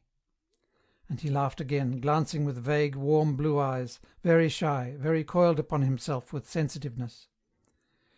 He had managed a store in America, in a smallish town. I glanced at his reddish, smooth, rather knuckly hands, and thin wrists in the frayed cuff. They were real shopman's hands. The landlord brought some special feast-day cake, so overjoyed was he to have his Giovanni speaking English with the signoria. When we went away, we asked John to come down to our villa to see us. We scarcely expected him to turn up. Yet one morning he appeared, at about 9:30, just as we were finishing breakfast. It was sunny and warm and beautiful, so we asked him please to come with us picnicking. He was a queer shoot, again, in his unkempt longish hair and slovenly clothes, a sort of very vulgar down-at-heel American in appearance. And he was transported with shyness. Yet ours was the world he had chosen as his own, so he took his place bravely and simply, a hanger-on. We climbed up the watercourse in the mountainside, up to a smooth little lawn under the olive trees, where daisies were flowering and gladioli were in bud. It was a tiny little lawn of grass in a level crevice, and sitting there we had the world below us. the lake, the distant island, the far-off low Verona shore. Then John began to talk, and he talked continuously, like a foreigner, not saying the things he would have said in Italian, but following the suggestion and scope of his limited English. In the first place, he loved his father. It was my father, always. His father had a little shop as well as the inn in the village above. So John had had some education. He had been sent to Brescia and then to Verona to school, and there he had taken his examinations to become a civil engineer. He was clever and could pass his examinations. But he never finished his course. His mother died, and his father, disconsolate, had wanted him at home. Then he had gone back, when he was 16 or 17, to the village beyond the lake, to be with his father and to look after the shop. "But didn't you mind giving up all your work?" I said. He did not quite understand. "My father wanted me to come back," he said. It was evident that Giovanni had had no definite conception of what he was doing or what he wanted to do. His father, wishing to make a gentleman of him, had sent him to school in Verona. By accident he had been moved on into the engineering course. When it all fizzled to an end, and he returned half-baked to the remote, desolate village of the mountainside, he was not disappointed or chagrined. He had never conceived of a coherent, purposive life. Either one stayed in the village, like a lodged stone, or one made random excursions into the world, across the world. It was all aimless and purposeless. So he had stayed a while with his father, then he had gone, just as aimlessly, with a party of men who were emigrating to America. He had taken some money, had drifted about, living in the most comfortless, wretched fashion, then he had found a place somewhere in Pennsylvania in a dry goods store. This was when he was 17 or 18 years old. All this seemed to have happened to him without his being very much affected, at least consciously. His nature was simple and self-complete. Yet not so self-complete as that of Il Duro or Paolo. They had passed through the foreign world and been quite untouched. Their souls were static, and it was the world that had flowed unstable by. But John was more sensitive, he had come more into contact with his new surroundings. He had attended night classes almost every evening, and had been taught English like a child. He had loved the American free school, the teachers, the work. But he had suffered very much in America. With his curious, oversensitive, wincing laugh, he told us how the boys had followed him and jeered at him, calling after him, "You damn Dago, you damn Dago." They had stopped him and his friend in the street and taken away their hats and spat into them, so that at last he had gone mad. They were youths and men who always tortured him, using bad language which startled us very much as he repeated it, there on the little lawn under the olive trees, above the perfect lake. English obscenities and abuse so coarse and startling that we bit our lips, shocked almost into laughter, whilst John, simple and natural, and somehow, for all his long hair and dirty appearance, flower-like in soul, repeated to us these things which may never be repeated in decent company. "Oh," he said, "at last I get mad. When they come one day, shouting, 'You damn Dago, dirty dog,' and will take my hat again, oh, I get mad, and I would kill them, I am so mad. I run to them, and throw one to the floor, and I tread on him, while I go upon another, the biggest. Though they hit me and kick me all over, I feel nothing, I am mad. I throw the biggest to the floor, a man. He is older than I am, and I hit him so hard I would kill him. When the others see it they are afraid, they throw stones and hit me on the face. But I don't feel it, I don't know nothing. I hit the man on the floor, I almost kill him. I forget everything except I will kill him." "But you didn't?"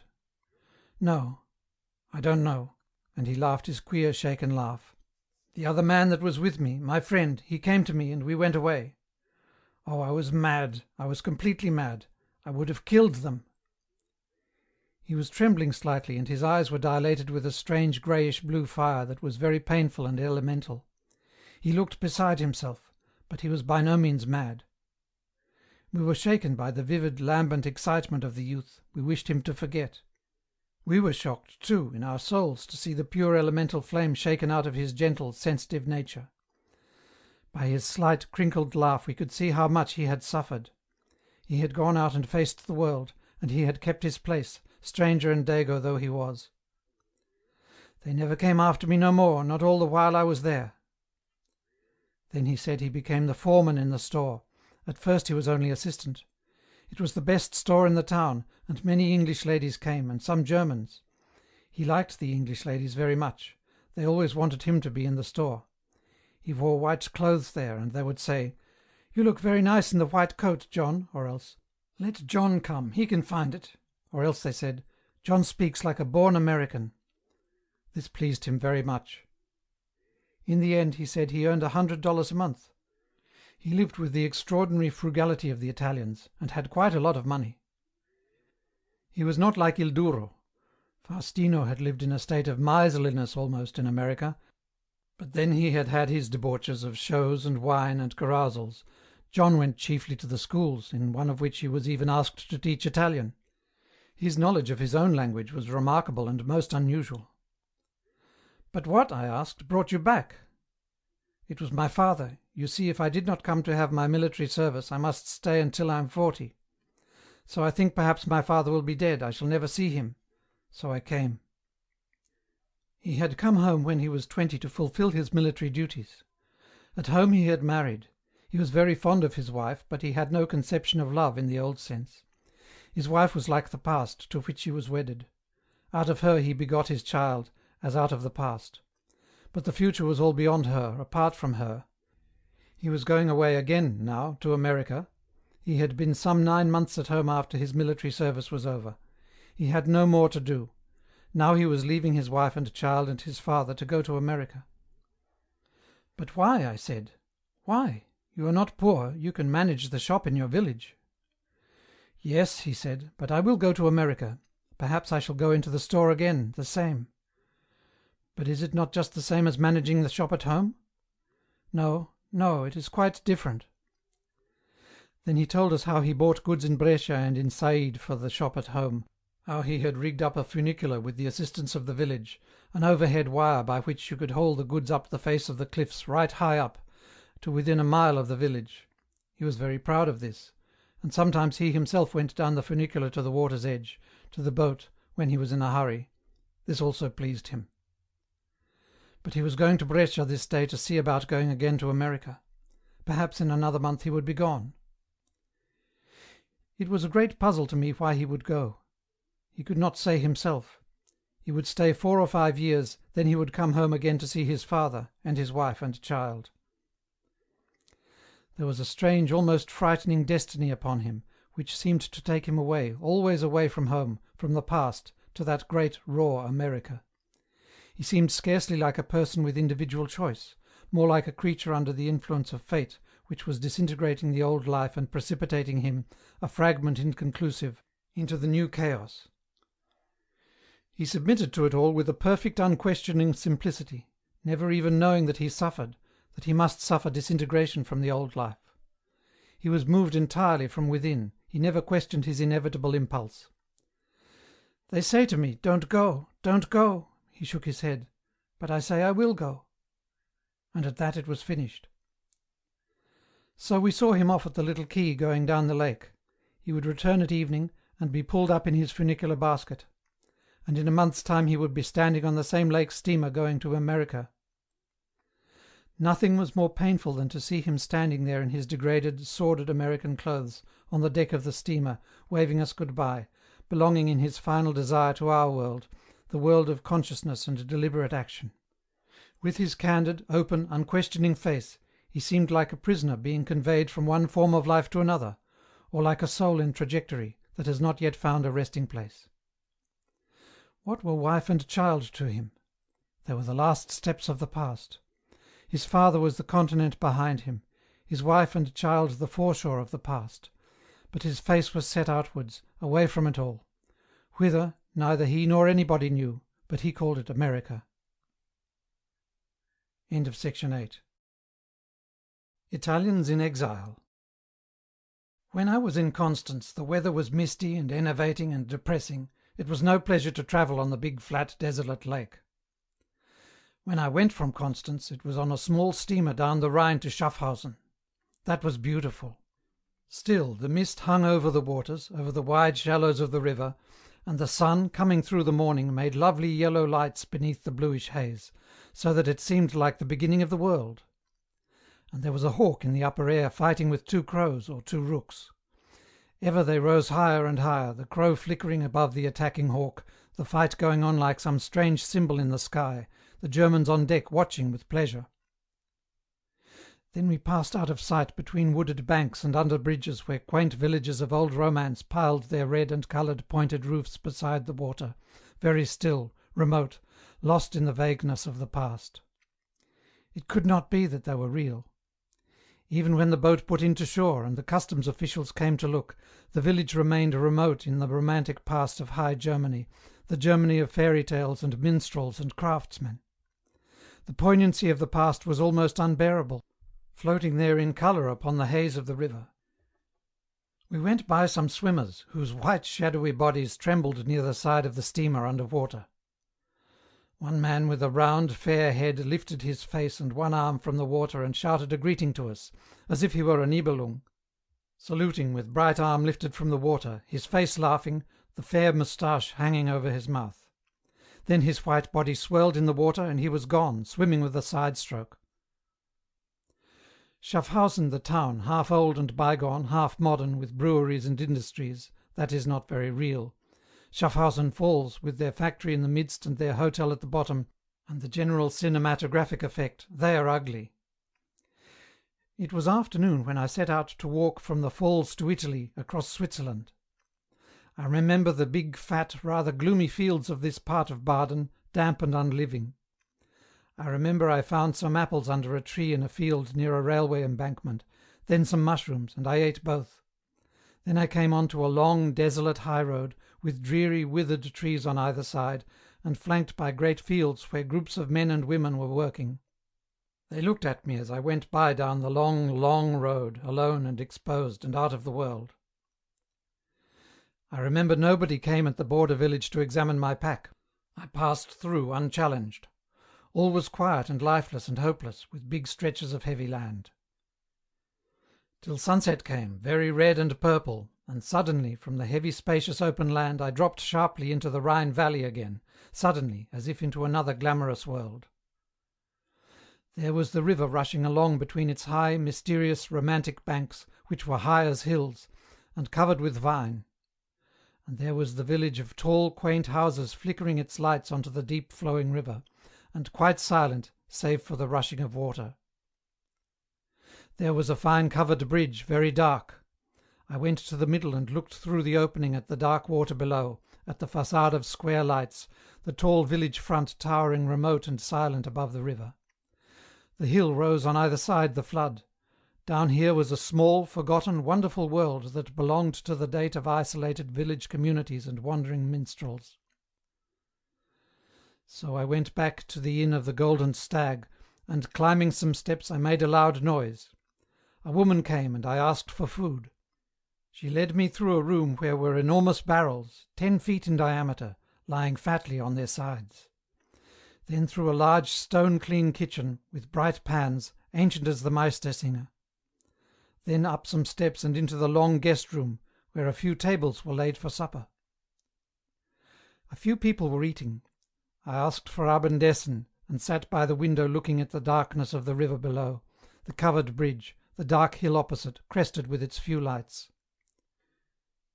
Then I ate a very large quantity of nurdle soup and bread, and drank beer and was very sleepy. Only 1 or 2 village men came in, and these soon went again. The place was dead still.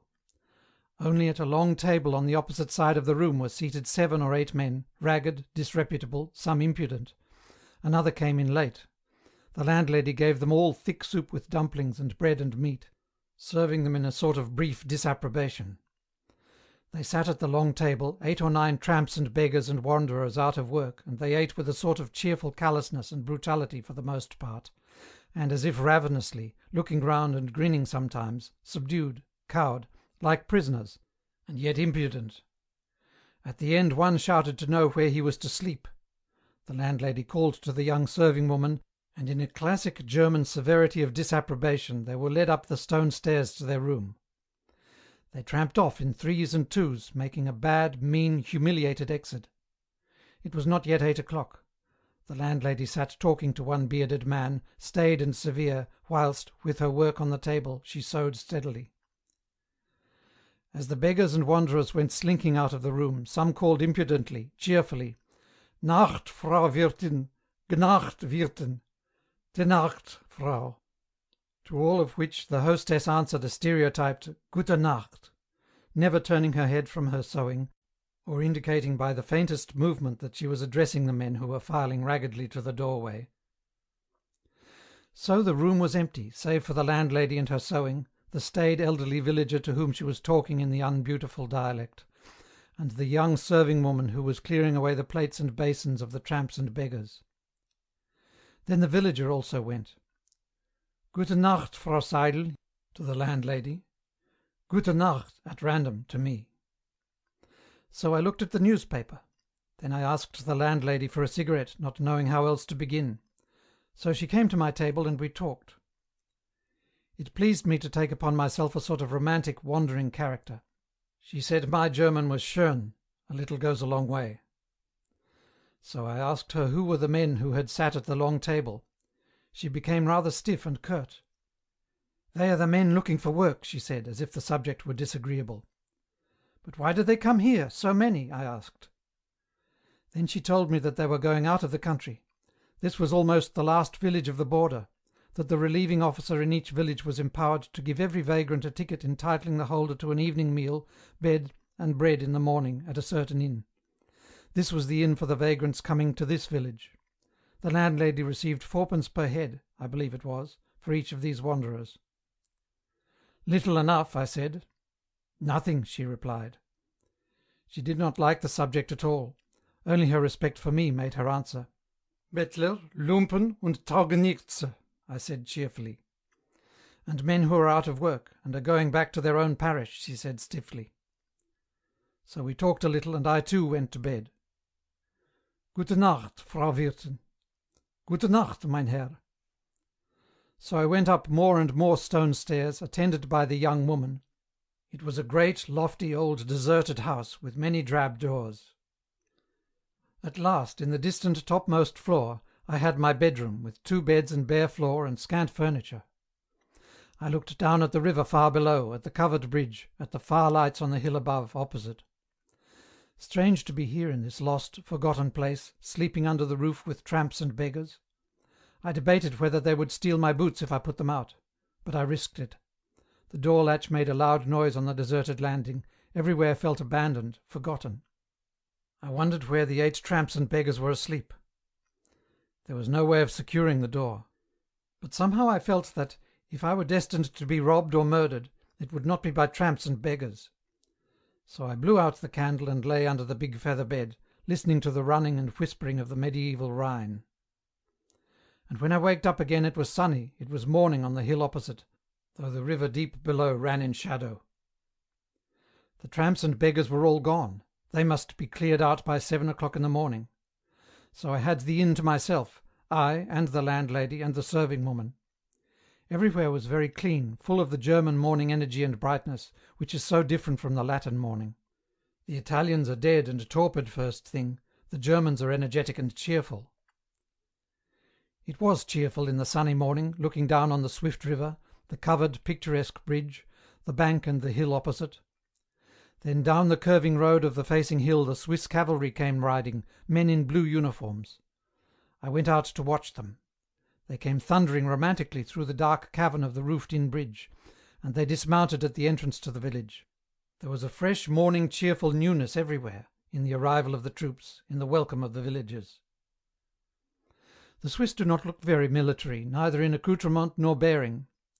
This little squad of cavalry seemed more like a party of common men riding out in some business of their own than like an army. They were very republican and very free. The officer who commanded them was one of themselves, his authority was by consent. It was all very pleasant and genuine. There was a sense of ease and peacefulness, quite different from the mechanical, slightly sullen manoeuvring of the Germans. The village baker and his assistant came hot and floury from the bakehouse, bearing between them a great basket of fresh bread. The cavalry were all dismounted by the bridgehead, eating and drinking like businessmen. Villagers came to greet their friends. One soldier kissed his father, who came wearing a leathern apron. The school bell tanged from above. School children merged timidly through the grouped horses, up the narrow street, passing unwillingly with their books. The river ran swiftly. The soldiers, very haphazard and slack in uniform, real shack bags, chewed their bread in large mouthfuls. The young lieutenant, who seemed to be an officer only by consent of the men, stood apart by the bridgehead, gravely. They were all serious and self-contented, very unglamorous. It was like a business excursion on horseback, harmless and uninspiring. The uniforms were almost ludicrous, so ill-fitting and casual.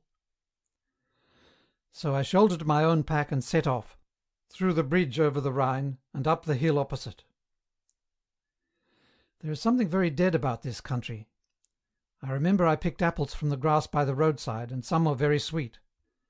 But for the rest, there was mile after mile of dead, uninspired country. Uninspired, so neutral and ordinary that it was almost destructive.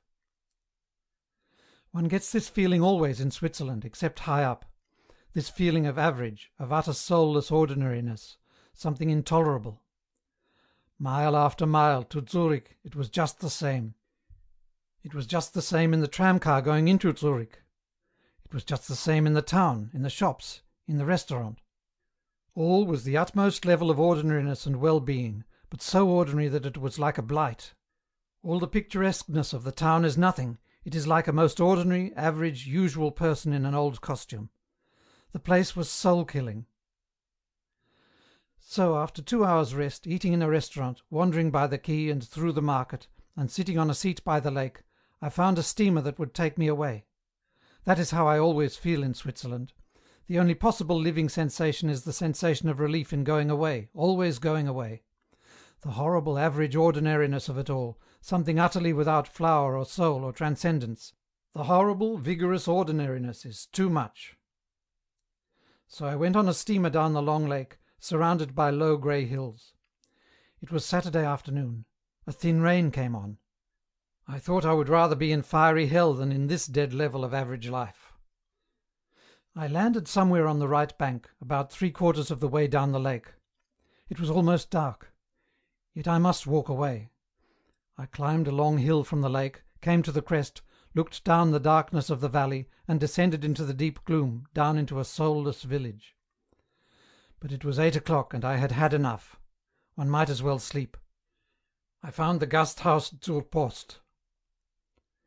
It was a small, very rough inn, having only one common room, with bare tables, and a short, stout, grim, rather surly landlady, and a landlord whose hair stood up on end, and who was trembling on the edge of delirium tremens. They could only give me boiled ham, so I ate boiled ham and drank beer, and tried to digest the utter cold materialism of Switzerland. As I sat with my back to the wall, staring blankly at the trembling landlord, who was ready at any moment to foam at the mouth, and at the dour landlady, who was quite capable of keeping him in order, there came in one of those dark, showy Italian girls with a man. She wore a blouse and skirt, and no hat. Her hair was perfectly dressed. It was really Italy. The man was soft, dark, he would get stout later, trapu, he would have somewhat the figure of Caruso. But as yet he was soft, sensuous, young, handsome. They sat at the long side table with their beer, and created another country at once within the room. Another Italian came, fair and fat and slow, one from the Venetian province. Then another, a little thin young man, who might have been a Swiss save for his vivid movement. This last was the first to speak to the Germans. The others had just said Bier. But the little newcomer entered into a conversation with the landlady. At last there were 6 Italians sitting talking loudly and warmly at the side table. The slow, cold German Swiss at the other tables looked at them occasionally. The landlord, with his crazed, stretched eyes, glared at them with hatred.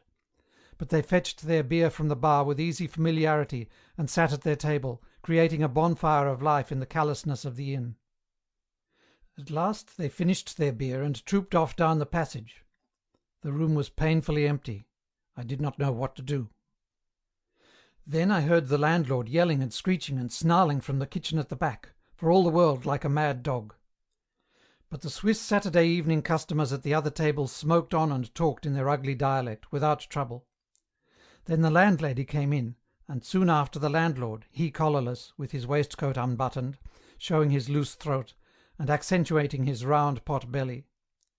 His limbs were thin and feverish, the skin of his face hung loose, his eyes glaring, his hands trembled. Then he sat down to talk to a crony. His terrible appearance was a fiasco. Nobody heeded him at all, only the landlady was surly. From the back came loud noises of pleasure and excitement and banging about.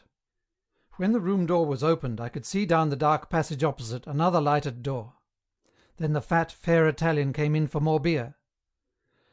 "What is all the noise?" I asked the landlady at last. "It is the Italians," she said. "What are they doing?" "They are doing a play." "Where?" She jerked her head. "In the room at the back." "Can I go and look at them?" "I should think so." The landlord glaringly watched me go out. I went down the stone passage and found a great, half-lighted room that might be used to hold meetings, with forms piled at the side. At one end was a raised platform or stage, and on this stage was a table and a lamp, and the Italians grouped around the light, gesticulating and laughing. Their beer mugs were on the table and on the floor of the stage. The little sharp youth was intently looking over some papers, the others were bending over the table with him. They looked up as I entered from the distance, looked at me in the distant twilight of the dusky room, as if I were an intruder, as if I should go away when I had seen them. But I said in German, "May I look?" They were still unwilling to see or to hear me. "What do you say?" the small one asked in reply. The others stood and watched, slightly at bay, like suspicious animals. "If I might come and look," I said in German, then feeling very uncomfortable, in Italian. "You are doing a drama, the landlady told me."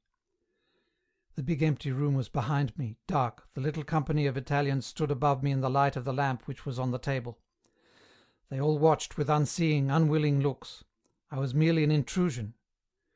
"We are only learning it," said the small youth. They wanted me to go away, but I wanted to stay. "May I listen?" I said. "I don't want to stay in there," and I indicated with a movement of the head the inn-room beyond. "Yes," said the young intelligent man, "but we are only reading our parts." They had all become more friendly to me, they accepted me. "You are a German?" asked one youth. "No, English." "English? But do you live in Switzerland?" "No, I am walking to Italy." "On foot?" They looked with wakened eyes. "Yes." So I told them about my journey. They were puzzled, they did not quite understand why I wanted to walk. But they were delighted with the idea of going to Lugano and Como and then to Milan. "Where do you come from?" I asked them. They were all from the villages between Verona and Venice. They had seen the Garda. I told them of my living there. "Those peasants of the mountains," they said at once, "they are people of little education, rather wild folk," and they spoke with good-humoured contempt. I thought of Paolo and Il Duro and the Signor Pietro, our padrone, and I resented these factory hands for criticizing them. So I sat on the edge of the stage whilst they rehearsed their parts. The little thin intelligent fellow, Giuseppino, was the leader. The others read their parts in the laborious, disjointed fashion of the peasant, who can only see one word at a time, and has then to put the words together afterwards to make sense. The play was an amateur melodrama, printed in little penny booklets, for carnival production. This was only the second reading they had given it, and the handsome dark fellow who was roused and displaying himself before the girl, a hard erect piece of callousness, laughed and flushed and stumbled, and understood nothing till it was transferred into him direct through Giuseppino. The fat, fair, slow man was more conscientious. He laboured through his part. The other two men were in the background more or less. The most confidential was the fat, fair, slow man who was called Alberto. His part was not very important, so he could sit by me and talk to me. He said they were all workers in the factory, silk I think it was, in the village. There were a whole colony of Italians, 30 or more families. They had all come at different times. Giuseppino had been the longest in the village. He had come when he was 11 with his parents and had attended the Swiss school. So he spoke perfect German. He was a clever man, was married and had 2 children. He himself, Alberto, had been 7 years in the valley. The girl, La Maddalena, had been here 10 years. The dark man, Alfredo, who was flushed with excitement of her, had been in the village about 9 years. He alone of all men was not married. The others had all married Italian wives, and they lived in the great dwelling whose windows shone yellow by the rattling factory. They lived entirely among themselves. None of them could speak German, more than a few words, except the Giuseppino, who was like a native here. It was very strange being among these Italians exiled in Switzerland. Alfredo, the dark one, the unmarried, was in the old tradition. Yet even he was curiously subject to a new purpose, as if there were some greater new will that included him, sensuous, mindless as he was. He seemed to give his consent to something beyond himself. In this he was different from Il Duro, in that he had put himself under the control of the outside conception. It was strange to watch them on the stage, the Italians all lambent, soft, warm, sensuous, yet moving subject round Giuseppino, who was always quiet, always ready, always impersonal. There was a look of purpose, almost of devotion on his face, that singled him out and made him seem the one stable, eternal being among them. They quarrelled, and he let them quarrel up to a certain point, then he called them back. He let them do as they liked so long as they adhered more or less to the central purpose, so long as they got on in some measure with the play. All the while they were drinking beer and smoking cigarettes. The Alberto was barman. He went out continually with the glasses. The Maddalena had a small glass.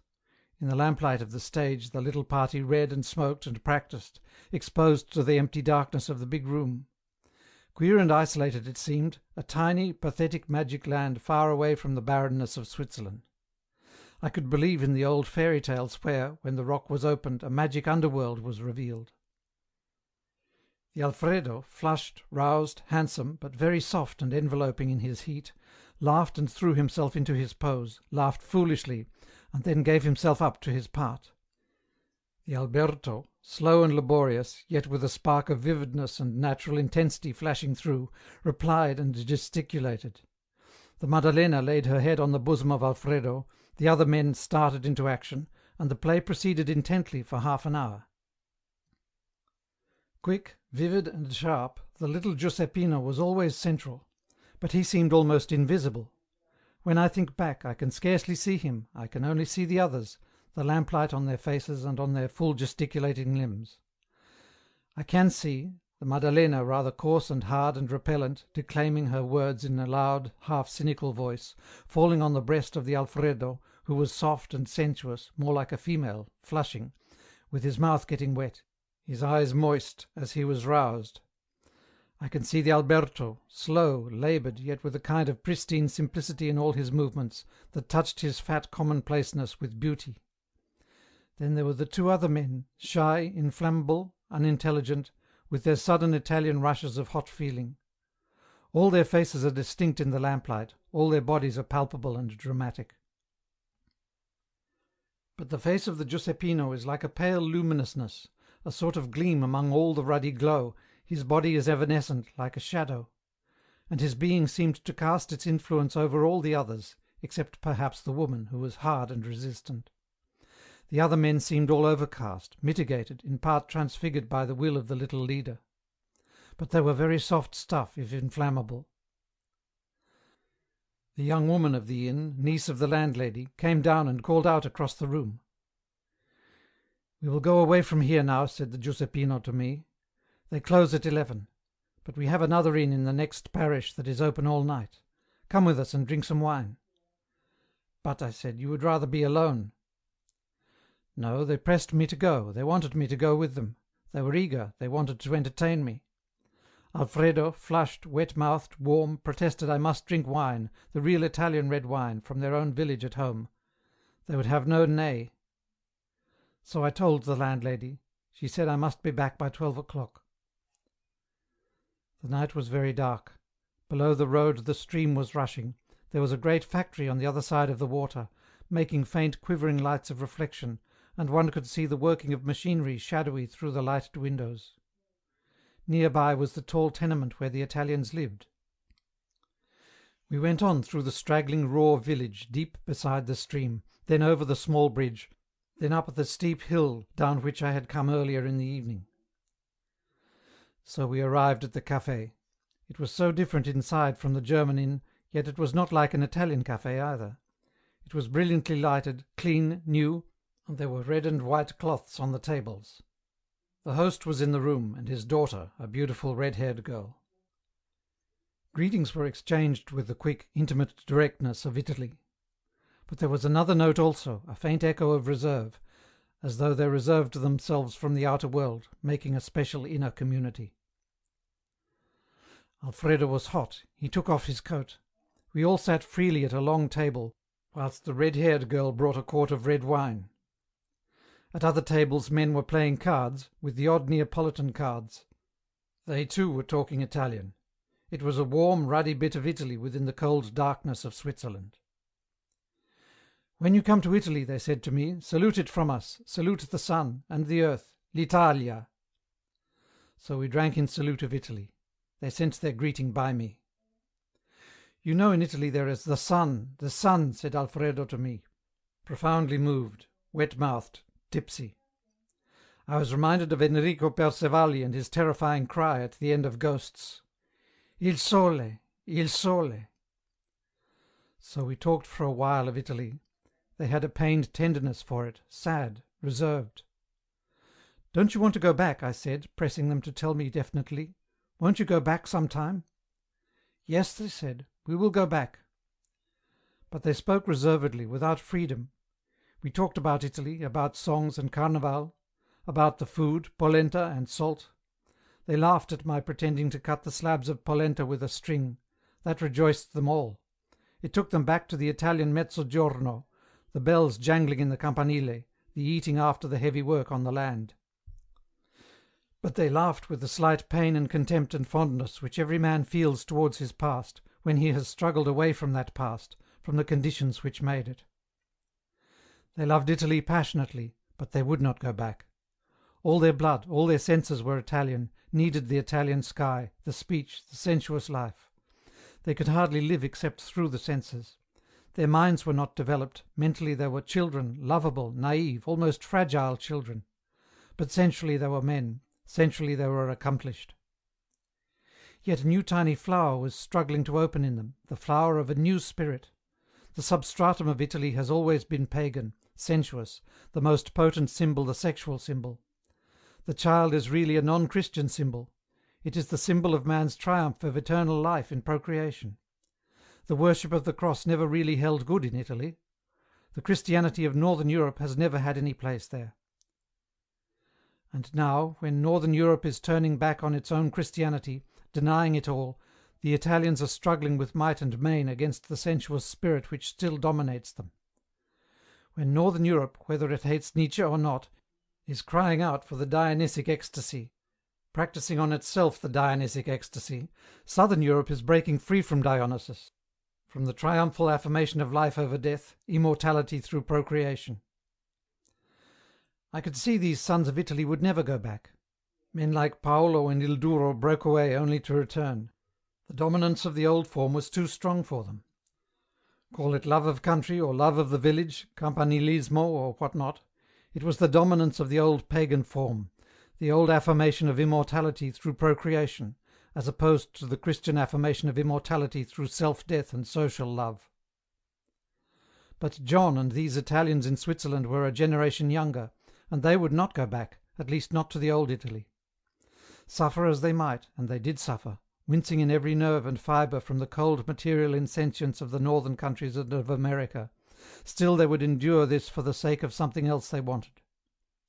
They would suffer a death in the flesh, as John had suffered in fighting the street crowd, as these men suffered year after year cramped in their black, gloomy, cold Swiss valley, working in the factory. But there would come a new spirit out of it.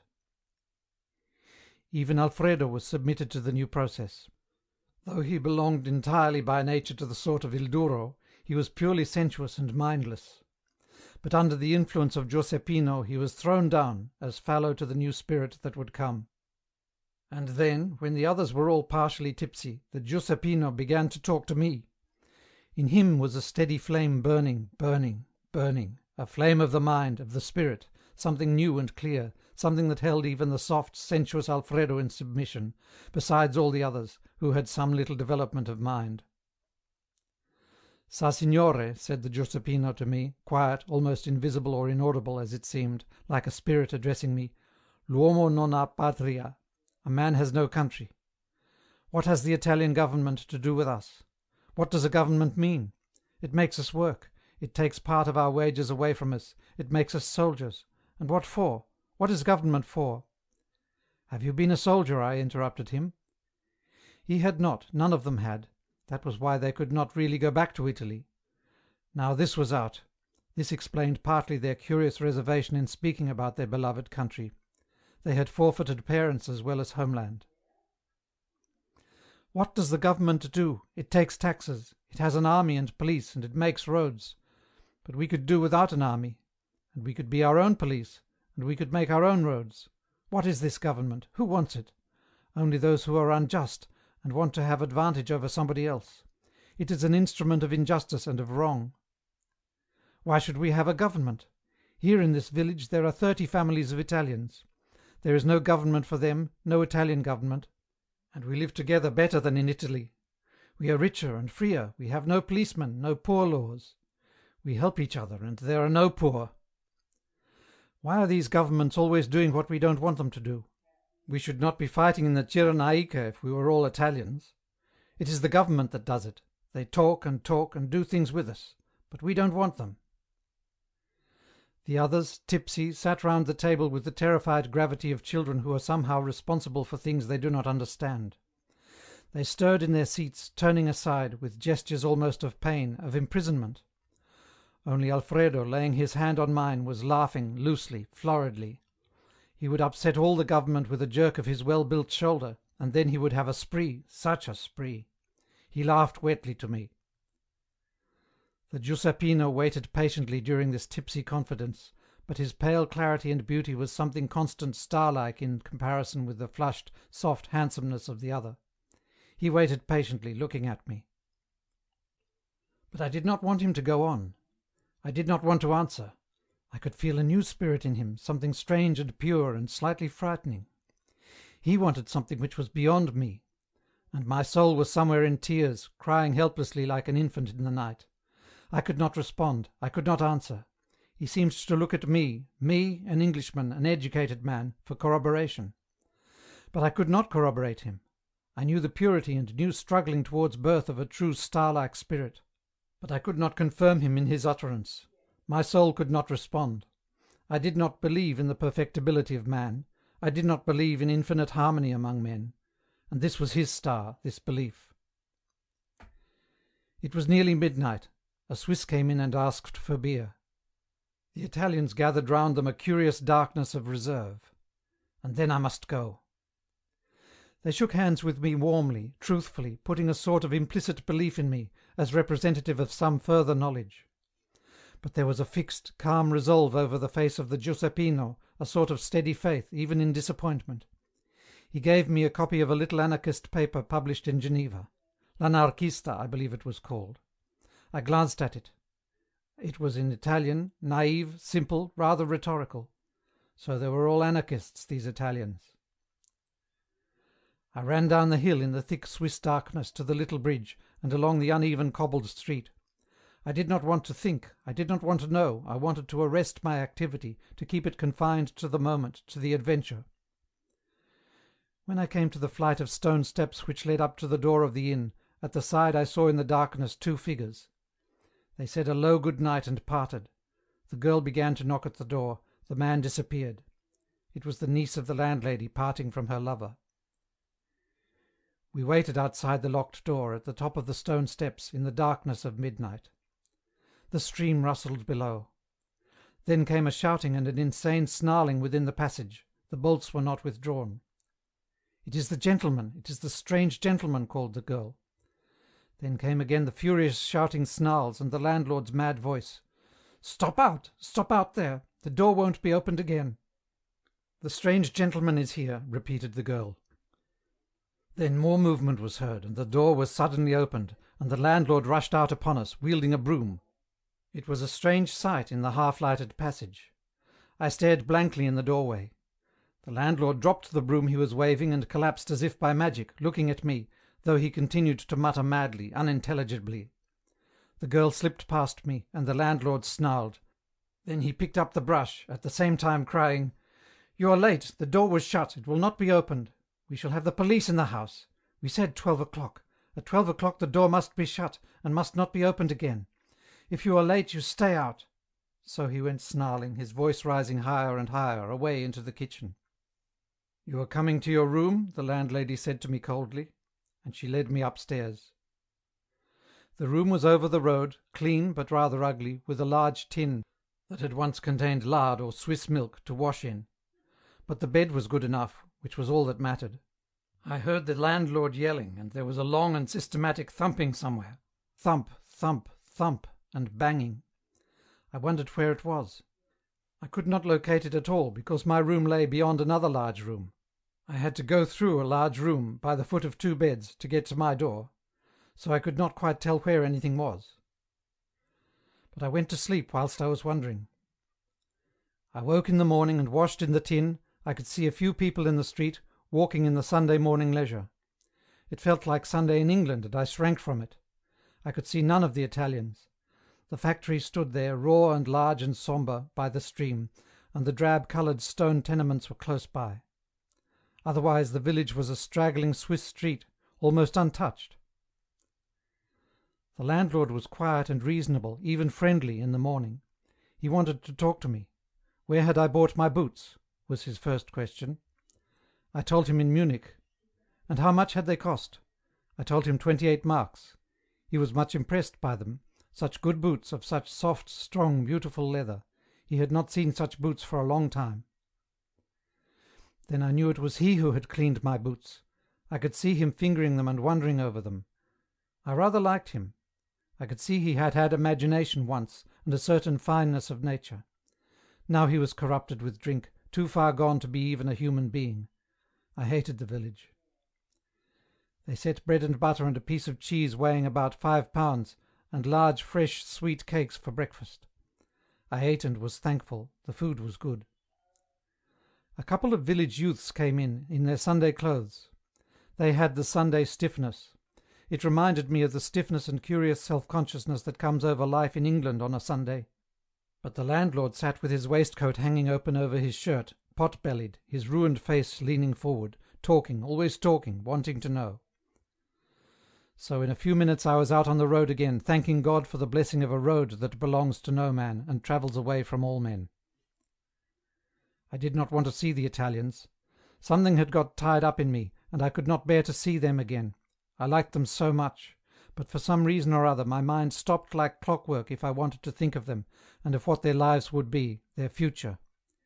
It was as if some curious negative magnetism arrested my mind, prevented it from working, the moment I turned it towards these Italians.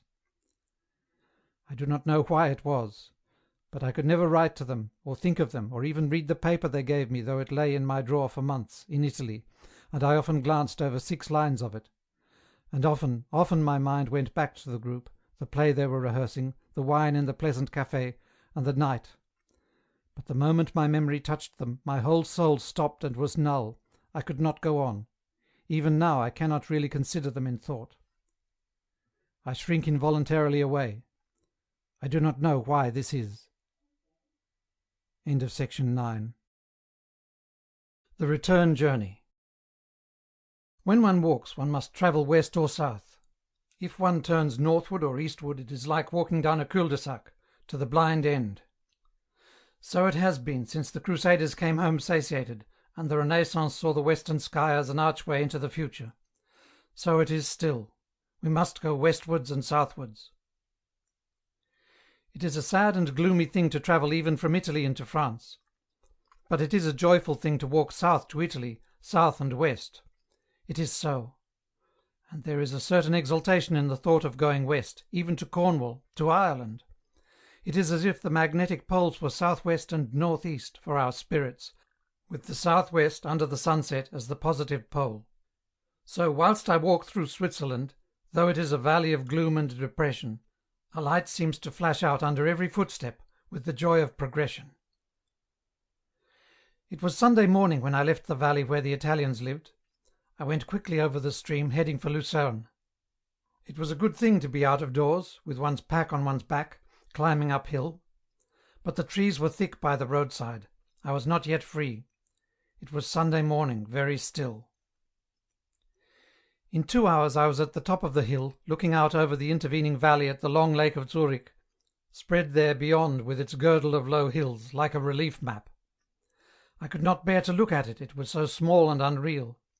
I had a feeling as if it were false, a large relief map that I was looking down upon, and which I wanted to smash.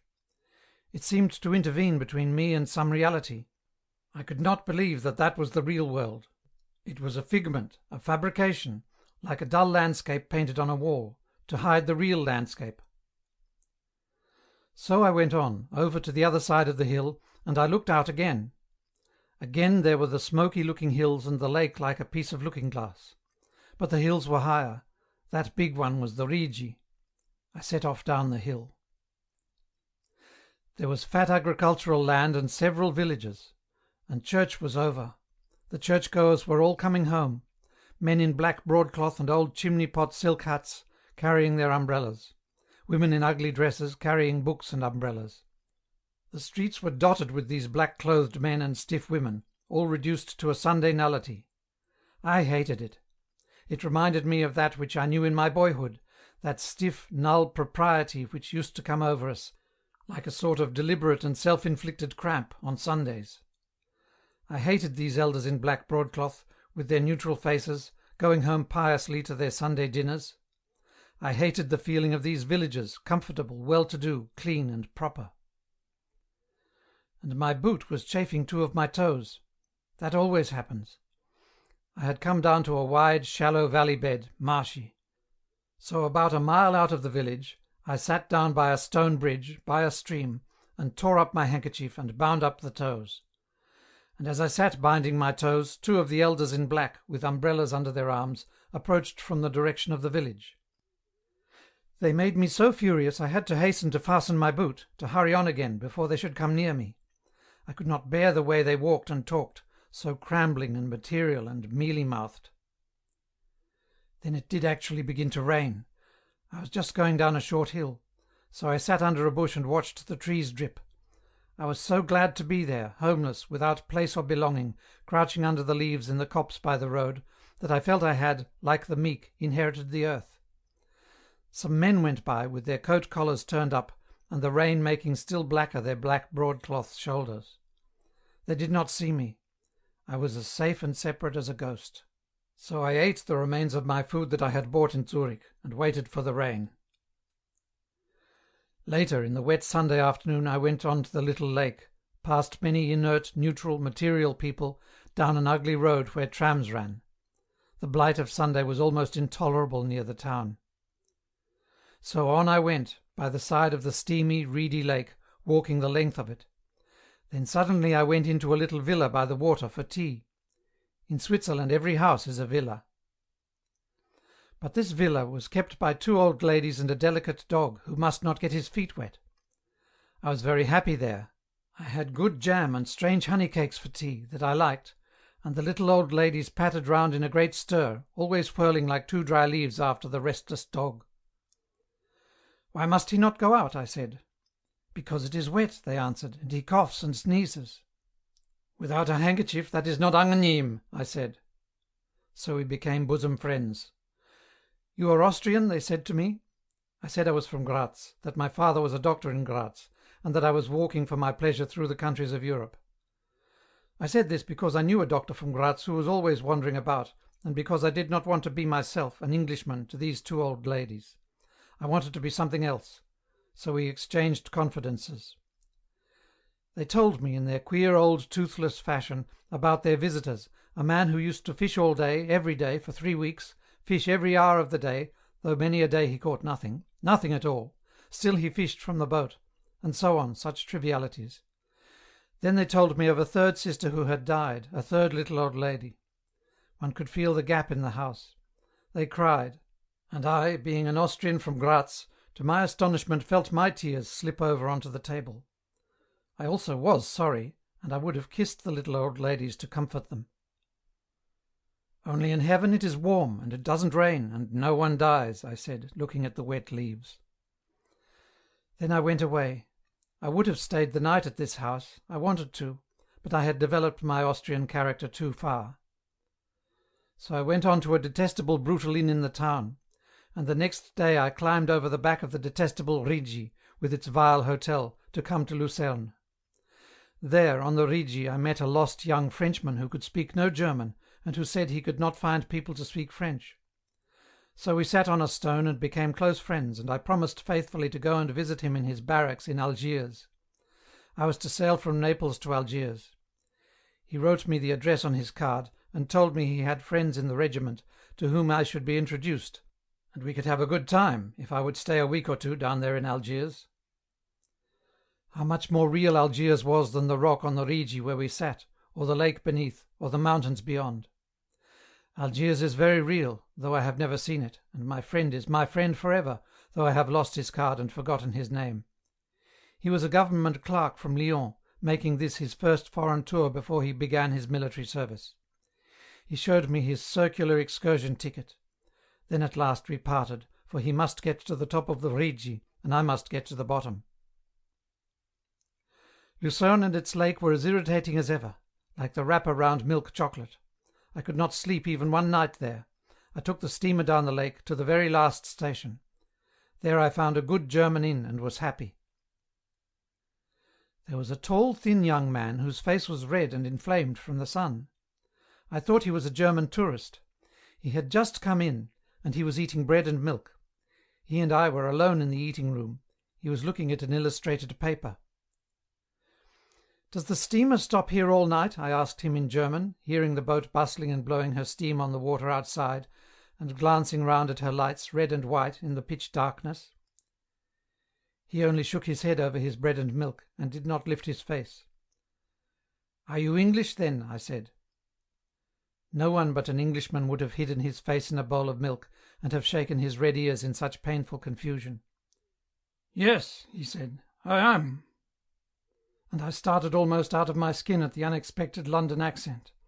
It was as if one suddenly found oneself in the tube. "So am I," said. "Where have you come from?" Then he began, like a general explaining his plans, to tell me. He had walked round over the Furka Pass, had been on foot 4 or 5 days. He had walked tremendously. Knowing no German and nothing of the mountains, he had set off alone on this tour. He had a fortnight's holiday. So he had come over the Rhone glacier, across the Furka, and down from Andermatt to the lake. On this last day he had walked about 30 mountain miles. "But weren't you tired?" I said, aghast. He was. Under the inflamed redness of his sun and wind and snow-burnt face he was sick with fatigue. He had done over 100 miles in the last 4 days. "Did you enjoy it?" I asked. "Oh yes, I wanted to do it all." He wanted to do it, and he had done it, but God knows what he wanted to do it for. He had now 1 day at Lucerne, 1 day at Interlaken and Bern, then London. I was sorry for him in my soul, he was so cruelly tired, so perishingly victorious. "Why did you do so much?" I said. "Why did you come on foot all down the valley when you could have taken the train? Was it worth it?" "I think so," he said. Yet he was sick with fatigue and over-exhaustion. His eyes were quite dark, sightless. He seemed to have lost the power of seeing, to be virtually blind. He hung his head forward when he had to write a postcard, as if he felt his way. But he turned his postcard so that I should not see to whom it was addressed. Not that I was interested. Only I noticed his little cautious English movement of privacy. "What time will you be going on?" I asked. "When is the first steamer?" he said, and he turned out a guidebook with a timetable. He would leave at about 7. "But why so early?" I said to him. He must be in Lucerne at a certain hour, and at Interlaken in the evening. "I suppose you will rest when you get to London," I said. He looked at me quickly, reservedly. I was drinking beer. I asked him wouldn't he have something. He thought a moment, then said he would have another glass of hot milk. The landlord came. "And bread?" he asked. The Englishman refused. He could not eat, really. Also he was poor, he had to husband his money. The landlord brought the milk and asked me, when would the gentleman want to go away.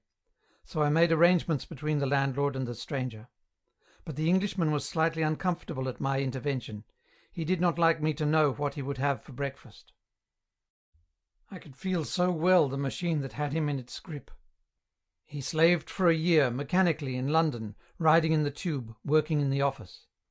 Then for a fortnight he was let free, so he rushed to Switzerland with a tour planned out, and with just enough money to see him through, and to buy presents at Interlaken. Bits of the Edelweiss pottery. I could see him going home with them. So he arrived, and with amazing, pathetic courage set forth on foot in a strange land, to face strange landlords, with no language but English at his command, and his purse definitely limited. Yet he wanted to go among the mountains, to cross a glacier. So he had walked on and on, like one possessed, ever forward. His name might have been Excelsior, indeed. But then, when he reached his Furka, only to walk along the ridge and to descend on the same side, my God, it was killing to the soul. And here he was, down again from the mountains, beginning his journey home again. Steamer and train and steamer and train and tube, till he was back in the machine. It hadn't let him go, and he knew it. Hence his cruel self-torture of fatigue, his cruel exercise of courage. He who hung his head in his milk in torment when I asked him a question in German. What courage had he not needed to take this, his very first trip out of England, alone, on foot? His eyes were dark and deep with unfathomable courage. Yet he was going back in the morning. He was going back. All he had courage for was to go back. He would go back, though he died by inches. Why not? It was killing him. It was like living loaded with irons. But he had the courage to submit, to die that way, since it was the way allotted to him. The way he sank on the table in exhaustion, drinking his milk, his will, nevertheless, so perfect and unblemished, triumphant, though his body was broken and in anguish, was almost too much to bear. My heart was wrung for my countryman, wrung till it bled. I could not bear to understand my countryman, a man who worked for his living, as I had worked, as nearly all my countrymen work. He would not give in. On his holiday he would walk, to fulfil his purpose, walk on. No matter how cruel the effort were, he would not rest, he would not relinquish his purpose nor abate his will, not by one jot or tittle. His body must pay whatever his will demanded, though it were torture. It all seemed to me so foolish. I was almost in tears. He went to bed. I walked by the dark lake, and talked to the girl in the inn. She was a pleasant girl. It was a pleasant inn, a homely place. One could be happy there. In the morning it was sunny, the lake was blue. By night I should be nearly at the crest of my journey. I was glad. The Englishman had gone. I looked for his name in the book. It was written in a fair, clerkly hand. He lived at Streatham. Suddenly I hated him. The dogged fool, to keep his nose on the grindstone like that. What was all his courage but the very tip-top of cowardice? What a vile nature, almost sadish, proud, like the infamous Red Indians, of being able to stand torture. The landlord came to talk to me. He was fat and comfortable and too respectful. But I had to tell him all the Englishman had done, in the way of a holiday, just to shame his own fat, ponderous innkeeper's luxuriousness that was too gross. Then all I got out of his enormous comfortableness was, "Yes, that's a very long step to take." So I set off myself, up the valley between the close, snow-topped mountains, whose white gleamed above me as I crawled, small as an insect, along the dark, cold valley below. There had been a cattle fair earlier in the morning, so troops of cattle were roving down the road, some with bells tang-tanging, all with soft faces and startled eyes and a sudden swerving of horns. The grass was very green by the roads and by the streams. The shadows of the mountain slopes were very dark on either hand overhead, and the sky with snowy flanks and tips was high up. Here, away from the world, the villages were quiet and obscure, left behind. They had the same fascinating atmosphere of being forgotten, left out of the world, that old English villages have. And buying apples and cheese and bread in a little shop that sold everything and smelled of everything, I felt at home again. But climbing gradually higher, mile after mile, always between the shadows of the high mountains, I was glad I did not live in the Alps. The villages on the slopes, the people there, seemed as if they must gradually, bit by bit, slide down and tumble to the watercourse and be rolled on away, away to the sea.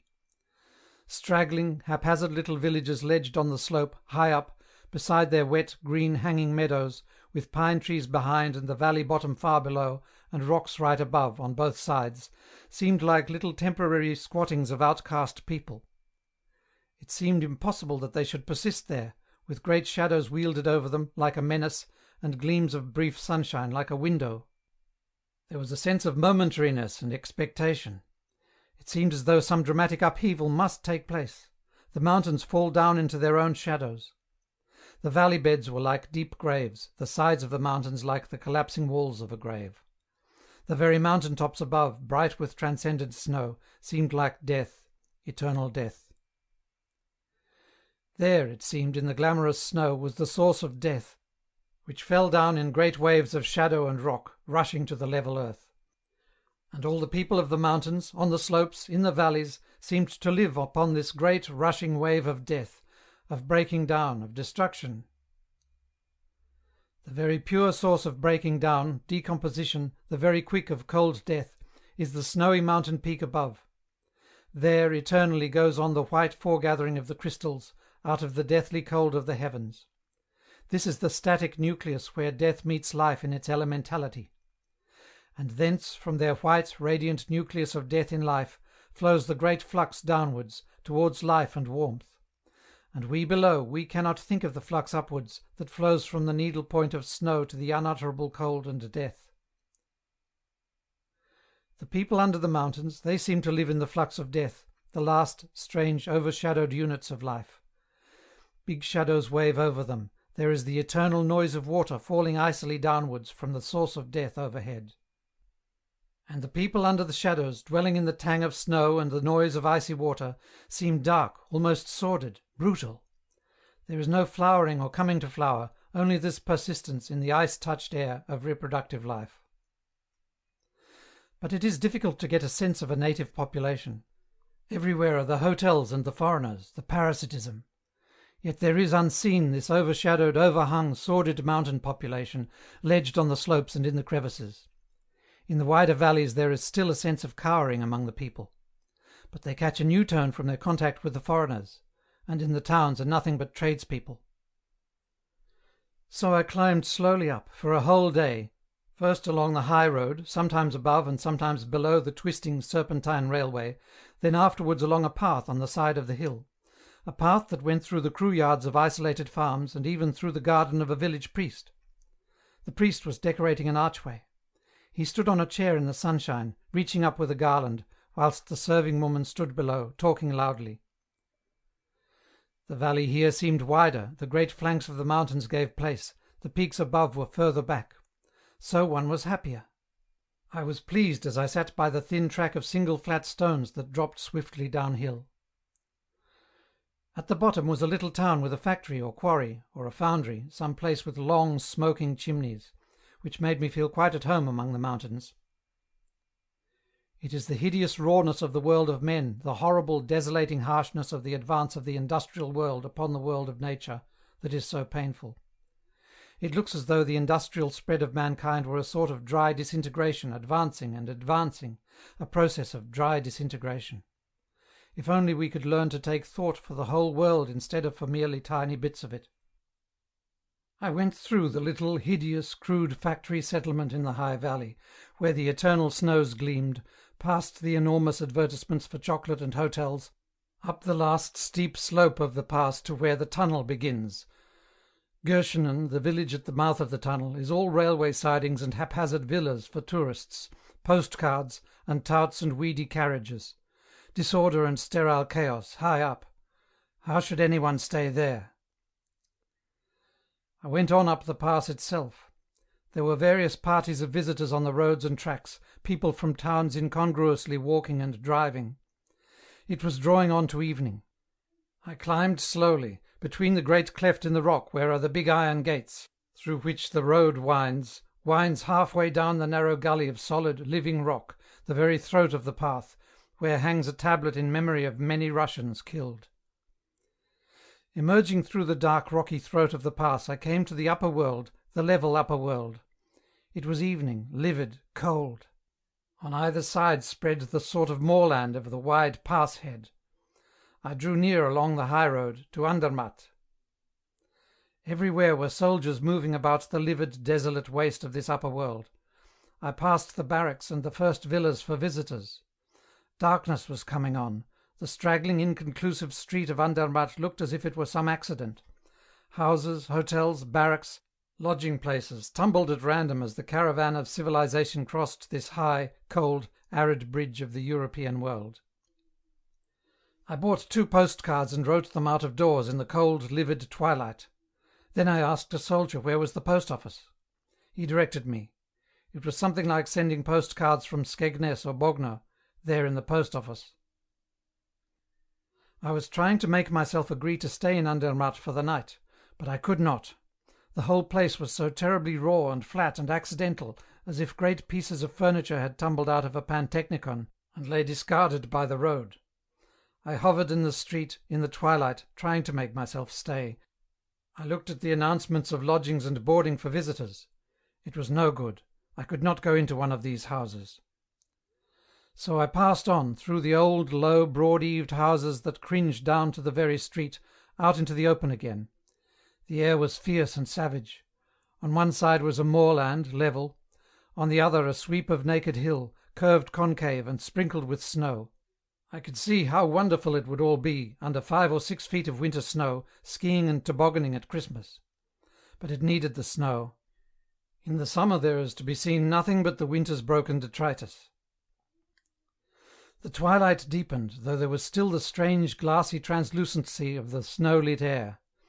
A fragment of moon was in the sky. A carriage-load of French tourists passed me. There was the loud noise of water, as ever, something eternal and maddening in its sound, like the sound of time itself, rustling and rushing and wavering, but never for a second ceasing. The rushing of time that continues throughout eternity, this is the sound of the icy streams of Switzerland, something that mocks and destroys our warm being. So I came in the early darkness to the little village with the broken castle that stands forever frozen at the point where the track parts, one way continuing along the ridge to the Furka Pass, the other swerving over the hill to the left, over the Gotthard. In this village I must stay. I saw a woman looking hastily, furtively from a doorway. I knew she was looking for visitors. I went up on the hilly street. There were only a few wooden houses and a gaily lighted wooden inn, where men were laughing, and strangers, men, standing talking loudly in the doorway. It was very difficult to go to a house this night. I did not want to approach any of them. I turned back to the house of the peering woman. She had looked hen-like and anxious. She would be glad of a visitor to help her pay her rent. It was a clean, pleasant wooden house, made to keep out the cold.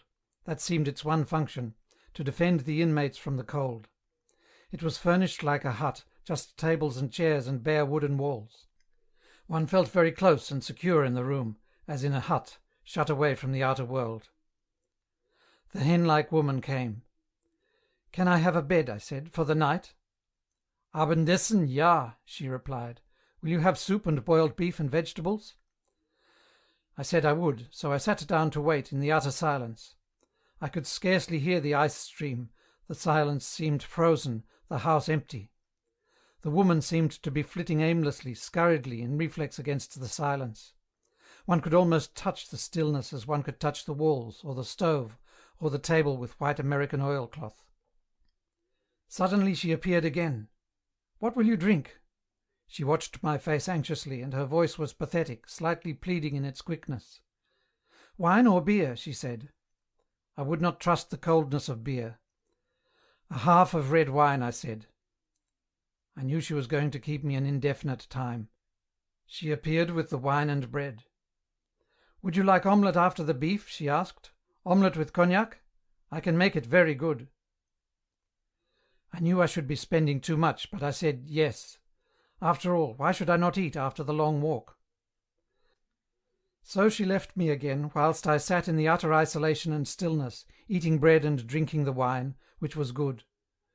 And I listened for any sound, only the faint noise of the stream. And I wondered, why am I here, on this ridge of the Alps, in the lamp-lit, wooden, close-shut room, alone? Why am I here? Yet somehow I was glad, I was happy even. Such splendid silence and coldness and clean isolation. It was something eternal, unbroachable. I was free in this heavy ice-cold air, this upper world, alone. London, far away below, beyond, England, Germany, France, they were all so unreal in the night. It was a sort of grief that this continent all beneath was so unreal, false, non-existent in its activity. Out of the silence one looked down on it, and it seemed to have lost all importance, all significance. It was so big, yet it had no significance. The kingdom of the world had no significance. What could one do but wander about? The woman came with my soup. I asked her, did not many people come in the summer? But she was scared away, she did not answer, she went like a leaf in the wind. However, the soup was good and plentiful. She was a long time before she came in with the next course. Then she put the tray on the table, and looking at me, then looking away, shrinking, she said, "You must excuse me if I don't answer you. I don't hear well. I am rather deaf." I looked at her, and I winced also. She shrank in such simple pain from the fact of her defect.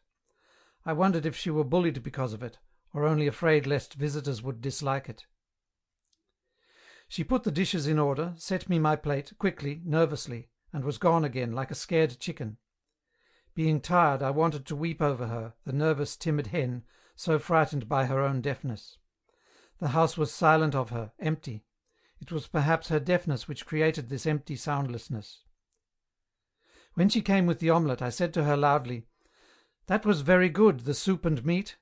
So she quivered nervously and said, "Thank you," and I managed to talk to her. She was like most deaf people, in that her terror of not hearing made her 6 times worse than she actually was. She spoke with a soft, strange accent, so I thought she was perhaps a foreigner. But when I asked her, she misunderstood, and I had not the heart to correct her.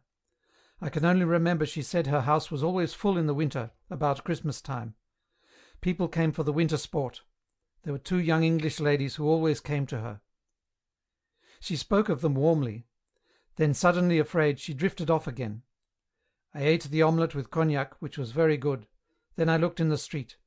It was very dark, with bright stars, and smelled of snow. 2 village men went by. I was tired. I did not want to go to the inn. So I went to bed in the silent wooden house. I had a small bedroom, clean and wooden and very cold. Outside the stream was rushing. I covered myself with a great depth of feather bed, and looked at the stars and the shadowy upper world, and went to sleep. In the morning I washed in the ice-cold water, and was glad to set out. An icy mist was over the noisy stream. There were a few meagre, shredded pine trees. I had breakfast and paid my bill. It was 7 francs, more than I could afford, but that did not matter once I was out in the air. The sky was blue and perfect. It was a ringing morning. The village was very still. I went up the hill till I came to the signpost. I looked down in the direction of the Furca, and thought of my tired Englishman from Streatham, who would be on his way home. Thank God I need not go home. Never, perhaps. I turned up the track to the left, to the Gotthard.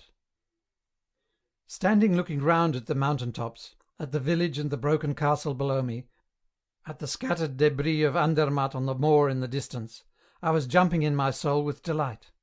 Should one ever go down to the lower world?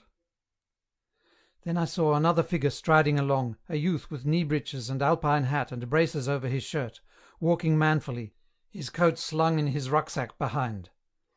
I laughed and waited. He came my way. "Are you going over the Gotthard?" I said. "Yes," he replied. "Are you also?" "Yes," I said, "we will go together." So we set off, climbing a track up the heathy rocks. He was a pale, freckled town youth from Basel, 17 years old. He was a clerk in a baggage transport firm, Gondron Frère, I believe. He had a week's holiday, in which time he was going to make a big circular walk, something like the Englishman's. But he was accustomed to this mountain walking. He belonged to a sportverein. Manfully he marched in his thick hobnailed boots. Earnestly he scrambled up the rocks. We were in the crest of the pass. Broad snow-patched slopes came down from the pure sky. The defile was full of stones, all bare stones, enormous ones as big as a house, and small ones, pebbles.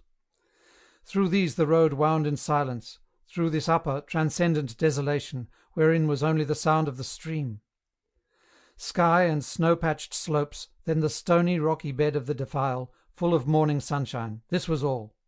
We were crossing in silence from the northern world to the southern. But he, Emile, was going to take the train back, through the tunnel, in the evening, to resume his circular walk at Göschenen.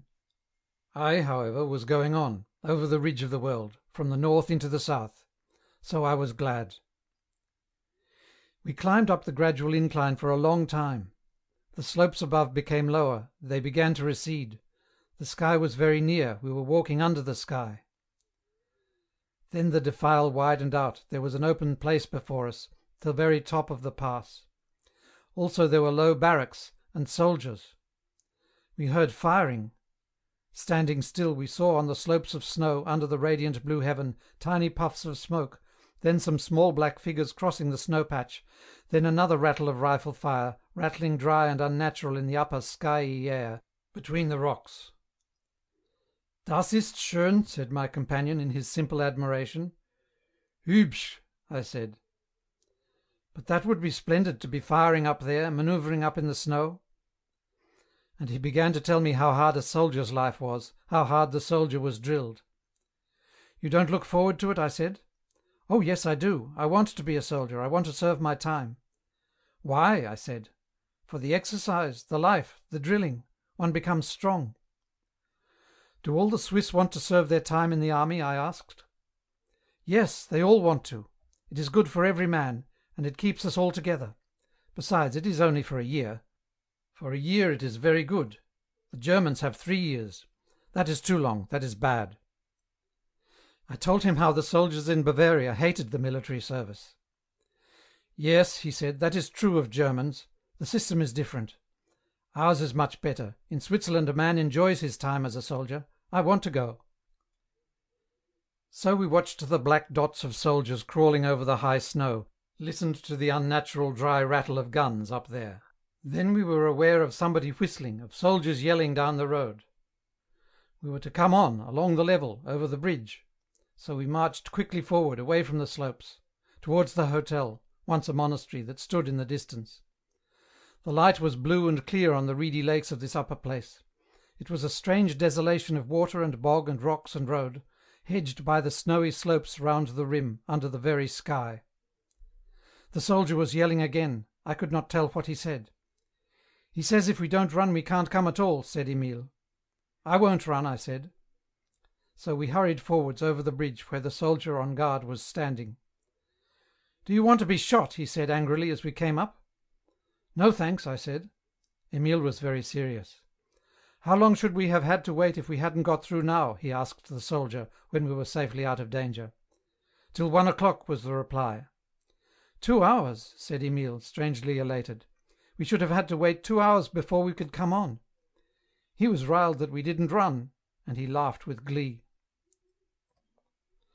So we marched over the level to the hotel. We called in for a glass of hot milk. I asked in German. But the maid, a pert hussy, elegant and superior, was French. She served us with great contempt, as 2 worthless creatures, poverty-stricken. It abashed poor Emile, but we managed to laugh at her. This made her very angry. In the smoking room she raised up her voice in French. "Du lait chaud pour les chameaux." "Some hot milk for the camels," she says. I translated for Emile. He was covered with confusion and youthful anger. But I called to her, tapped the table and called, "Mademoiselle." She appeared flouncingly in the doorway. "Encore du lait pour les chameaux," I said. And she whisked our glasses off the table and flounced out without a word. But she would not come in again with the milk. A German girl brought it. We laughed, and she smiled primly. When we set forth again, Emile rolled up his sleeves and turned back his shirt from his neck and breast, to do the thing thoroughly. Besides, it was midday, and the sun was hot, and with his bulky pack on his back, he suggested the camel of the French maid more than ever. We were on the downward slope, only a short way from the hotel, and there was the drop, the great cleft in the mountains running down from this shallow pot among the peaks. The descent on the south side is much more precipitous and wonderful than the ascent from the north. On the south the rocks are craggy and stupendous. The little river falls headlong down. It is not a stream, it is one broken, panting cascade far away in the gully below, in the darkness. But on the slopes the sun pours in, the road winds down with its tail in its mouth, always in endless loops returning on itself. The mules that travel upward seem to be treading in a mill. Emile took the narrow tracks, and like the water we cascaded down, leaping from level to level, leaping, running, leaping, descending headlong, only resting now and again when we came down onto another level of the high road. Having begun, we could not help ourselves, we were like two stones bouncing down. Emile was highly elated. He waved his thin, bare, white arms as he leapt, his chest grew pink with the exercise. Now he felt he was doing something that became a member of his Sportverein. Down we went, jumping, running, britching. It was wonderful on this south side, so sunny, with feathery trees and deep black shadows. It reminded me of Goethe, of the Romantic period. Kennst du das Land, wo die Zitronen blühen? So we went tumbling down into the south, very swiftly, along with the tumbling stream. But it was very tiring. We went at a great pace down the gully, between the sheer rocks. Trees grew in the ledges high over our heads, trees grew down below, and ever we descended. Till gradually the gully opened, then opened into a wide valley head, and we saw Airolo away below us, the railway emerging from its hole, the whole valley like a cornucopia full of sunshine. Poor Emile was tired, more tired than I was, and his big boots had hurt his feet in the descent. So having come to the open valley head, we went more gently. He had become rather quiet. The head of the valley had that half-tamed ancient aspect that reminded me of the Romans. I could only expect the Roman legions to be encamped down there, and the white goats feeding on the bushes belonged to a Roman camp. But no, we saw again the barracks of the Swiss soldiery, and again we were in the midst of rifle fire and manoeuvres. But we went evenly, tired now and hungry. We had nothing to eat. It is strange how different the sun-dried ancient southern slopes of the world are from the northern slopes. It is as if the god Pan really had his home among these sun-bleached stones and tough, sun-dark trees.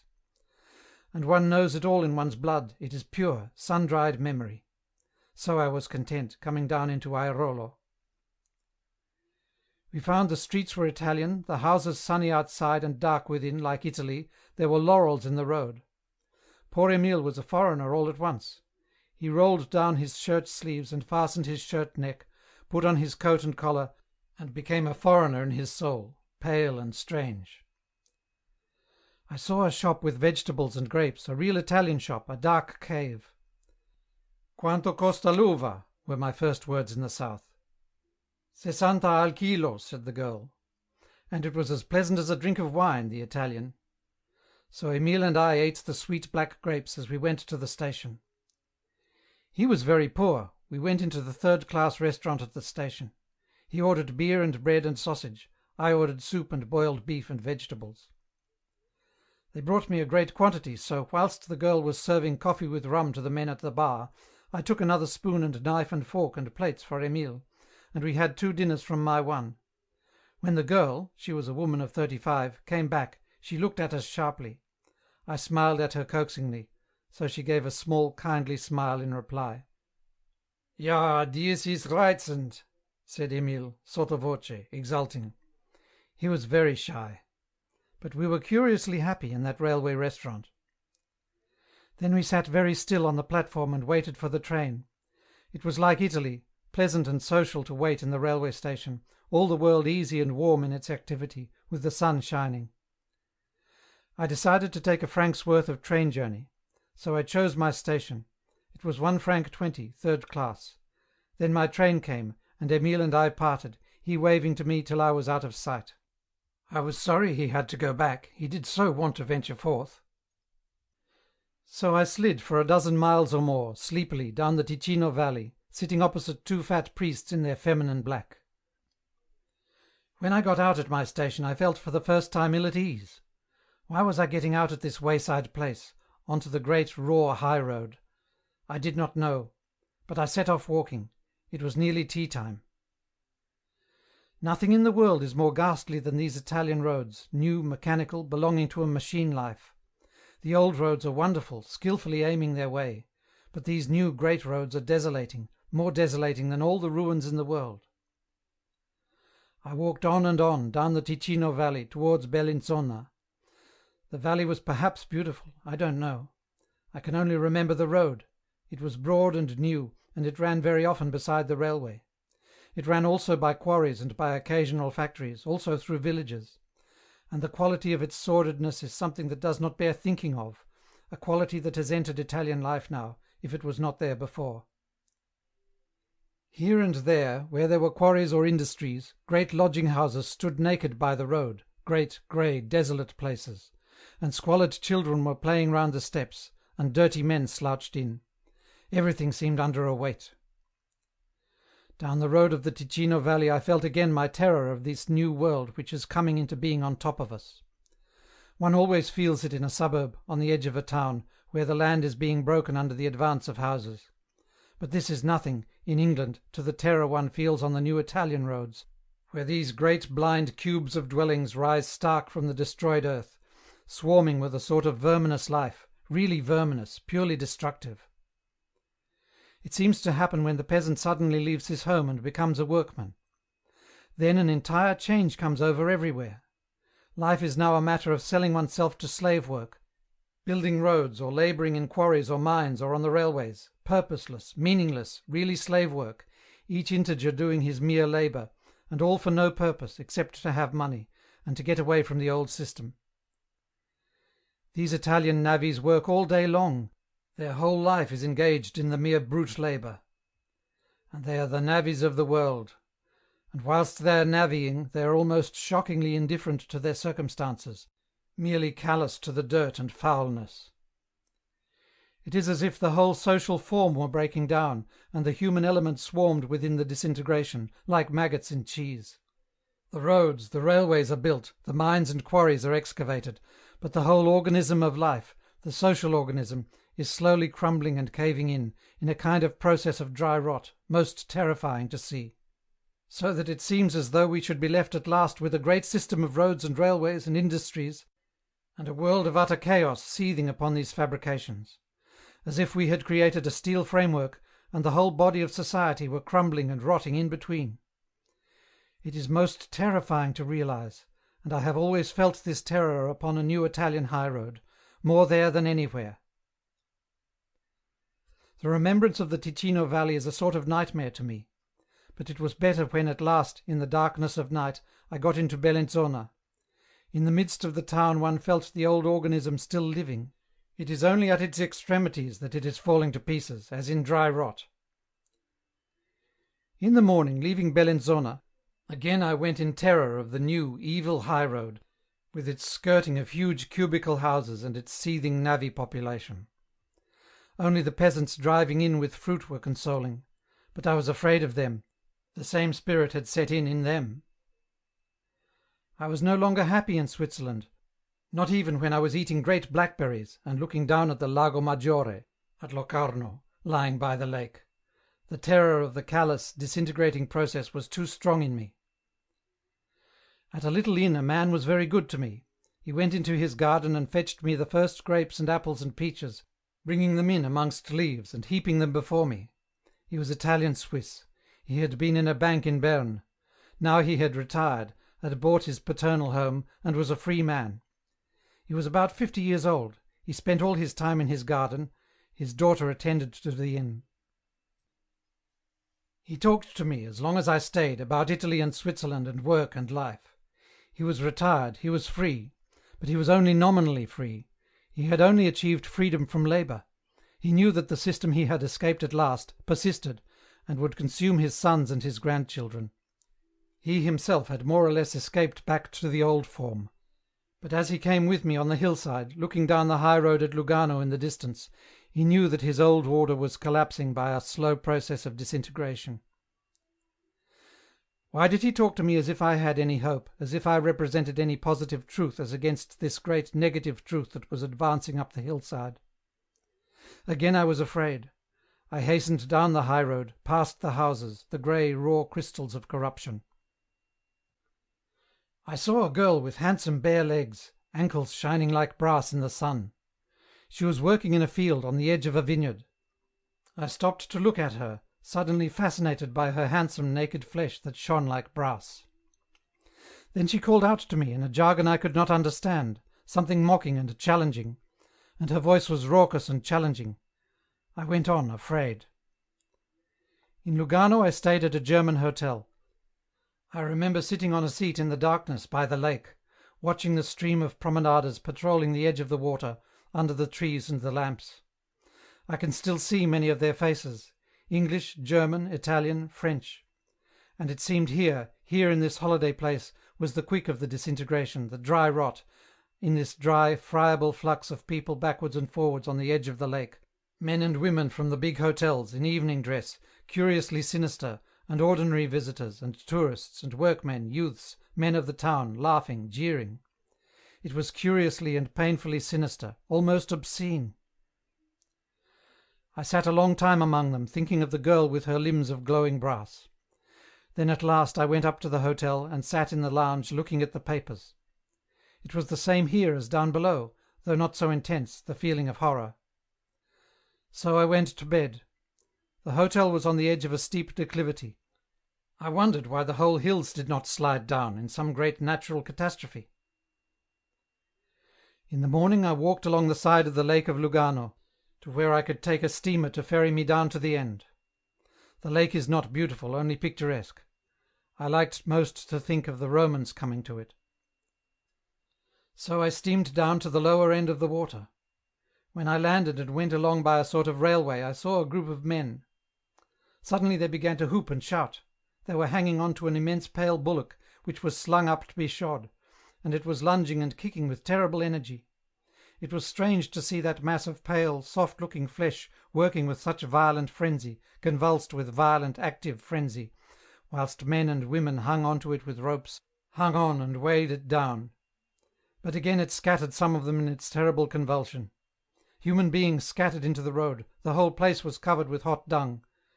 And when the bullock began to lunge again, the men set up a howl, half of triumph, half of derision. I went on, not wanting to see. I went along a very dusty road, but it was not so terrifying, this road. Perhaps it was older. In dreary little Chiasso I drank coffee and watched the come and go through the customs. The Swiss and the Italian customs officials had their offices within a few yards of each other, and everybody must stop. I went in and showed my rucksack to the Italian, then I mounted a tram and went to the Lake of Como. In the tram were dressed-up women, fashionable but businesslike. They had come by train to Chiasso, or else had been shopping in the town. When we came to the terminus, a young miss, dismounting before me, left behind her parasol. I had been conscious of my dusty, grimy appearance as I sat in the tram. I knew they thought me a workman on the roads. However, I forgot that when it was time to dismount. "Pardon, mademoiselle," I said to the young miss. She turned and withered me with a rather overdone contempt. "Bourgeoise," I said to myself as I looked at her, "vous avez laissé votre parasol." She turned, and with a rapacious movement darted upon her parasol. How her soul was in her possessions! I stood and watched her. Then she went into the road and under the trees, haughty, a demoiselle. She had on white kid boots. I thought of the Lake of Como what I had thought of Lugano. It must have been wonderful when the Romans came there. Now it is all villas. I think only the sunrise is still wonderful, sometimes. I took the steamer down to Como and slept in a vast old stone cavern of an inn, a remarkable place, with rather nice people. In the morning I went out. The peace and the bygone beauty of the cathedral created the glow of the great past. And in the market-place they were selling chestnuts wholesale, great heaps of bright brown chestnuts, and sacks of chestnuts, and peasants very eager selling and buying. I thought of Como. It must have been wonderful even 100 years ago. Now it is cosmopolitan, the cathedral is like a relic, a museum object, everywhere stinks of mechanical money pleasure. I dared not risk walking to Milan. I took a train. And there in Milan, sitting in the cathedral square, on Saturday afternoon, drinking bitter Campari and watching the swarm of Italian city men drink and talk vivaciously, I saw that here the life was still vivid, here the process of disintegration was vigorous, and centred in a multiplicity of mechanical activities that engage the human mind as well as the body. But always there was the same purpose stinking in it all, the mechanizing, the perfect mechanizing of human life. End of section 10. End of Twilight in Italy by D. H. Lawrence.